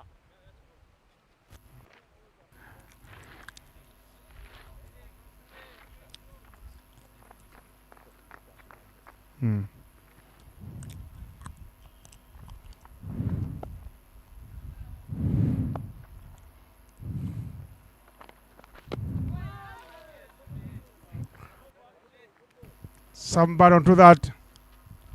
Jaffo Chaya, one who is refused to get another gear in his career. To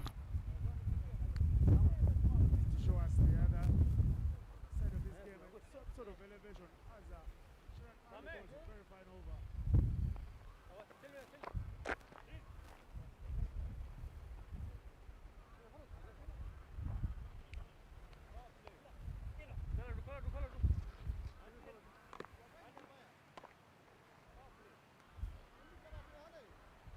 Altanzo Rodvan.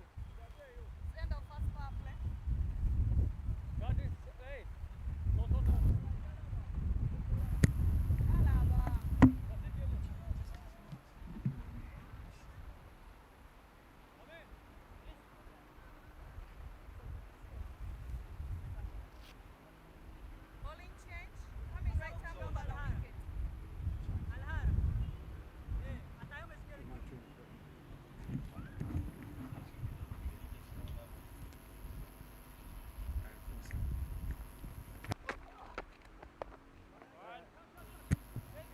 there is a bowling change, third bowling change in a row from that ginger red end. And Brighton Moganzi, it's good to see him back in action.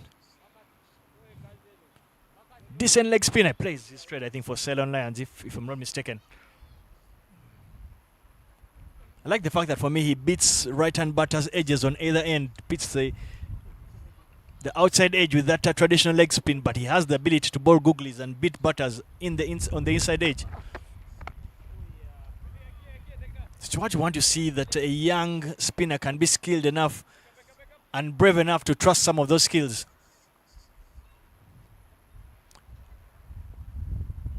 Well, fantastic cricket weather it is. Sun is out, the quick outfield.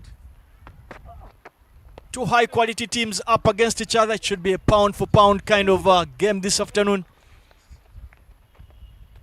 Following a morning clash that, in my opinion, flattered to deceive the Bunyonyi Warriors, falling short by 21 runs.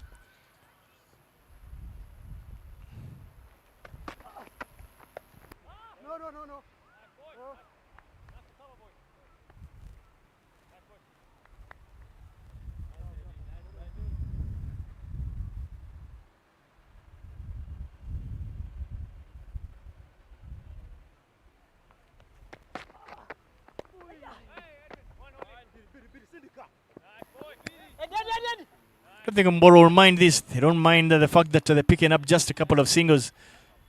It's the boundaries they want to ensure that do not come at a frequency that will hurt them.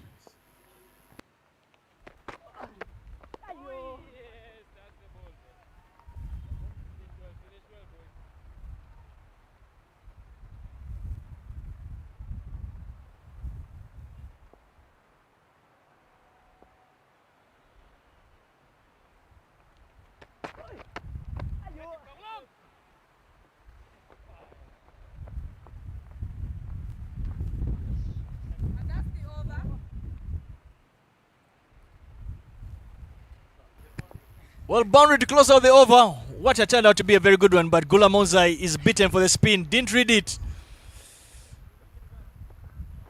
And he's the guilty party there.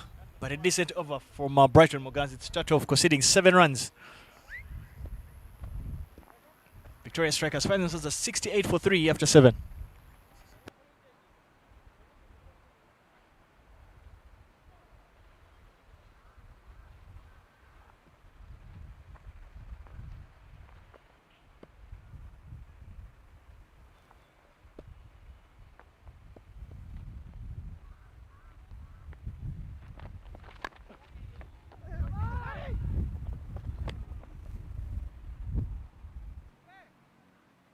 Good cricket all round. Ocha simply just flicks that down to Bilal, but Bilal picks it up first time, takes a shot at the stump, unable to hit, but you could see that there was good intent and a good backup as well by the fielders. That's what you want to see. Shazan continues to deceive batters. And there he is, gets another feather. But this time, luckily for Ahura Amos, that edge did not go to hand, picks up a boundary.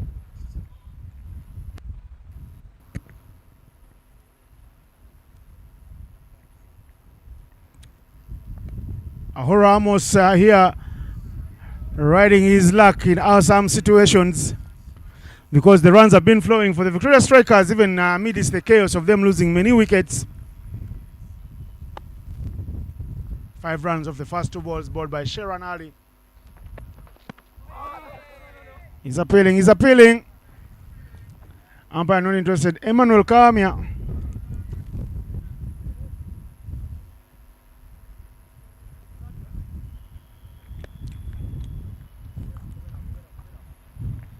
Sheran Ali cuts across like a bowler who doesn't want to concede many runs. He's always appealing for anything that the batsman will not play.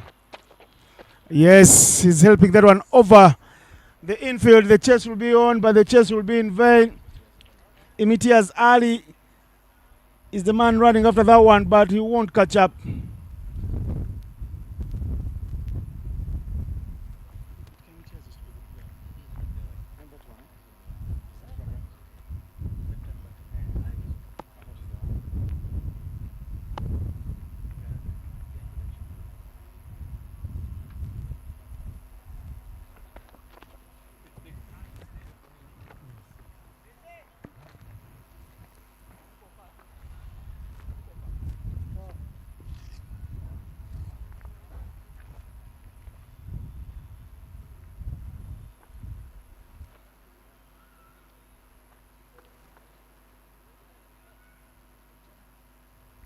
change in the field setting here, as that Alicia says, with the way you're bowling, looks like we'll concede many runs behind the keeper rather than in front of her.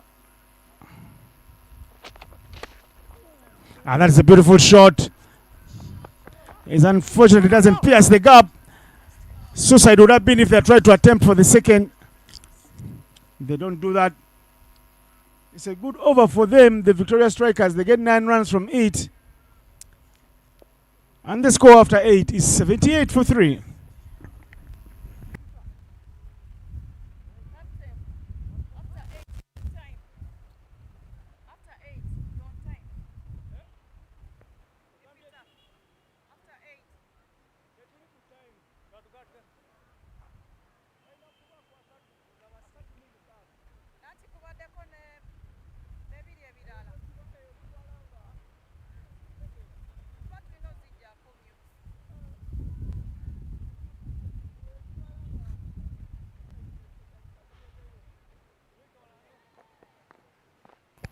Run rate so far is just under 10, but it's just that wicket column that perhaps the strikers, the Victoria Strikers, will want to keep an eye on.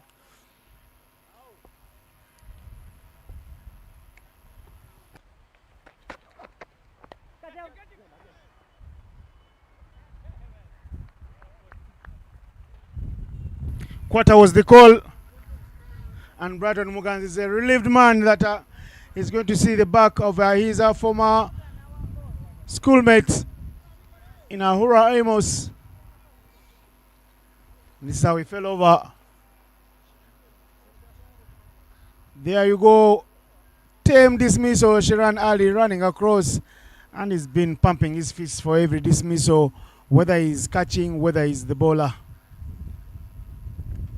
Innocent, I'd like to ask you, I'm starting to think that maybe the difference in catching abilities is based on what time of the game happens really. What time of the day it happens? We did see the morning game. I think we saw about 11 catches went down in that particular clash, making the game closer than it should have been. Very different from what we're seeing so far. I know it's just been 8 overs, but you can tell the standard, at least the catching standard, is a lot better.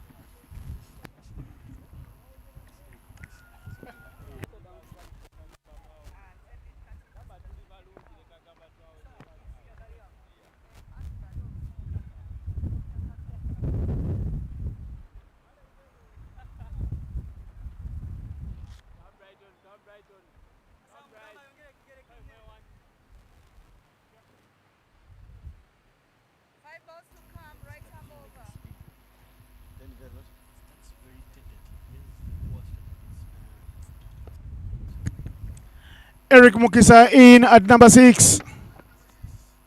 He lets it go. Test match special from Eric Mukisa. As a spinner, that delights me. My eyes can light up. I can continue bowling the same line throughout. A lot closer. A little whip from Eric. Stood by Rezat Alisha in the covers.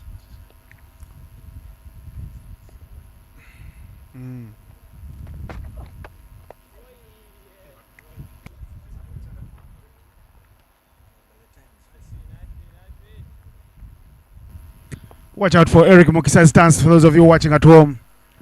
And watch out how he finishes. 4 dot balls now. The initiative is being handed to the bowling unit, who are clawing back in the match because they're picking up on the batting lineup and also are picking up wickets. 5 dots to end the over. It's a wicket maiden over for Brighton Muganzi. And at the end of the 9th over, the score is 78 for 4 for the Victoria Strikers.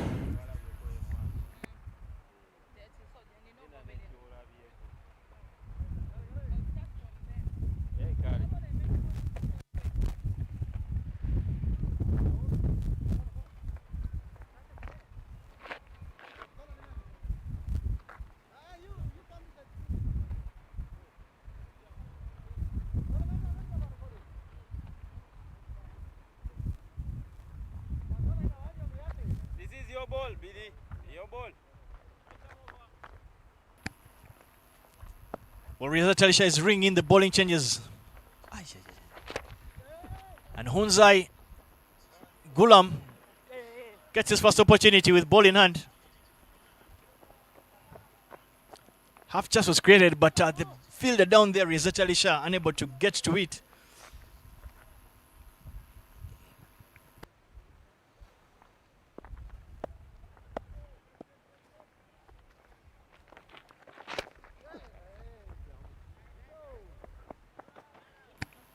Good hit there from Ochaya. Jaffa hits that straight over the head of the bowler, Hunzai Gulam.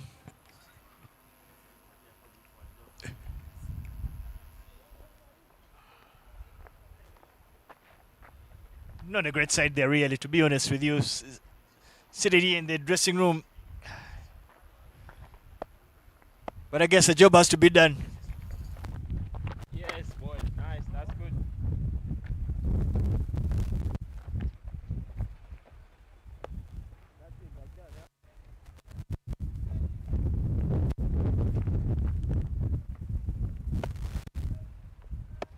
Yes, Mukit. It hits down straight to the sweeper. Rezat Ali Shah.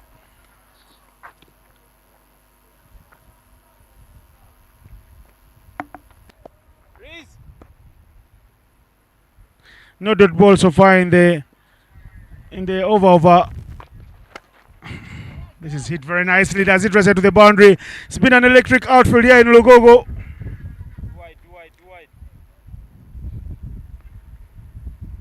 Gulam Hunzai.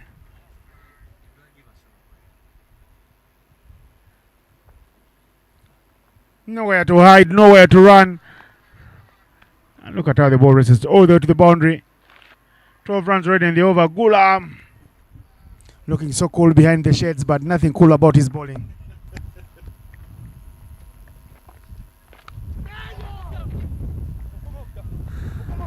Mr. Tally, there's chance to run for them.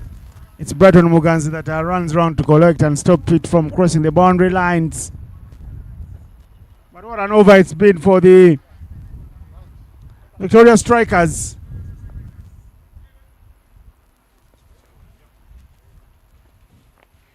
"14 runs in the over, bowled by Gulam, and that works for the opposition. They're striding along nicely here, the Victoria Strikers. They continue to stay calm amidst the chaos. 4 wickets down, yes, but they have 92 in 10, Davis. Yeah, when you look at it, really, it's just that wicket column that they're struggling with. But you get a feeling that for me, Reza Talisha, maybe we might want to bring back Bilal Hassan to strike. If you can pick up 1 or 2 of these wickets, you feel like the very thin batting lineup, the Victoria Strikers, can easily get exposed. They are playing with these longer levers over and above the 30-yard mark.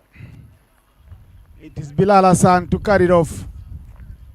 Starting to pick interest in Mukisa Eric after knowing he's from Wiri and no one comes from Wiri and plays shabby cricket.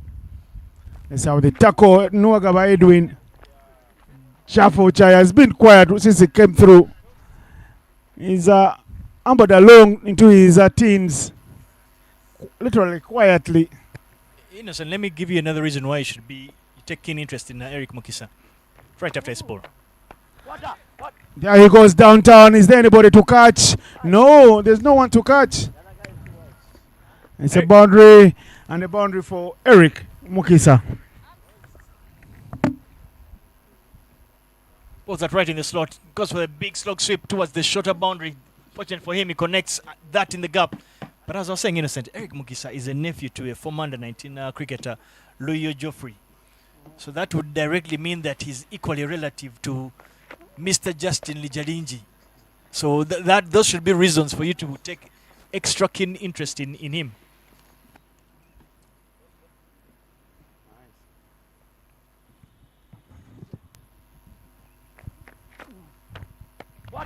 Goes downtown, but this one doesn't have enough legs to go all the way to the boundary. No, the catch is taken by young Brighton Muganzi. And another wicket falls against the run of play. They were looking like they were coasting along nicely, the Victoria Strikers.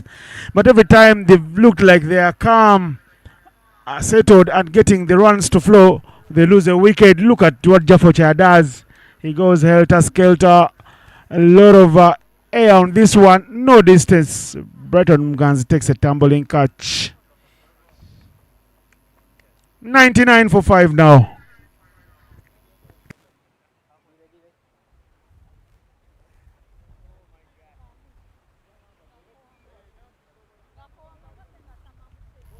And the temptation for me, I just simply can't hold it back. I would want to hope that the fielding coaches of these two teams can very easily please be lent to the teams that fielded or played in the morning, so that the standards in the morning were nowhere close to being at par with what we've seen so far. So that will be an area of concern for the two teams, which were Bunyonyi Warriors, I think, up against the Chioga Avengers. But back to the cricket itself, it's that wicket column that the Victoria Strikers have kept on losing wickets at key moments. So far, half their side is back in the hat at just the 10-over mark. But Chisa Jonathan walks in. He is no rabbit with bat in hand either. He can hit a long ball, so they will be hoping they will not only hitting a long ball, but he can literally put together a partnership.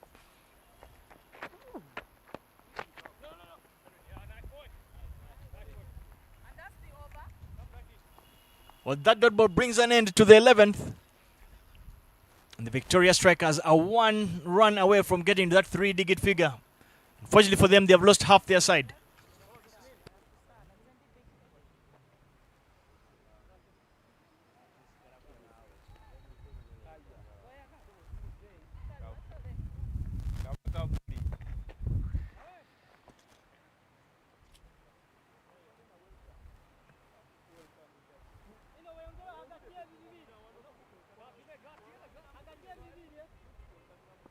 Well, interesting debate ongoing here in the commentary box. Felt that perhaps now would be a good time for Riyazat Alisha and his chargers to go for the kill and bring Bilal Hassan back into the attack to wrap things up. But unfortunately, or fortunately for him, he opts to go with Brighton Muganzi. Change of ends.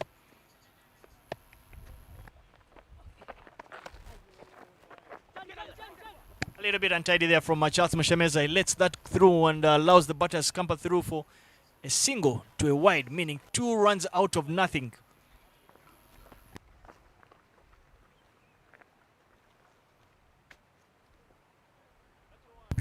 The 3 coveted figures do come up.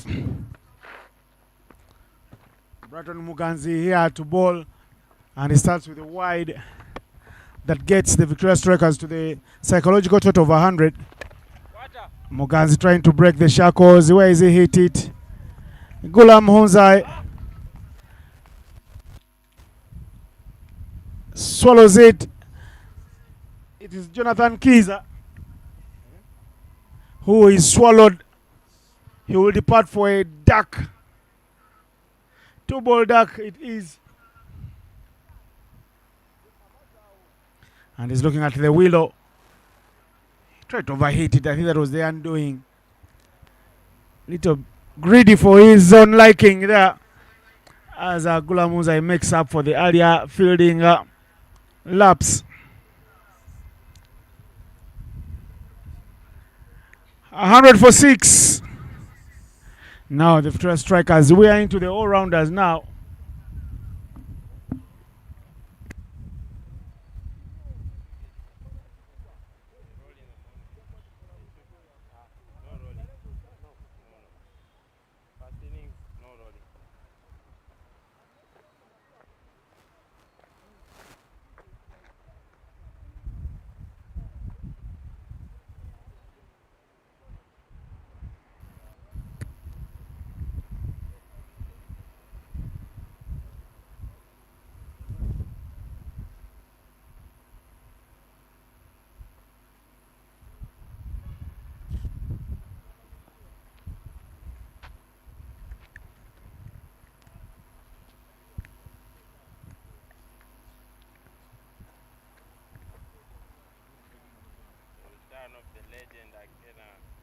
Bosca Kena is the new young man in.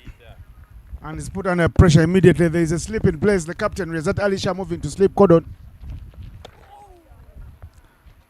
And Brandon Muganzi even getting a better line. Something about spinners, when they see all-rounders and bowlers coming through to bat, they seem to find their top lines.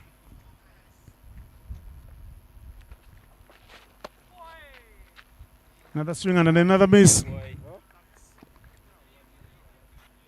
And the way he's swinging, it looks like if it is a straight ball and he misses it, to will clatter his stumps because he's playing with a horizontal bat.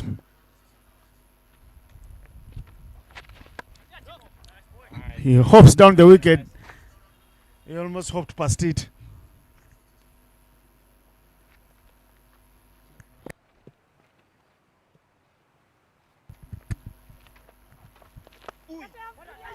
Riyazat Alisha doesn't hold on dearly. It didn't carry. Muganzi looks away, doesn't want to look at his keeper. But what a spell, what a tight spell from Brighton Muganzi. He's only gone for 9 runs thus far, including that edge that should have been a catch. And he's already picked up 2 wickets, so it could have been 3. Final ball of his third over. Again, Rezat Ali Shab. Missing it entirely. So 2 wicket chances in the over go begging. It beggars belief is Rezat Ali Shah standing in the rightful position.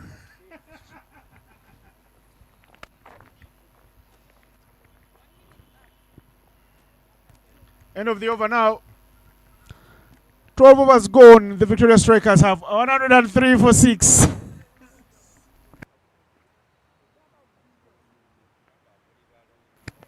Very eventful over there from Brighton Muganzi. Picking up that wicket earlier on in the over of Jonathan Chiza. Then we saw a couple of swats there from Rezat Ali Shah trying to get his hands to the balls.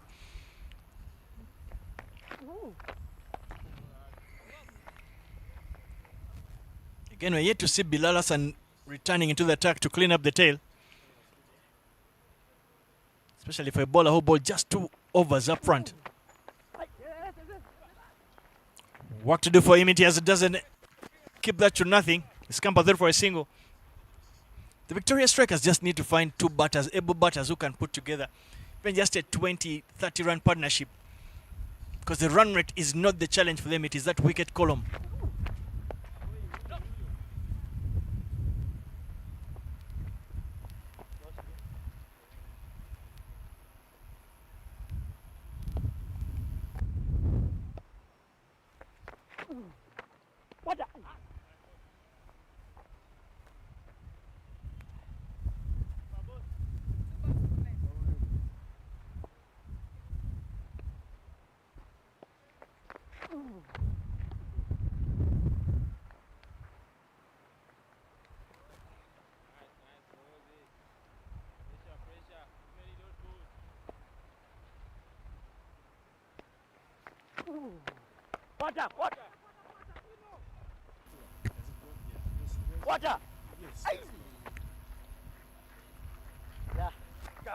Big hit there from Eric Mukisa. Gets on one knee, goes for the big slog sweep, and this time does not even attempt to go aerial, to go on the ground. Goes aerial, knowing that that is a short boundary, and it has just enough wings on it to sail over the boundary. An interested Mwebaze down there, putting in an effort, but that had enough to go over the boundary for 6 to bring an end to that over.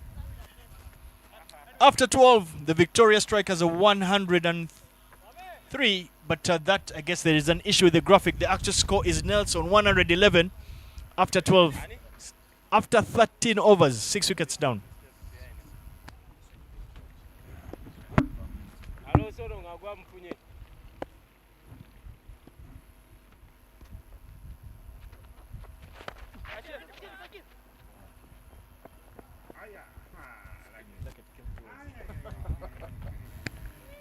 Bosco's finally off the mark. It won't matter to him how he got that run, but he gets his first franchise cricket run.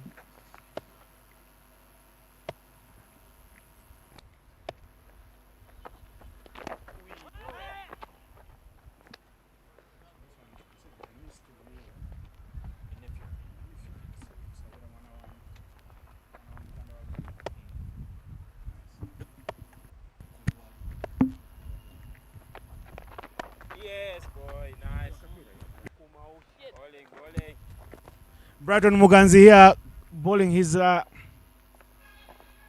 last over.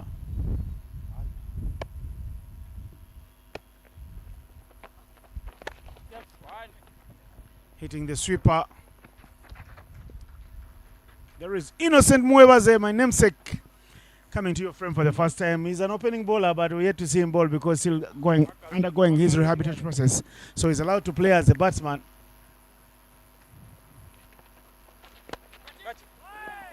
And if need be, the coaches have been advised he can bowl 1 or 2 overs if need be. Innocent, you forgot to mention that he's more innocent than you are.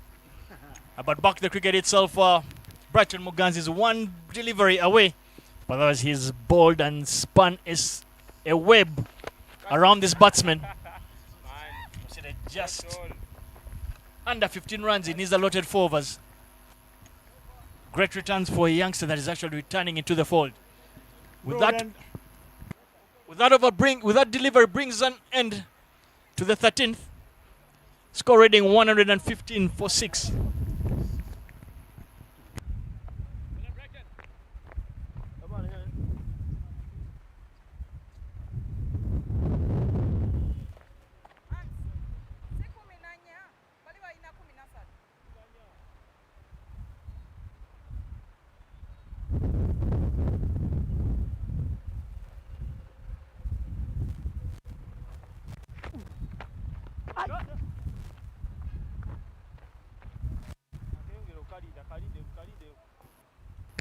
Well, Edwin Nwagaba returns to bowl his 4th and final over.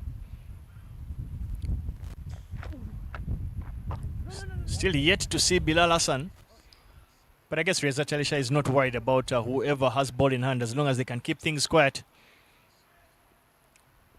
Continue to strong with the opposition.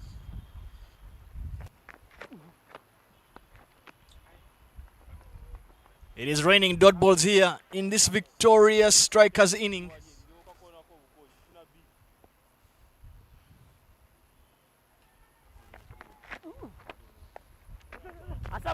Run out opportunity. Brian Asawa doesn't hit. Throw is wild from Brian Asawa. The captain of the strikers today, Simon Sesazi, urging on Ken and Eric to take a second run if possible there, but they are unable.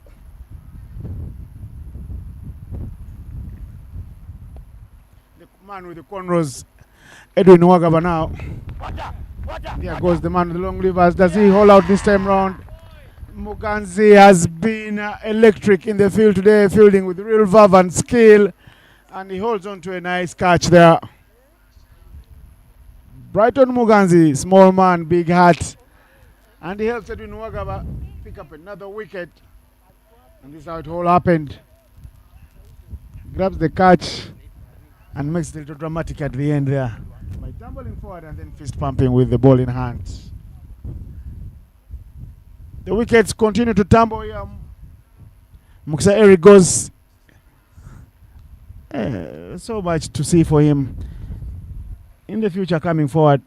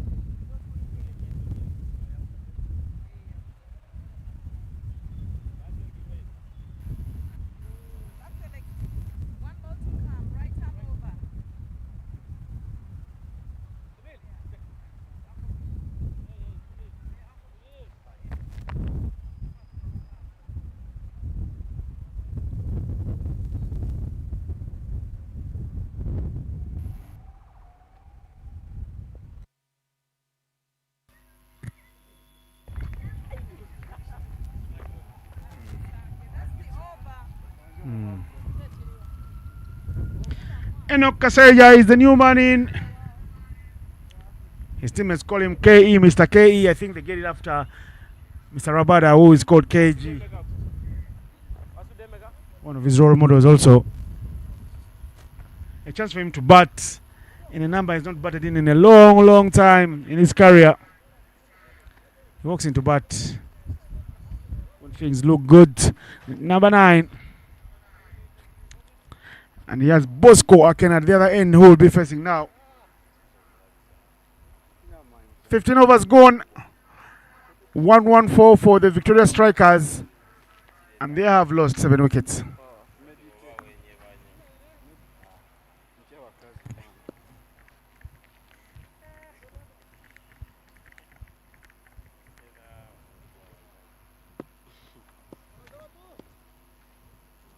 Come in. Come in. They chase it quickly. Come in. And they find something to do with our Sundays.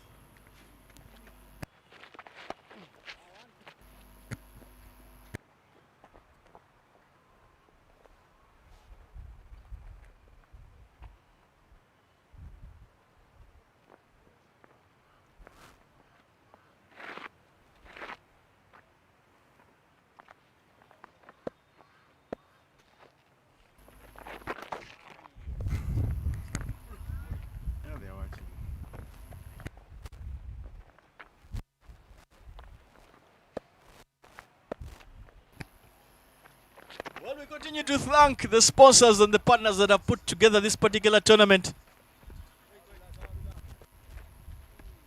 To mention but a few, Dafabet, who are our streaming partners,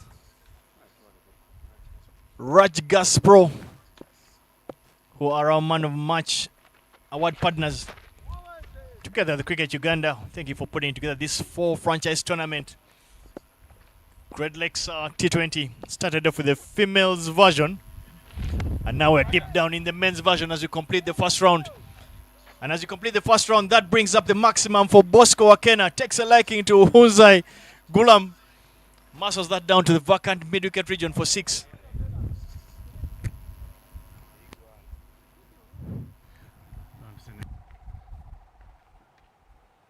Fully flat, huh?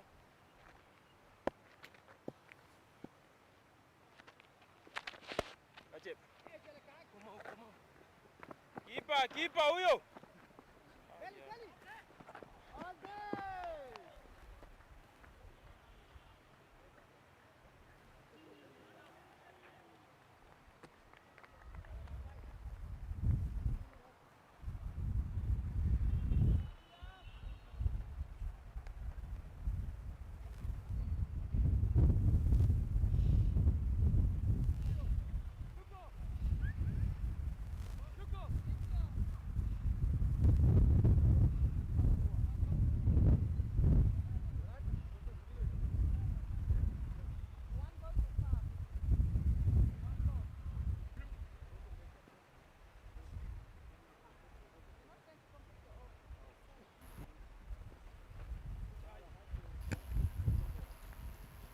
Well, against the run of play, a wicket has come out of nothing. Run out opportunity was presented, taking a very deep look at that one. That has been adjudged as out. But when you look at it on the field, there was not much excitement about it. Let's look at that replay. Quick turn for the second.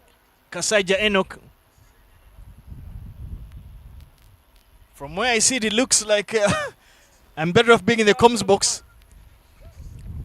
I have the privilege of having to see this on replay, unlike the men in red and black out there that have to make the decisions in real time. Tight call, Davis. It was a touch and go affair. Benefit of doubt, they say goes to the batter.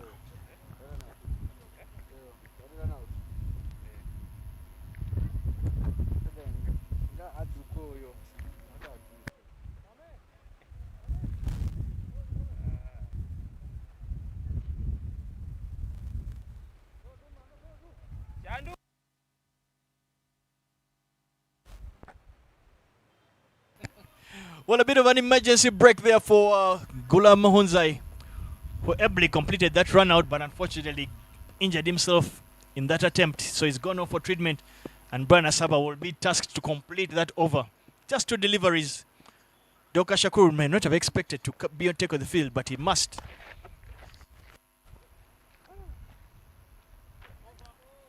And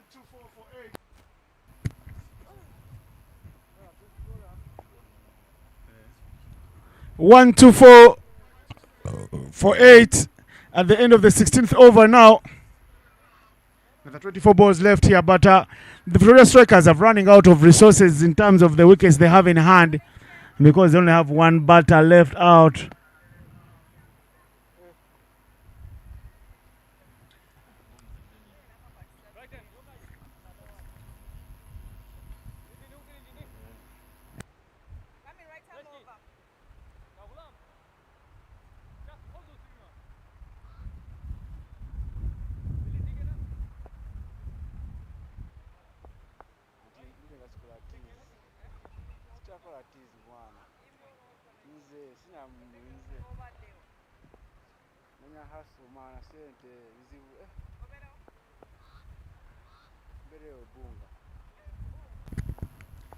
Daniel Muhumuza facing Bilal Hassani's raw pace. He's a little late when he swings to play that one. I would have said beaten for pace, but he just swung widely. No real application.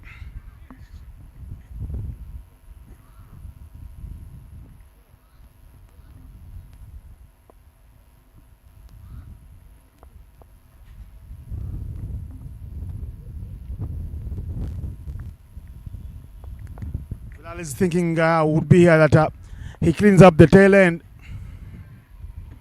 Can he bowl some searing Yorkers? That is very well kept out by Daniel Muhumuza.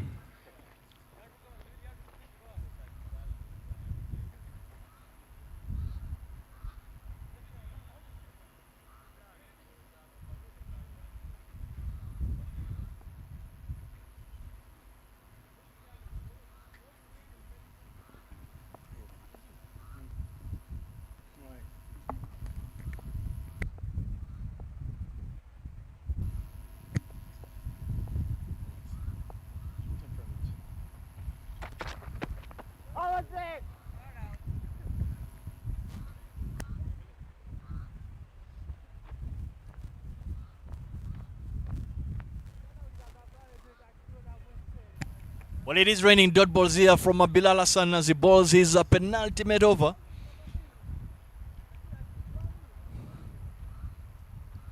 You feel like the Victoria Strikers find themselves in a massive spot of bother. There's that issue of them having lost 8 wickets. So they're at a point whereby they're not too sure if they should attempt to go too hard and get cleaned out for the 124 that they have on board.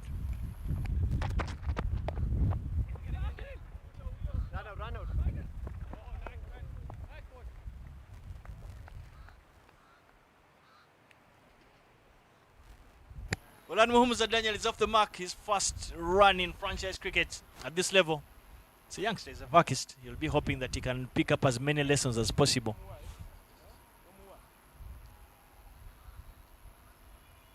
But good to see a couple of fans starting to trickle in to watch this afternoon clash on match day number 3.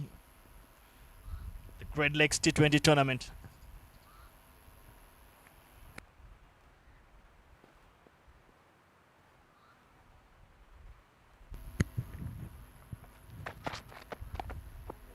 Full face there from Bosca Kena. Yeah, the fans have come through. You can look at the bunkers. Hope our production team can give us some shots of the bunkers at the Copper Chimney, where there are some fans who've had their lunches and they're watching. Some fans next to the dugout of the Mburo Blasters. And some fans next to the dugout of the Victoria Strikers. And some in the staircase, right behind the comms box. Beautiful sights there. A little misfit from Brighton Muganzi, unlike him, but only cost the team 1 run because Edwin Wagaba does clean up nicely. And there are the fans right in the frame. catching action. They've lost some young ones.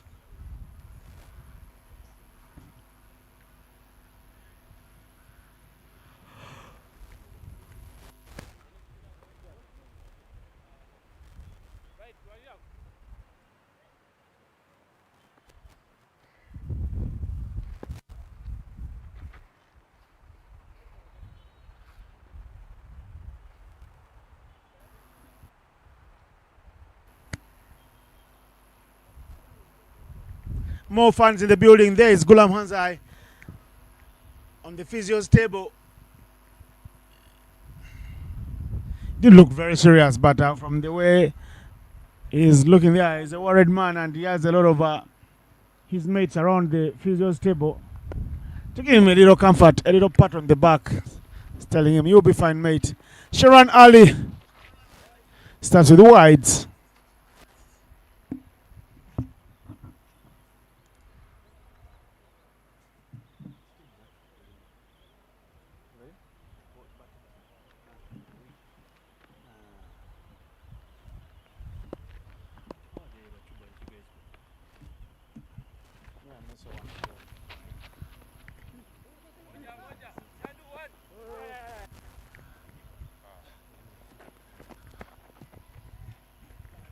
A couple of runs added to the score here now.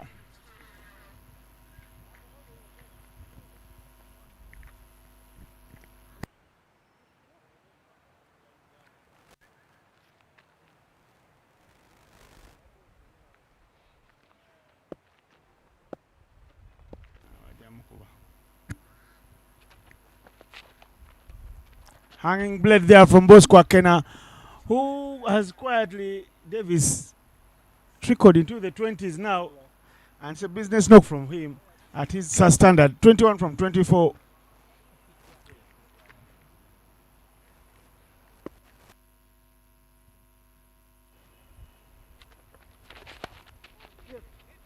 Chance to run again now.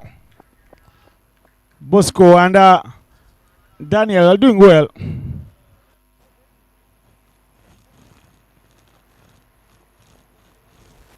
To see the youngsters try to make full use of this opportunity. Spend some time on the wicket, run well, pick up the odd boundary here and there. It's what you want to see. Daniel attempts to go big. He can only get high to it. Straight into the bucket hands of Riyazat Ali Shah, and Daniel's inning comes to an end. Sharon strikes.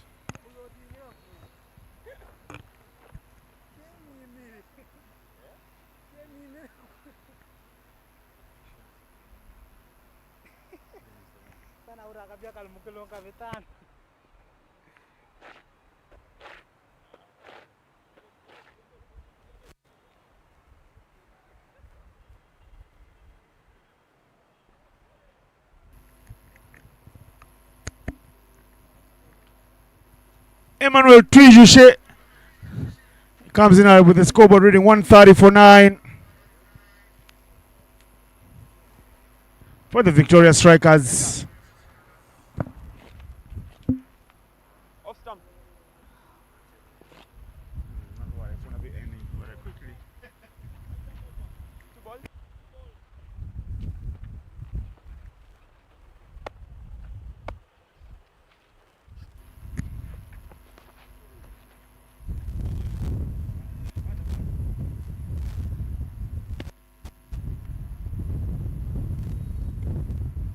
No runs whatsoever. It's a dot ball just.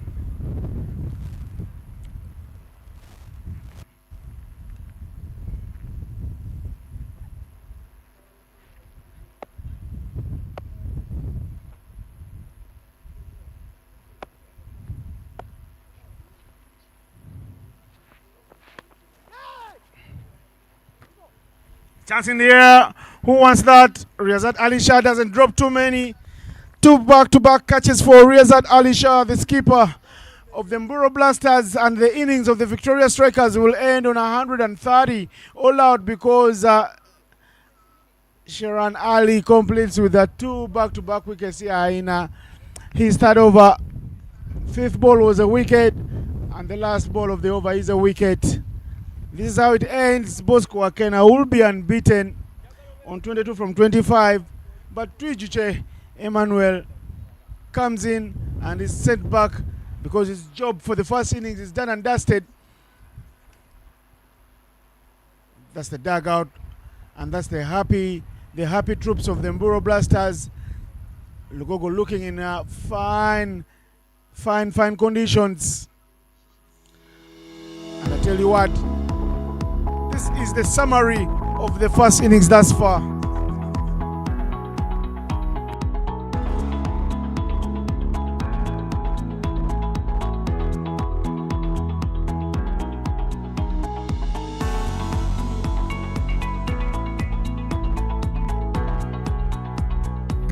Yes, they end on 131 all out here. The Victoria Strikers being asked to bat first by the Mburo Blasters keeper, Rezad Ali Shah, and Pius Oloka, who was looking like he had them by the throat, scoring a quick fire 34 from 16. Amos Ahura was on fire, and he had 25 from 18 balls. But Bosco Akena at the very end there, he nudged around for 22 from 25.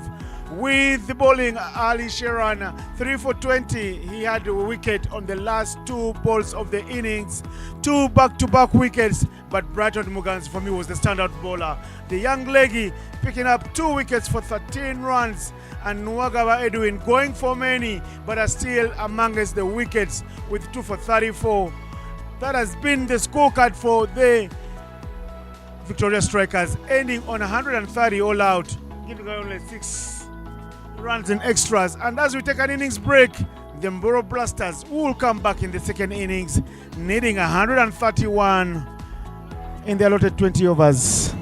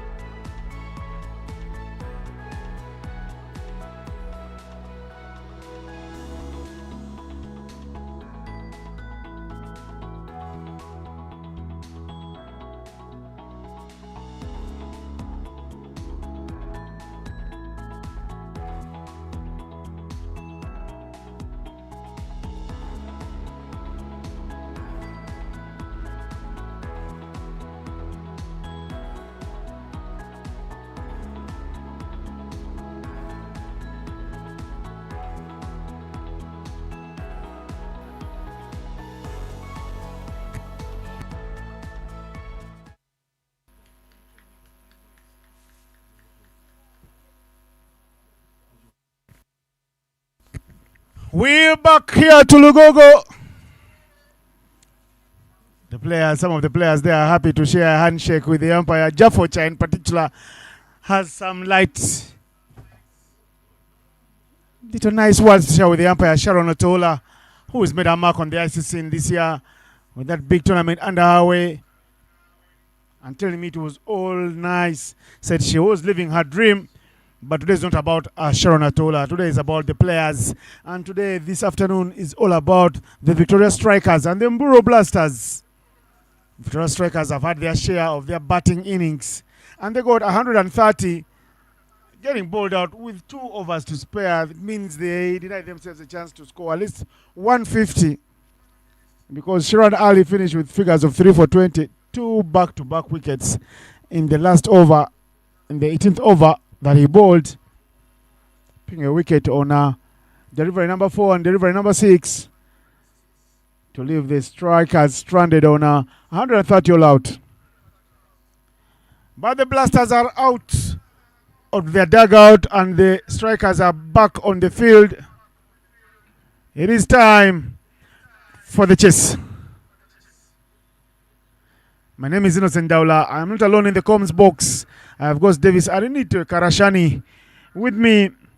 Davis, what do you make of the first innings and what's your ideal way of going about things in the second innings for the Blasters? Well, thanks a lot, Innocent. Pleasure to be here as well in the comms box. And again, I'd like to thank whoever is watching this particular stream from wherever you are in the world.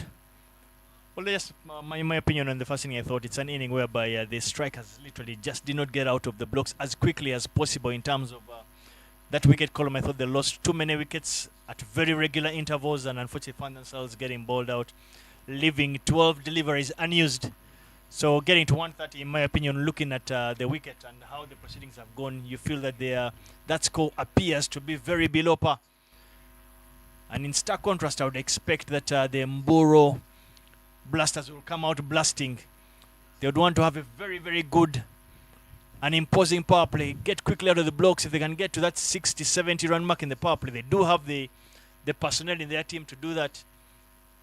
Thought the outfield is lightning quick. The wicket has looked all right. Clear skies, perfect conditions for batting. So for me, I would think it's going to be an easy run chase for Mburo Blasters. Shazad Khan is at the done strikers end. And Charles Musemeza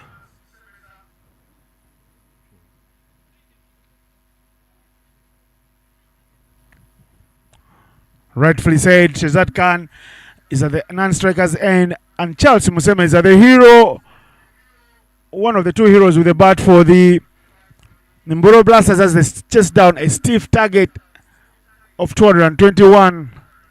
We'll face the first delivery from a man who made his debut for Uganda a month ago in the city of Mumbai. And it was very impressive with a new ball.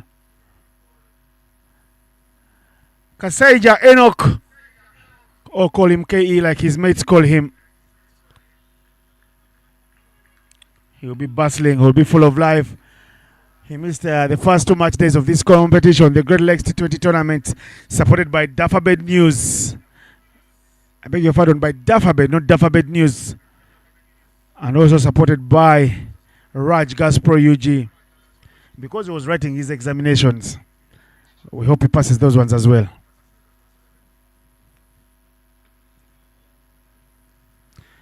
Guided to find third man of the mark things there for Charles Musemeza, who has played some industrious knocks in this tournament thus far. And I'm a little bit surprised that there is no slip fielder, especially when you feel like they're defending just 131 runs. In my books, that for me already becomes a wicket-taking game. For the Victoria Strikers to be able to win this particular game, they need to take 10 wickets. And one of the easiest ways to pick up wickets is literally setting attacking fields and bowling to those particular plans that will create wicket-taking opportunities. That's why I felt that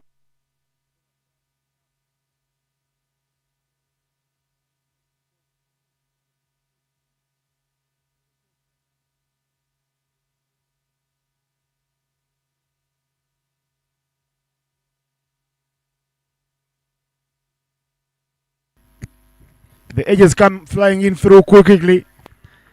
Simon says as the keeper won't be enough. Especially if the edges are as exquisite as the ones Abu Seguya played this morning. There you go. Some good pace.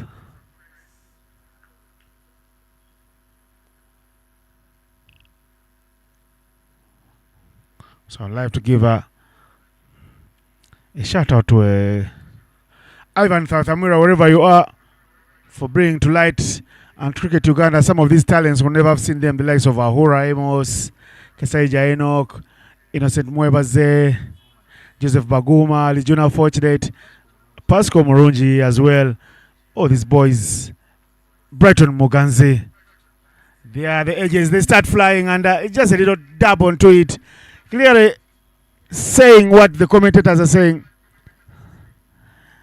We're not the captains of the day, but one of them in the comments box here is a famous former captain of the Cricket Cranes. He said exactly that. Slipfielder would have done a good job on this one, but they still don't employ anyone. And if the dubs do continue like that, well, the chase will be done and dusted without a real fist of a fight from the Mburo Blasters.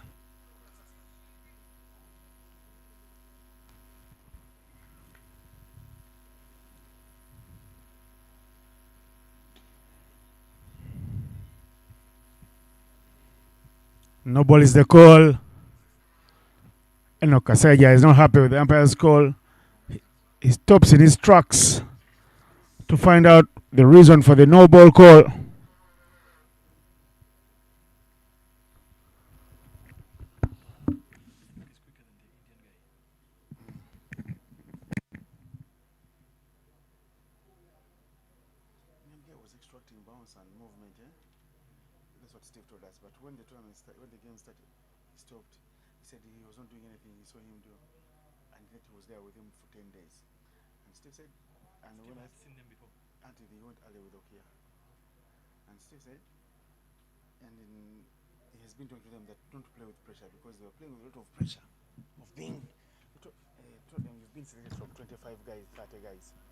So how can you were there for what you guys try your list every day to scout those three, to pick three? Yes, that's a very good question. So to them, why are you taking pressure? If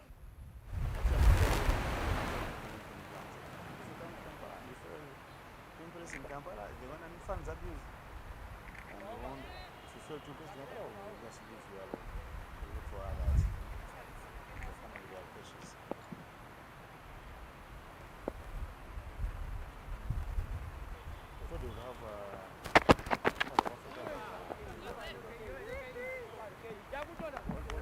Interesting line there from Kasaija Enoch, bowling slightly on the shorter side, but fortunately for the Mboro Blasters, they get out of that over unscratched. Score is 6 for no loss after 1.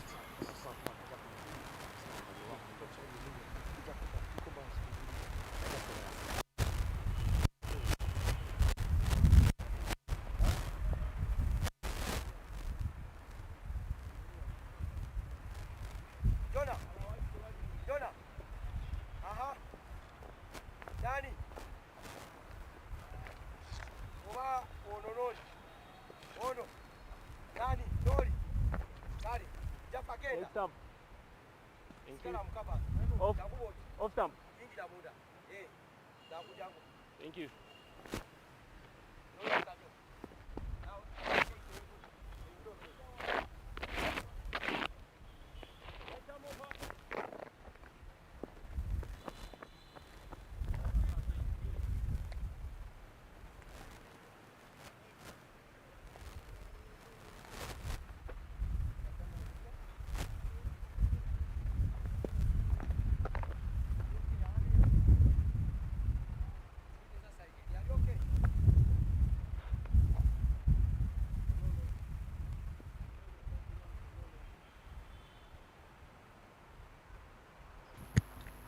Jonathan Kiza. It's been a while since he played this type of elite cricket. He's the man coming through from the Java House end. Charles Musemeza swivels and pulls. The chase is on. The chase is in vain. You can run after that one. Do never stop it. Pius Oloka on the chase.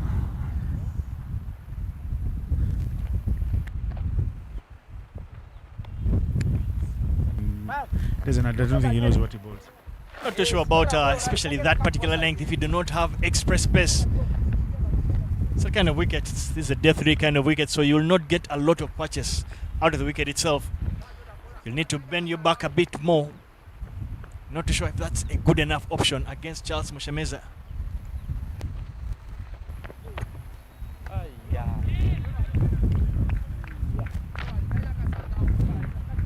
It's still worried about that particular length, especially because Jonathan is not exactly very quick. I feel like that length will not challenge Charles Musemeza. And importantly for the victorious strikers, for them to have any meaningful chance of winning this particular game, they need to find a way of picking some early wickets and keeping the batters of Lake Mburo very quiet. That will run. Eric Mukisa, give up, man. Give up already. Just using the pace of Jonathan Kiza. Charles Musemeza, very intentional. And that's once that bisected the two fielders, the keeper and the fielder, Eric Mukisa. It was always going to be a boundary. And if you are anticipating of a big dive from Simon Sesaz, give up as well.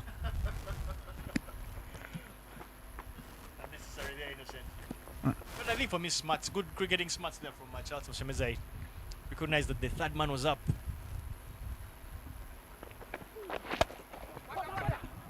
Taken!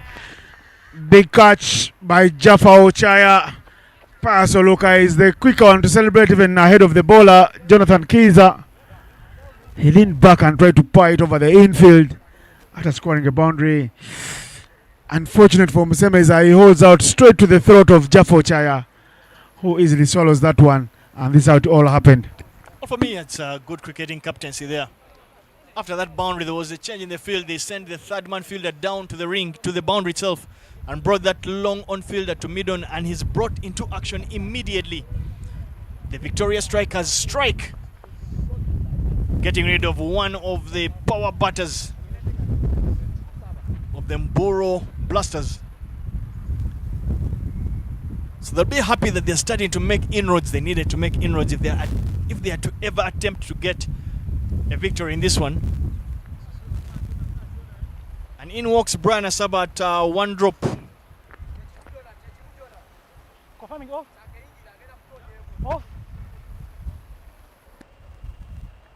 Leg.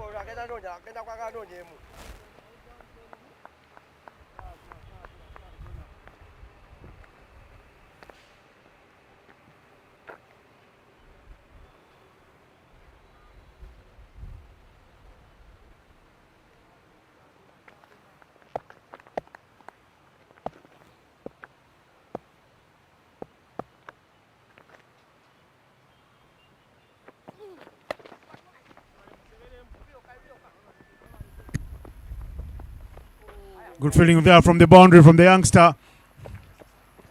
And it's another good over here that has come to an end. There is a wicket from Jonathan Kiza. 1 for 9 in the first. Brana Saba joins Shazad Khan and is off the mark immediately. We know he can bowl. He only had to bowl one ball for the injured man. Hopefully see him to come out to bat the big boy Golam Honzai, who admitted as he walked past the commentator's tent that I am an old man now. And cricket is no game for old men. Unless you're playing in the 50 over league, in the 50 plus league for the oldies.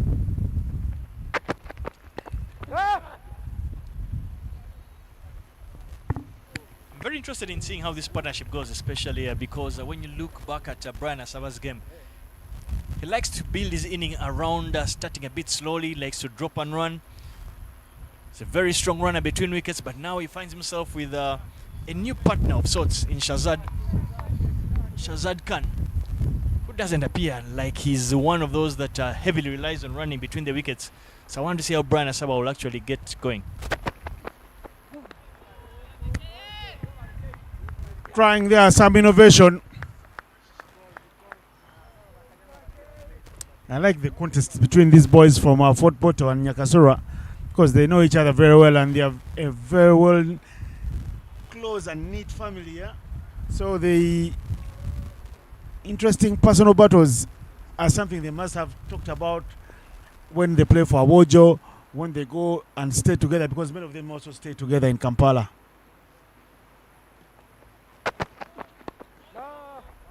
Touch and go, no real where to go. Kaseja using his pace and his straight lines to ask the questions. And the onus is on the batters to take him on. He suffered a boundary in the first over he bowled, but he didn't have much to do about that one.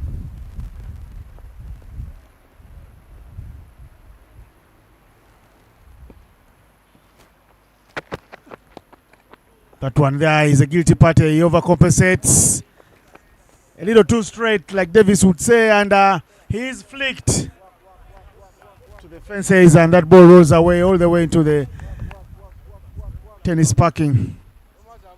A little bit surprised by the fielder down there at square leg. He seems a lot more in front of square. And you feel that because Kasaja bowls at some reasonably expressed space, you'd want to see that fielder behind square on that onside. But good easy pickings there for Brian Asaba.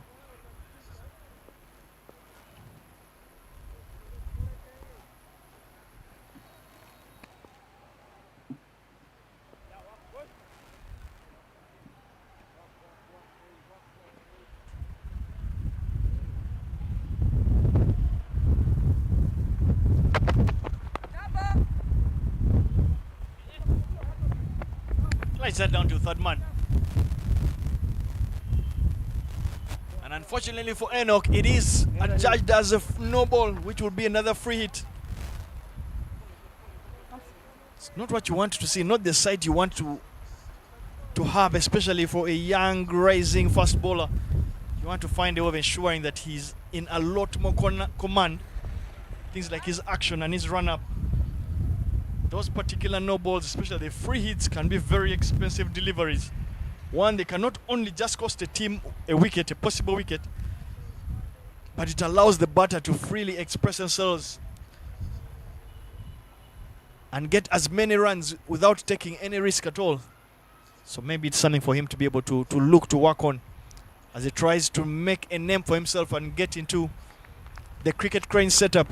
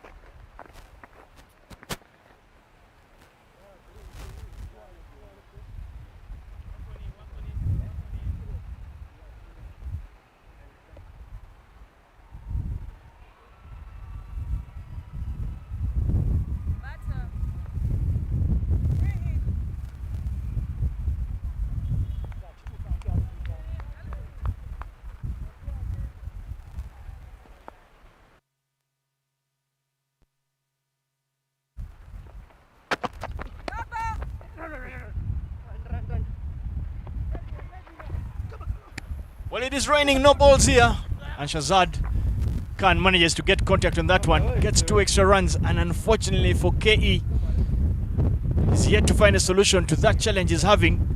That has been adjudged as another no ball. Sometimes I'm not too sure what the bowlers are looking at down there. You look at the crease. There he's looking together with think Paya Soloka is the other individual there. First step, First step otandikira counting one step there. But well, I guess he's opted to go with the remeasuring his run-up as a possible solution to the challenge he's having right now.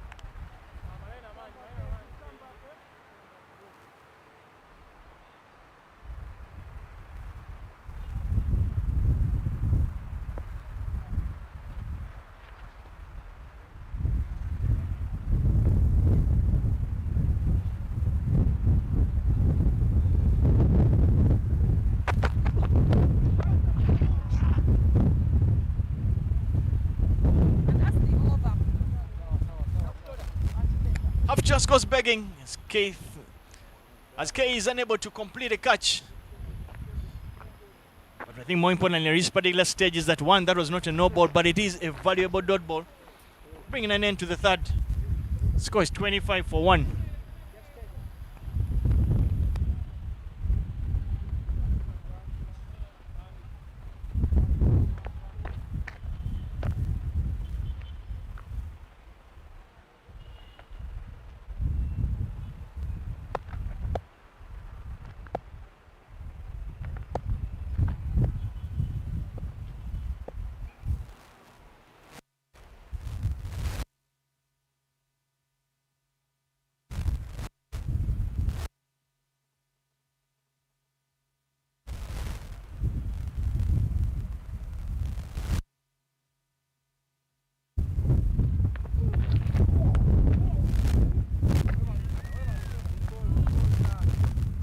Good pass there from Machiza Jonathan, managing to extract something out of the wicket.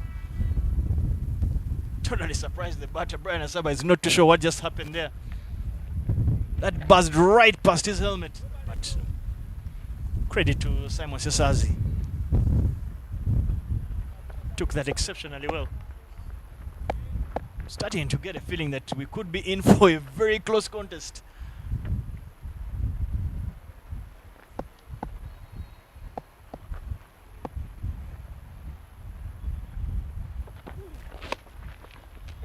Follows it up with a slower ball, but this time around, unfortunately for him, the fielder Paya Soloka is unable to keep that in, and that is adjudged a 6. Rana Saba there going for broke, and I'm happy with the sportsmanship shown by Paya Soloka. Although he put it back into the field of play, he acknowledges that he was already out of the park. 6 runs, and he's being chopped up by his teammates from his Ismaili community, telling him he wants to catch sixes. Now this is a chance. Oloka. What a catch. He swallows it nicely. Just after getting some lip service from his teammates on the boundary ropes, who he plays with club cricket. Swallows a big catch pass Oloka, and he gets a bear hug from Jonathan Kiza. Jonathan Kiza feels like a man who's just robbed the bank of some gold, not money, because he picked up a wicket of a man who just pummeled him for a 6. And the next delivery this is what happens. Same ball, same shot, but no real connection. The diving effort sideways after running in front like 10 to 15 yards. The dismissal. Yet again, beaten for pace there. But is that athleticism down there by Paya Soloka? He had to put in there a couple of yards. And more importantly, when the ball entered those bucket hands of his, he was able to close that and ensure the ball doesn't pop out. Excellently taken down there by that young Paya Soloka. Great to see. He's a fantastic athlete. He's a 3-dimensional cricketer. Very good with bat in hand. We did see that earlier on. We are yet to see him with ball in hand, but he's also an electric fielder. So it's good to see him put his skills on full display. But in walks the Riazat Alisha, the captain of the Mburu Blasters. He walks in with 100, the only 100 in the tournament. But you'll know that it is a new day and he is on 0 at this particular stage.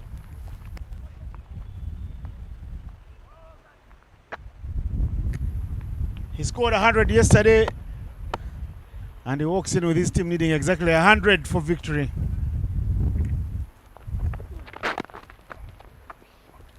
Flicked. Finer. The man on form, the captain of Cricket Crane, starts his innings with a boundary. A little too straight from Jonah, and he's helped along nicely as Rezat Alisha just turns round the corner for 4.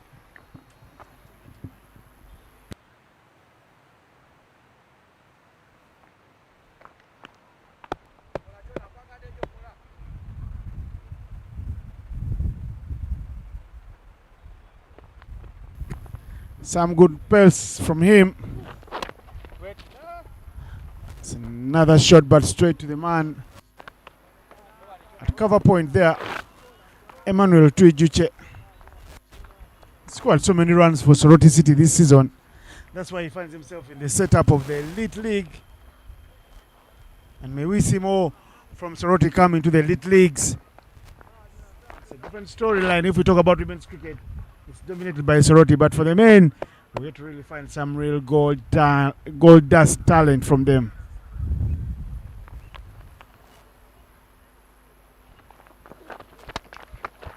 Uppercut. Rezat Alisha. Look at that timing. Look at the audacity. And he dispatches that one there with total disdain. No respect to the bowler from Rizzo. Short and wide delivery, but he hits it to the hardest place on the cricket field to hit for 6. That is the quality that Rezat Alisha does possess. And his ability not to shy away from big moments of responsibility is yet another attribute he does carry in him. And with that maximum, brings an end to the 4th. The Mboro Blasters are 42 for 2.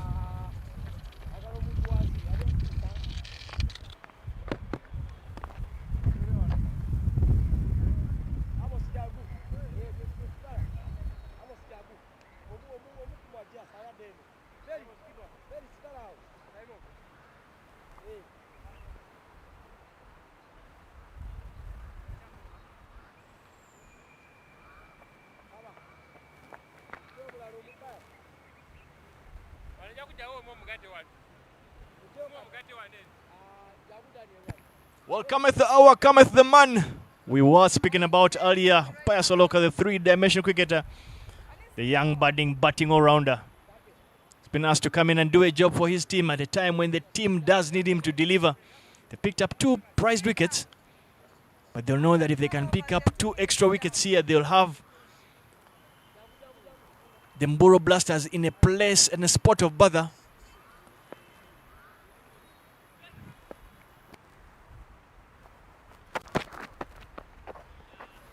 Starts off with a beautiful slower delivery.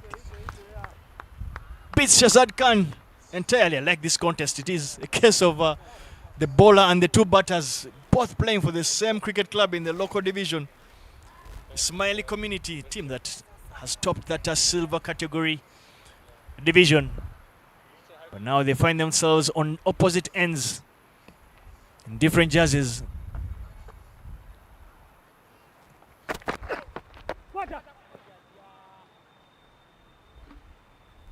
Short and wide delivery, gets the treatment it deserved. Another beautiful shot, cuts that over the infield, but not just over the infield, but over the boundary, the long boundary. More often than not, those are qualities of good batsmen.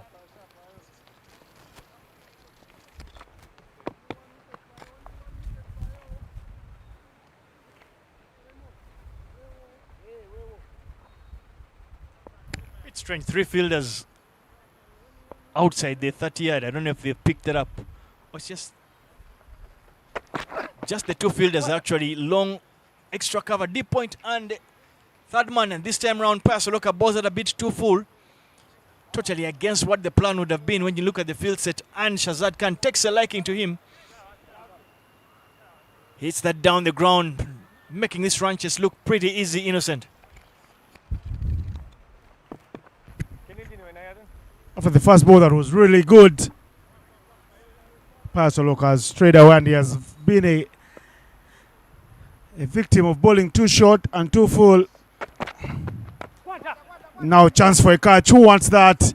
Does that go all the way? Yes, just over the fielder. He's very lucky, man.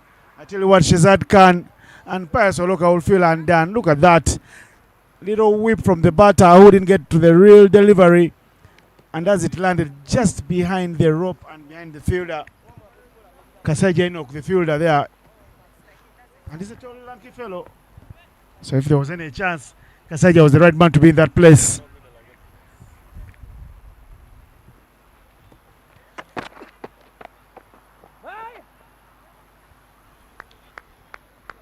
Azad Khan. Sorry, Azad Alisha play one shot for 6. He said, time for me to unleash also my full array of strokes. Oloka's first over has already disappeared for 16 with the ball to be bowled. Finally, there is a chance. Who wants that? Who wants that? 3 men converge around, nobody calling. And they parry it not for 1 run, but for 2 runs. Comedy of errors. All guilty parties, the youngsters from Bosco Akena to Muhumuza Daniel and Amos Ahura. They wish the ground can swallow them because that is shameful. Horrible side there from the 3 fielders. A holy trinity, not looking holy at all. As that's cost the team a very valuable wicket, especially of a batter who is now on 24 of 16 deliveries. First dropped opportunity to survive in the match, but it will be a costly one, especially the fact that they're just defending 131.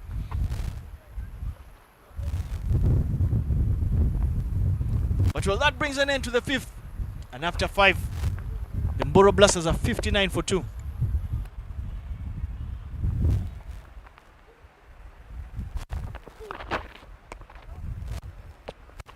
Wides it is.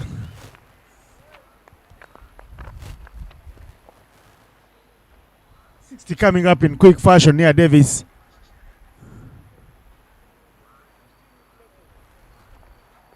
They are moving at 12 per over. The Mboro Blasters.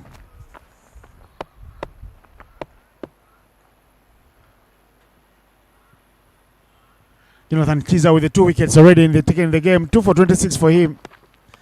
More wides on offer. One after another. Keeper Simon says as he does well to carry it off. Would have been 4 wides.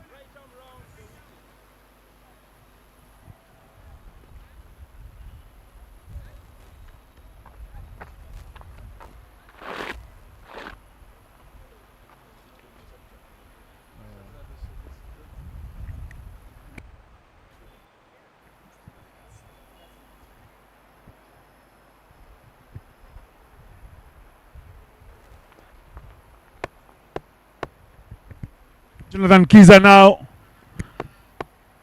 tries to overthink things and goes round the wicket.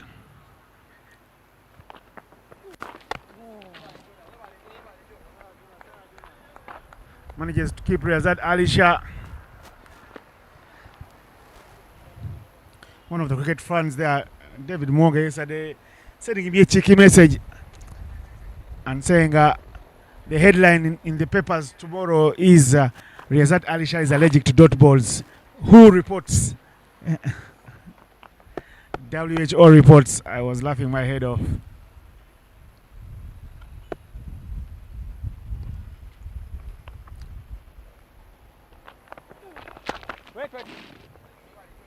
Well, a fine stop now here. The throw a bit erratic from Daniel. But Bosco Akena puts his body on the line to carry it off.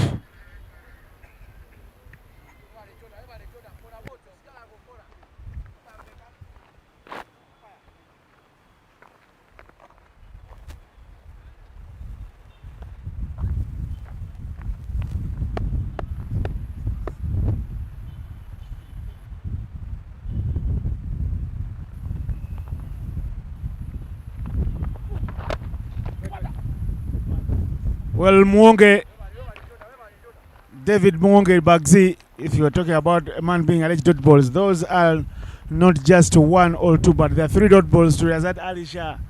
And they are from the man.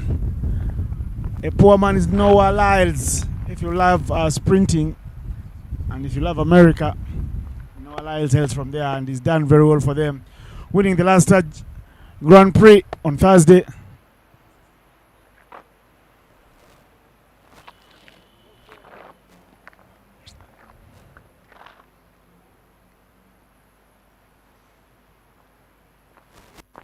The figures of the bowlers have been dismembered. 2 for 27 for Jonah in 2 overs. And that's a short ball, and that is clapped straight to the changing room, I say, for the workers of Copper Chimney. Because when you look there, you see some uniforms hanging around there.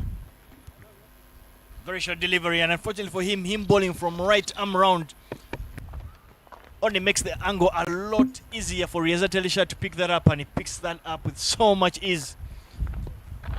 Riyazat Ali Shah is in a hurry yet again. He's 16 off 7. Yet he faced 3 dot balls in a row before that maximum.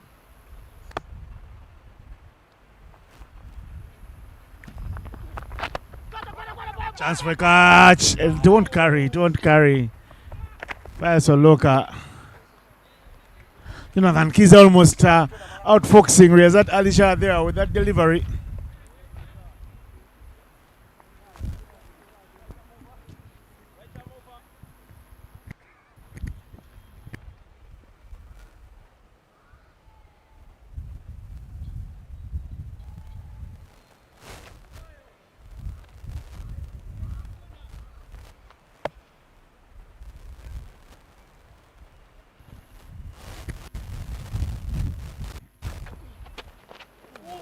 Shazad Khan shaping for a big cut shot.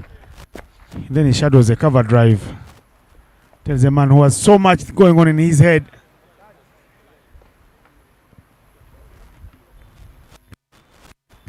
And that's the end of the power play. And at the end of 6 overs, the Mburo Blasters are blasting their way to the finish line at 68 for 2.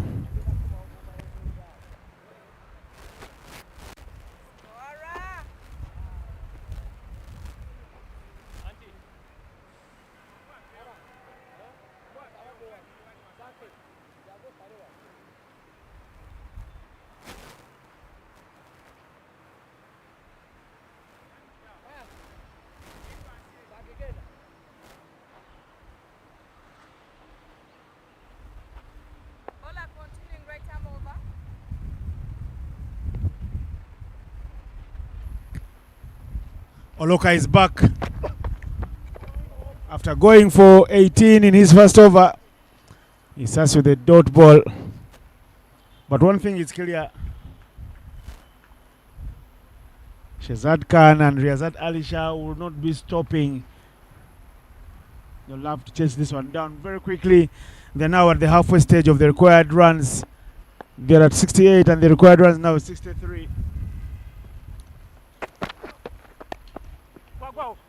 An authoritative punch in the covers. Sorry. 1 run on offer. Kaseja Enoch with the fielding duties.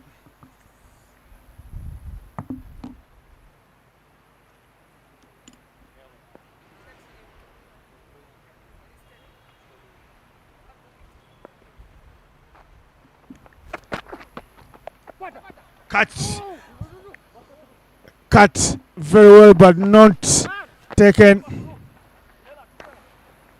As that Ali Shah says, Shazad Khan, relax, hold your horses. You just been dropped, don't try to take off a single.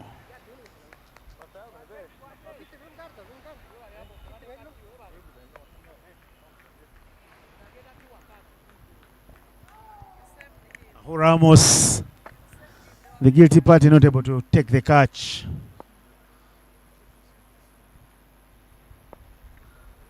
Davis reminds me, look at this. This is a lot of flight on this one. And see how it travels all the way into Ginger Road. That's what happens when you drop a man. You're immediately made to pay the price. And Davis Karashani reminds me that it is Amos Ahura, the only man dropping catches this match. In the morning, we saw at least 11 put down by the two teams. A combined 11.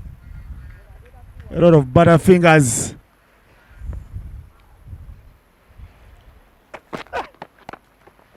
This time round, he swivels across the line.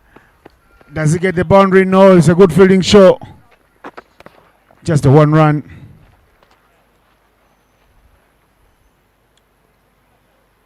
Perry Wazombe. He's been quiet all innings.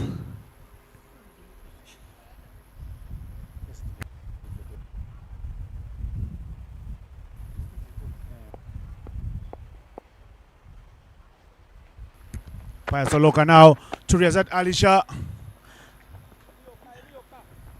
Riazat Alisha, I think, takes his title as captain a little too seriously, because he's a real flight captain when he comes out batting. He always means business, and that's a good thing about him.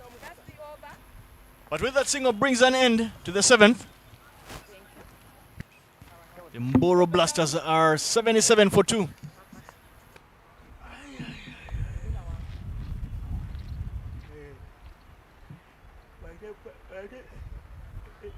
If it's the game, I spin one from one end, another from another end.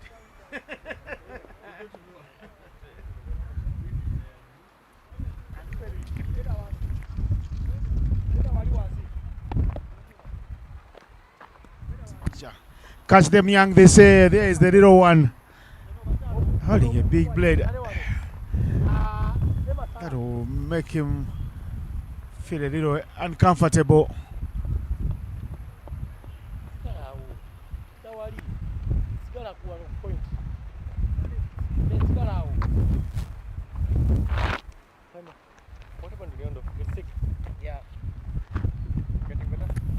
Perry Wazombe is going to come through with some spinners. But if he strays away from the lines, or if he gives Riazat Alisha a chance to free his arms, believe me, Riazat Alisha is going to go for it. 77 for 2 after 7. They're moving up at 11 per over, and they need just 4 runs every over, but they won't be looking at the required rate.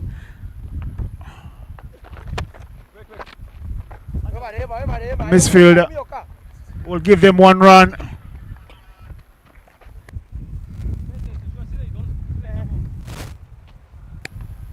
Interesting choice for me, Innocent, that the fact that they've gone to Wazombe Perry ahead of Eric Mukisa for a spin bowling option.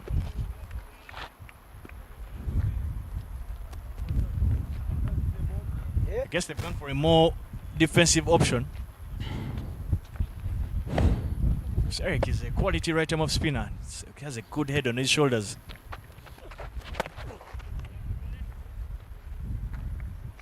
Shazad Khan is playing 1,001 shots every ball he faces. That could be detrimental to his innings. He's done well. He's on 31 from 22, but looks like he's on a mission. He's saying his mission is that I don't want Riazat Alisha to catch up with me. Perry Wazombe being very smart and winning the battle thus far. 3 dot balls to Riazat. And even a good ball now. They will only take 1 because everyone will have to see Riazat Alisha tackle the bowling of Perry and what he does with this final ball of the over. Perry Wazombe does well, and it's cut off. Isn't it the best over that the Victoria Strikers have bowled? It goes for only 3 runs, 2 off the bat of Riazat Alisha and 1 off the bat of Shazad Khan. 80 for 2 after 8.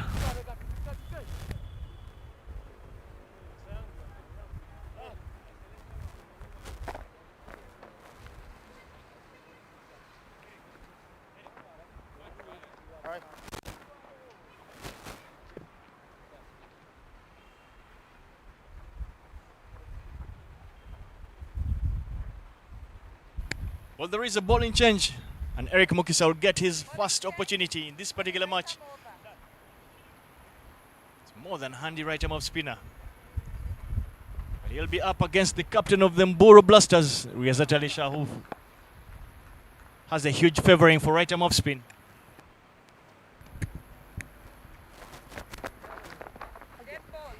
Youngsters know how to play a few mind games with the national skipper. National skipper is always wearing a smile on his face. It's hard to know if he's really angry at any one time. I like how he plays. If you bowl rightly to him, he'll give you all the respect in the world. If you bowl loose and as all you pitch up in his zone, you'll disappear in the wilderness. Chance for a catch. Dropped by unlikely. Yes, no, this is the man who's been dropping the catches. This is now Ochaya. You don't drop Riyazat Ali Shah. You're dropping a match winner, an ingrained match winner. And look at how the dugout of the Mburu Blasters heaves a sigh of relief. Drops him and goes for 4. And what he does is he cuts loose now with a big cover drive, and they're back for the second. So young man who could have had a wicket over Riyazat Ali Shah to his name ends up now going for many more after this. Well done to you, Mukisa Eric, but unfortunately that effort is not recorded anywhere in the scorebook.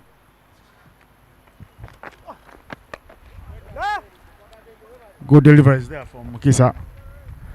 I like the fact that Riyazat Ali Shah doesn't try to hit everything out of the park. He realizes the danger of what if he goes with 50 runs required and his team folds. He could be the man to blame, but this is hit with class. Hit straight to the dugout here. Not just the dugout, but the broadcast area for the commentators. And it's 4 runs to the total. The Victoria Strikers will pay the price for dropping a match winner in Riyazat Ali Shah.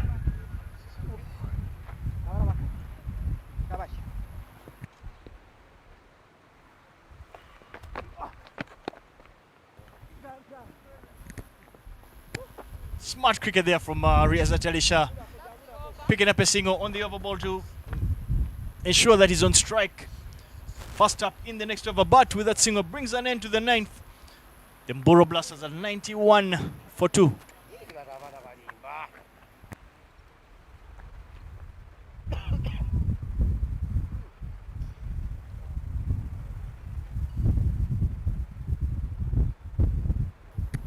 It's a Sunday, and Sunday means a day out. Look at the families have come out to watch the cricket. After a good meal at Copper Chimney, who serve arguably one of the best buffets in Kampala on Sunday. You can catch the cricket free of charge from a VIP seat.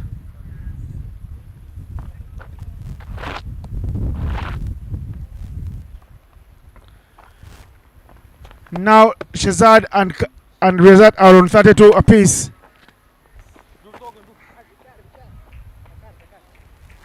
Perry licks his first boundary. Nothing with the bowling to be blamed about for Perry. So that Ali Shah's shot where he plays and finishes with the wrist work that dissects the fielders and crosses the boundary. Short ball hit over the fielder in the covers. Twijiche Emmanuel. He can't do anything. He can't do much. You can't stop that.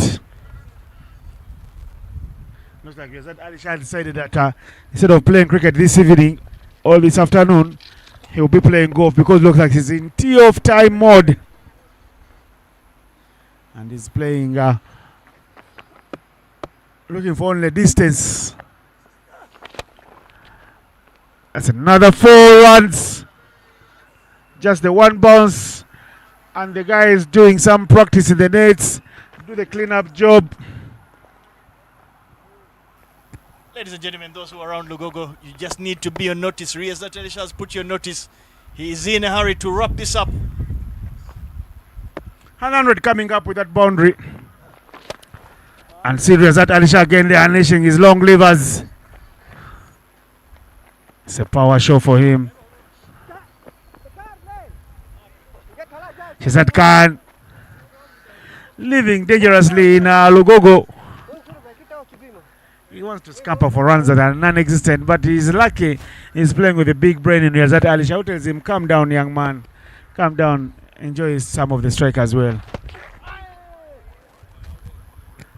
Shazad Khan should just simply look to enjoy the best seat in the house. As Riyazat Alisha puts on a display, a magnificent display of power hitting. His 45 of 23 deliveries. Sanas have always felt with the elegance with which he bats, you get a feeling he's probably batting with a lawn tennis racket. The ease with which he's able to put away bad deliveries and find those gaps. But that single from Shazad brings an end to the 10th, and at the halfway stage of this Mburo inning, Mburo are 104 for the loss of 2.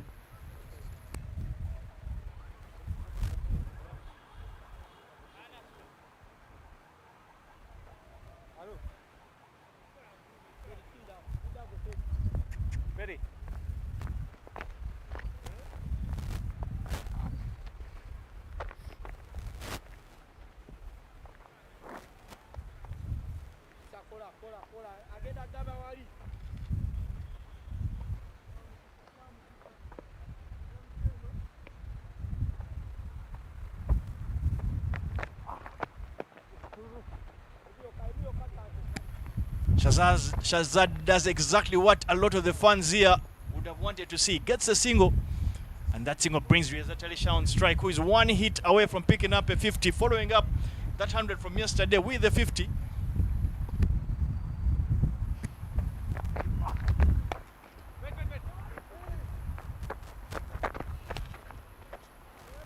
Shazad Khan always looking like he wants to take off quickly.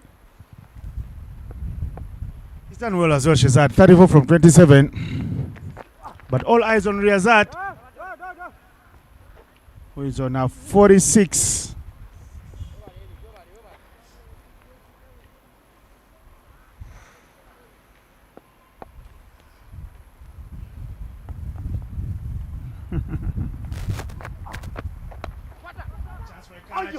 It is spilled. Daniel Muhumuza is a guilty party, but these ones are traveling. So these catches leave you bruised. And when I used to play a lot more than I do now, the catches that you drop are the ones you feel the hands very hot. Shazad hitting this one down to Payasoloka, who is sweeping the boundary at long on. We'll continue to thank the fans that have actually trickled in to come and watch this particular clash on match day number 3. But a lot more respect to those that are watching this stream from wherever you are in the world. Run out opportunity. Fortunately for Shazad, he does make it home and dry, and with the double brings an end to the 11th. Scores 110 for the loss of 2.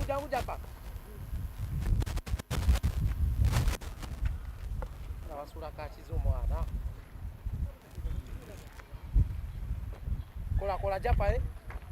Goge no funo no. Ke ikenda. Ah jangua no. Peri. 20.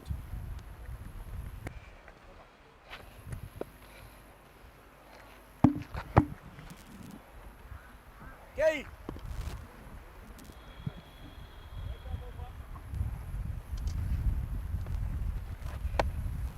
After putting down the big man, Riyazat Alisha, Simon Sesas rewards Jafo Chaya with a chance to bowl at the two batsmen whose blades are very hot.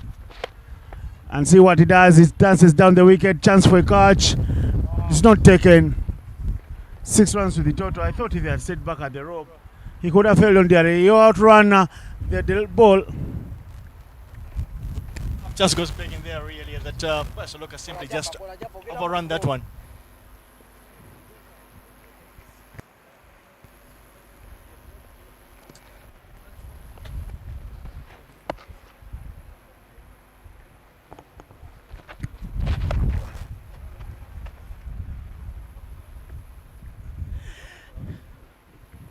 Big six on the onside and the big six on the offside. A little swivel and the switch hit unleashed there by Shazad Khan, who follows the delivery as it was trying to go for wides. Jafo Chaya long overloading. 6-6, and there is Don Phil Mugabe, the tournament photographer, looking at the images taken so far. And this is the sweep. KE with the fielding at the boundary. And after facing 3 deliveries that have gone for 13 runs, Shazad Khan is kind enough to give the strike to Riz and says, get your 50 early side, I can also get mine, because there are only 8 runs remaining for victory. Riyazat Ali Shah dances down the wicket, and that is a 6. The 50 is up for Riyazat Ali Shah. The captain of the cricket cranes will celebrate another famous knock here in Lugogo.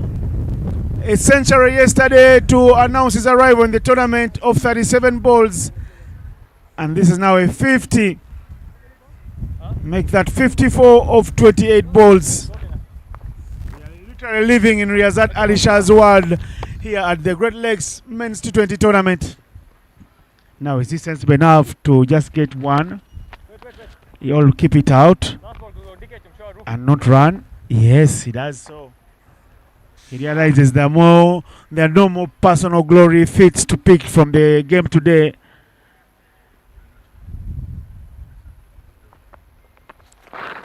He lets that one go. Well left, test match special.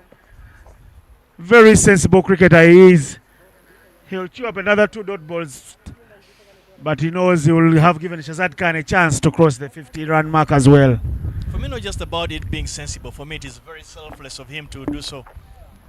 To allow that his striker will take a little bit of a hit, but give his colleague an opportunity to pick up their first 50 in their, actually, it's a debut match in franchise cricket.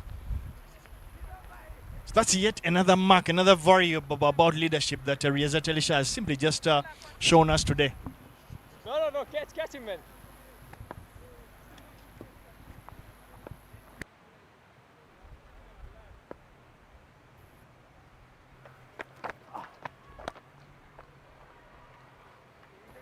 And there is it, game, set and match. Shazad Khan just does copy and paste from Riyazat Ali Shah to end on 54 as well. 54 from 32 for him. And there is how it ends up. A 9-wicket victory for the Mburo Blasters yesterday. And today they have blasted away the Victoria Strikers by 8 wickets. So 2 emphatic victories for the Mburo Blasters. They will shake hands with the Victoria Strikers, but clearly on the day, the Strikers were second best. Even lightning could have struck them, but the lightning came in form of the Mburo Blasters. Look at this. They just done 135 in 12.1 overs.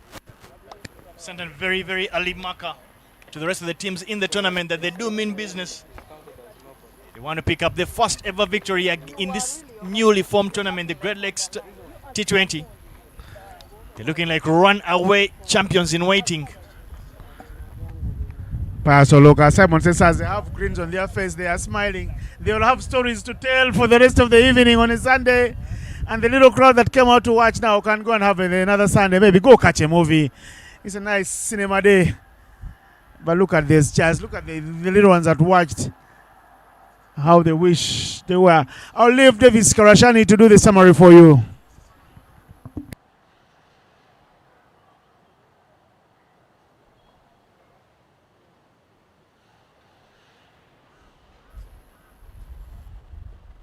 Looking at the match summary there, the Victoria Strikers were tucked into bat first pass. So look, I got 34 for 16.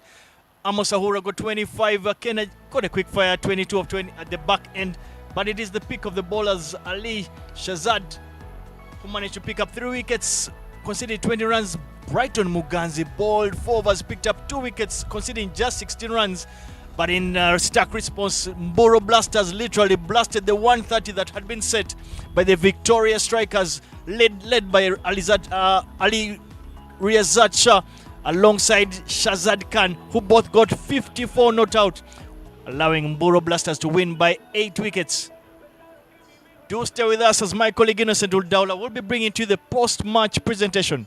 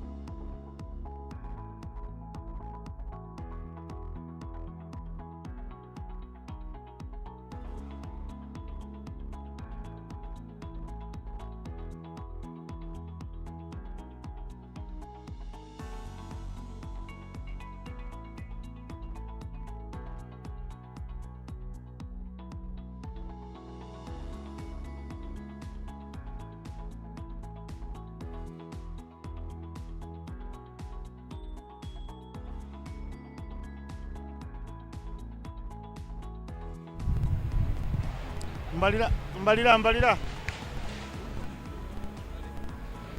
Good evening, ladies and gentlemen, watching us from the Pearl of Africa. This is the post-match presentation on match day number 3, game number 6 of the Great Lakes Men's T20. It's been a beautiful game played between the Victoria Strikers and the Mburo Blasters. Of course, the Victoria Strikers are batting first after they were stuck in by the captain of the Mburo Blasters, Razat Ali Shah. They got 130. Of course, they are starting out in their innings.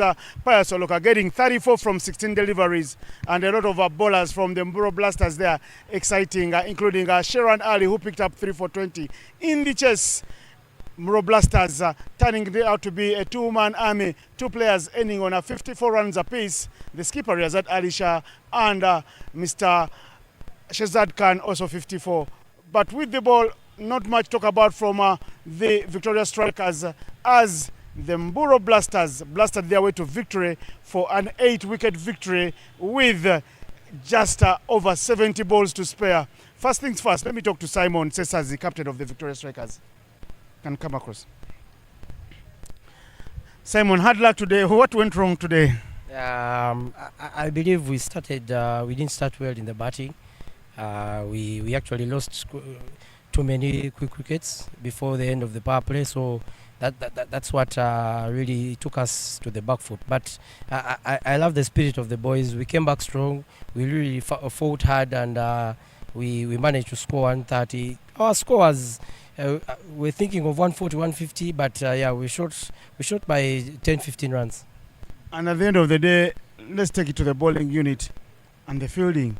A lot of lapses in the concentration. Yeah, the boys are. I don't know what happened today. We are dropping a lot of catches, and the people we dropped, the two guys we dropped, and they're the ones that finished the game. So we always say catches win matches, but I don't know. It's something we need to learn from. So I guess tomorrow we will come back better. What do you promise to your fans tomorrow, because you have another game? I promise good things only. It won't be easy, but I promise we'll bounce back better and win all the other games. Thank you very much, Simon. Thank you so much. You heard it from Simon Sesazi there saying they will bounce back stronger. And right now it's the time to talk to Riazat Alisha, the winning captain. Good game, Riazat Alisha. What are the talking points for you and the lessons you pick out from this victory? Because they say many times when a team wins, they don't learn anything. Is there anything for you guys to learn today? Because the victory is as big as it was yesterday. Yesterday, 9-wicket victory, today, 8-wicket victory.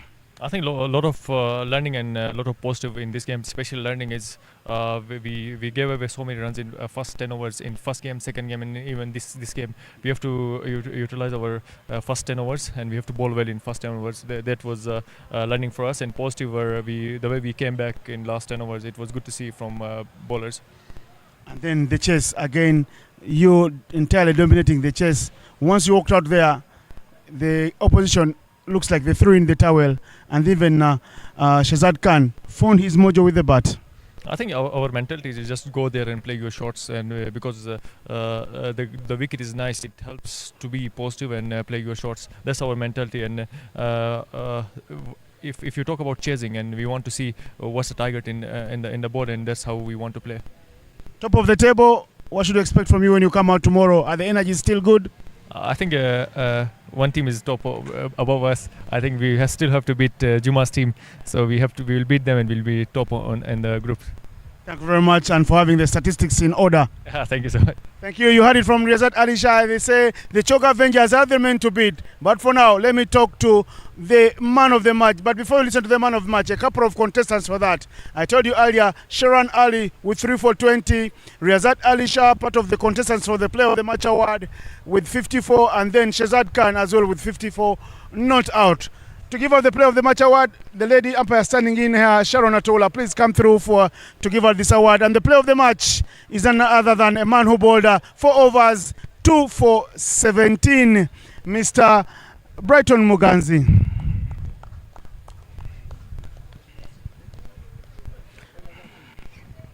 Your Player of the Match award. Don't be shy, there is some money for you. Yes, you can smile. Thank you very much, Sharon. Brighton, very well bowled. How did you go about your bowling today? It's very tough to bowl leg spin, only as leg spinners, but as well as being very tight and having a lot of good control.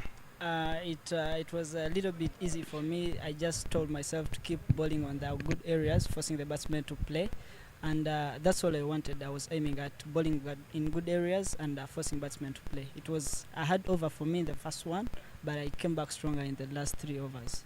Tell us about your feeling as well. You've been very electric and feeling with verve and skill and all over the place. Yeah, in such games, T20 is an intense format, so you have to give 100% in everything you do. That's what I was focusing on, giving 100% every time I failed and giving my best to the team. Will you do the same when you get another chance? Of course, yes. Hopefully, yes. Thank you very much and enjoy your play of match award. Thank you too. You heard it from Brighton Muganzi. They are saying if he gets a chance to play, he will do the same. And he's been part of the Mburo Blasters and given his team a chance to believe. What a spell from him and what a show from the Mburo Blasters, who blasted their way to victory by 8 wickets in 12.1 overs. Innocent Daula at the presentation. We'll see you tomorrow with a match day number 4.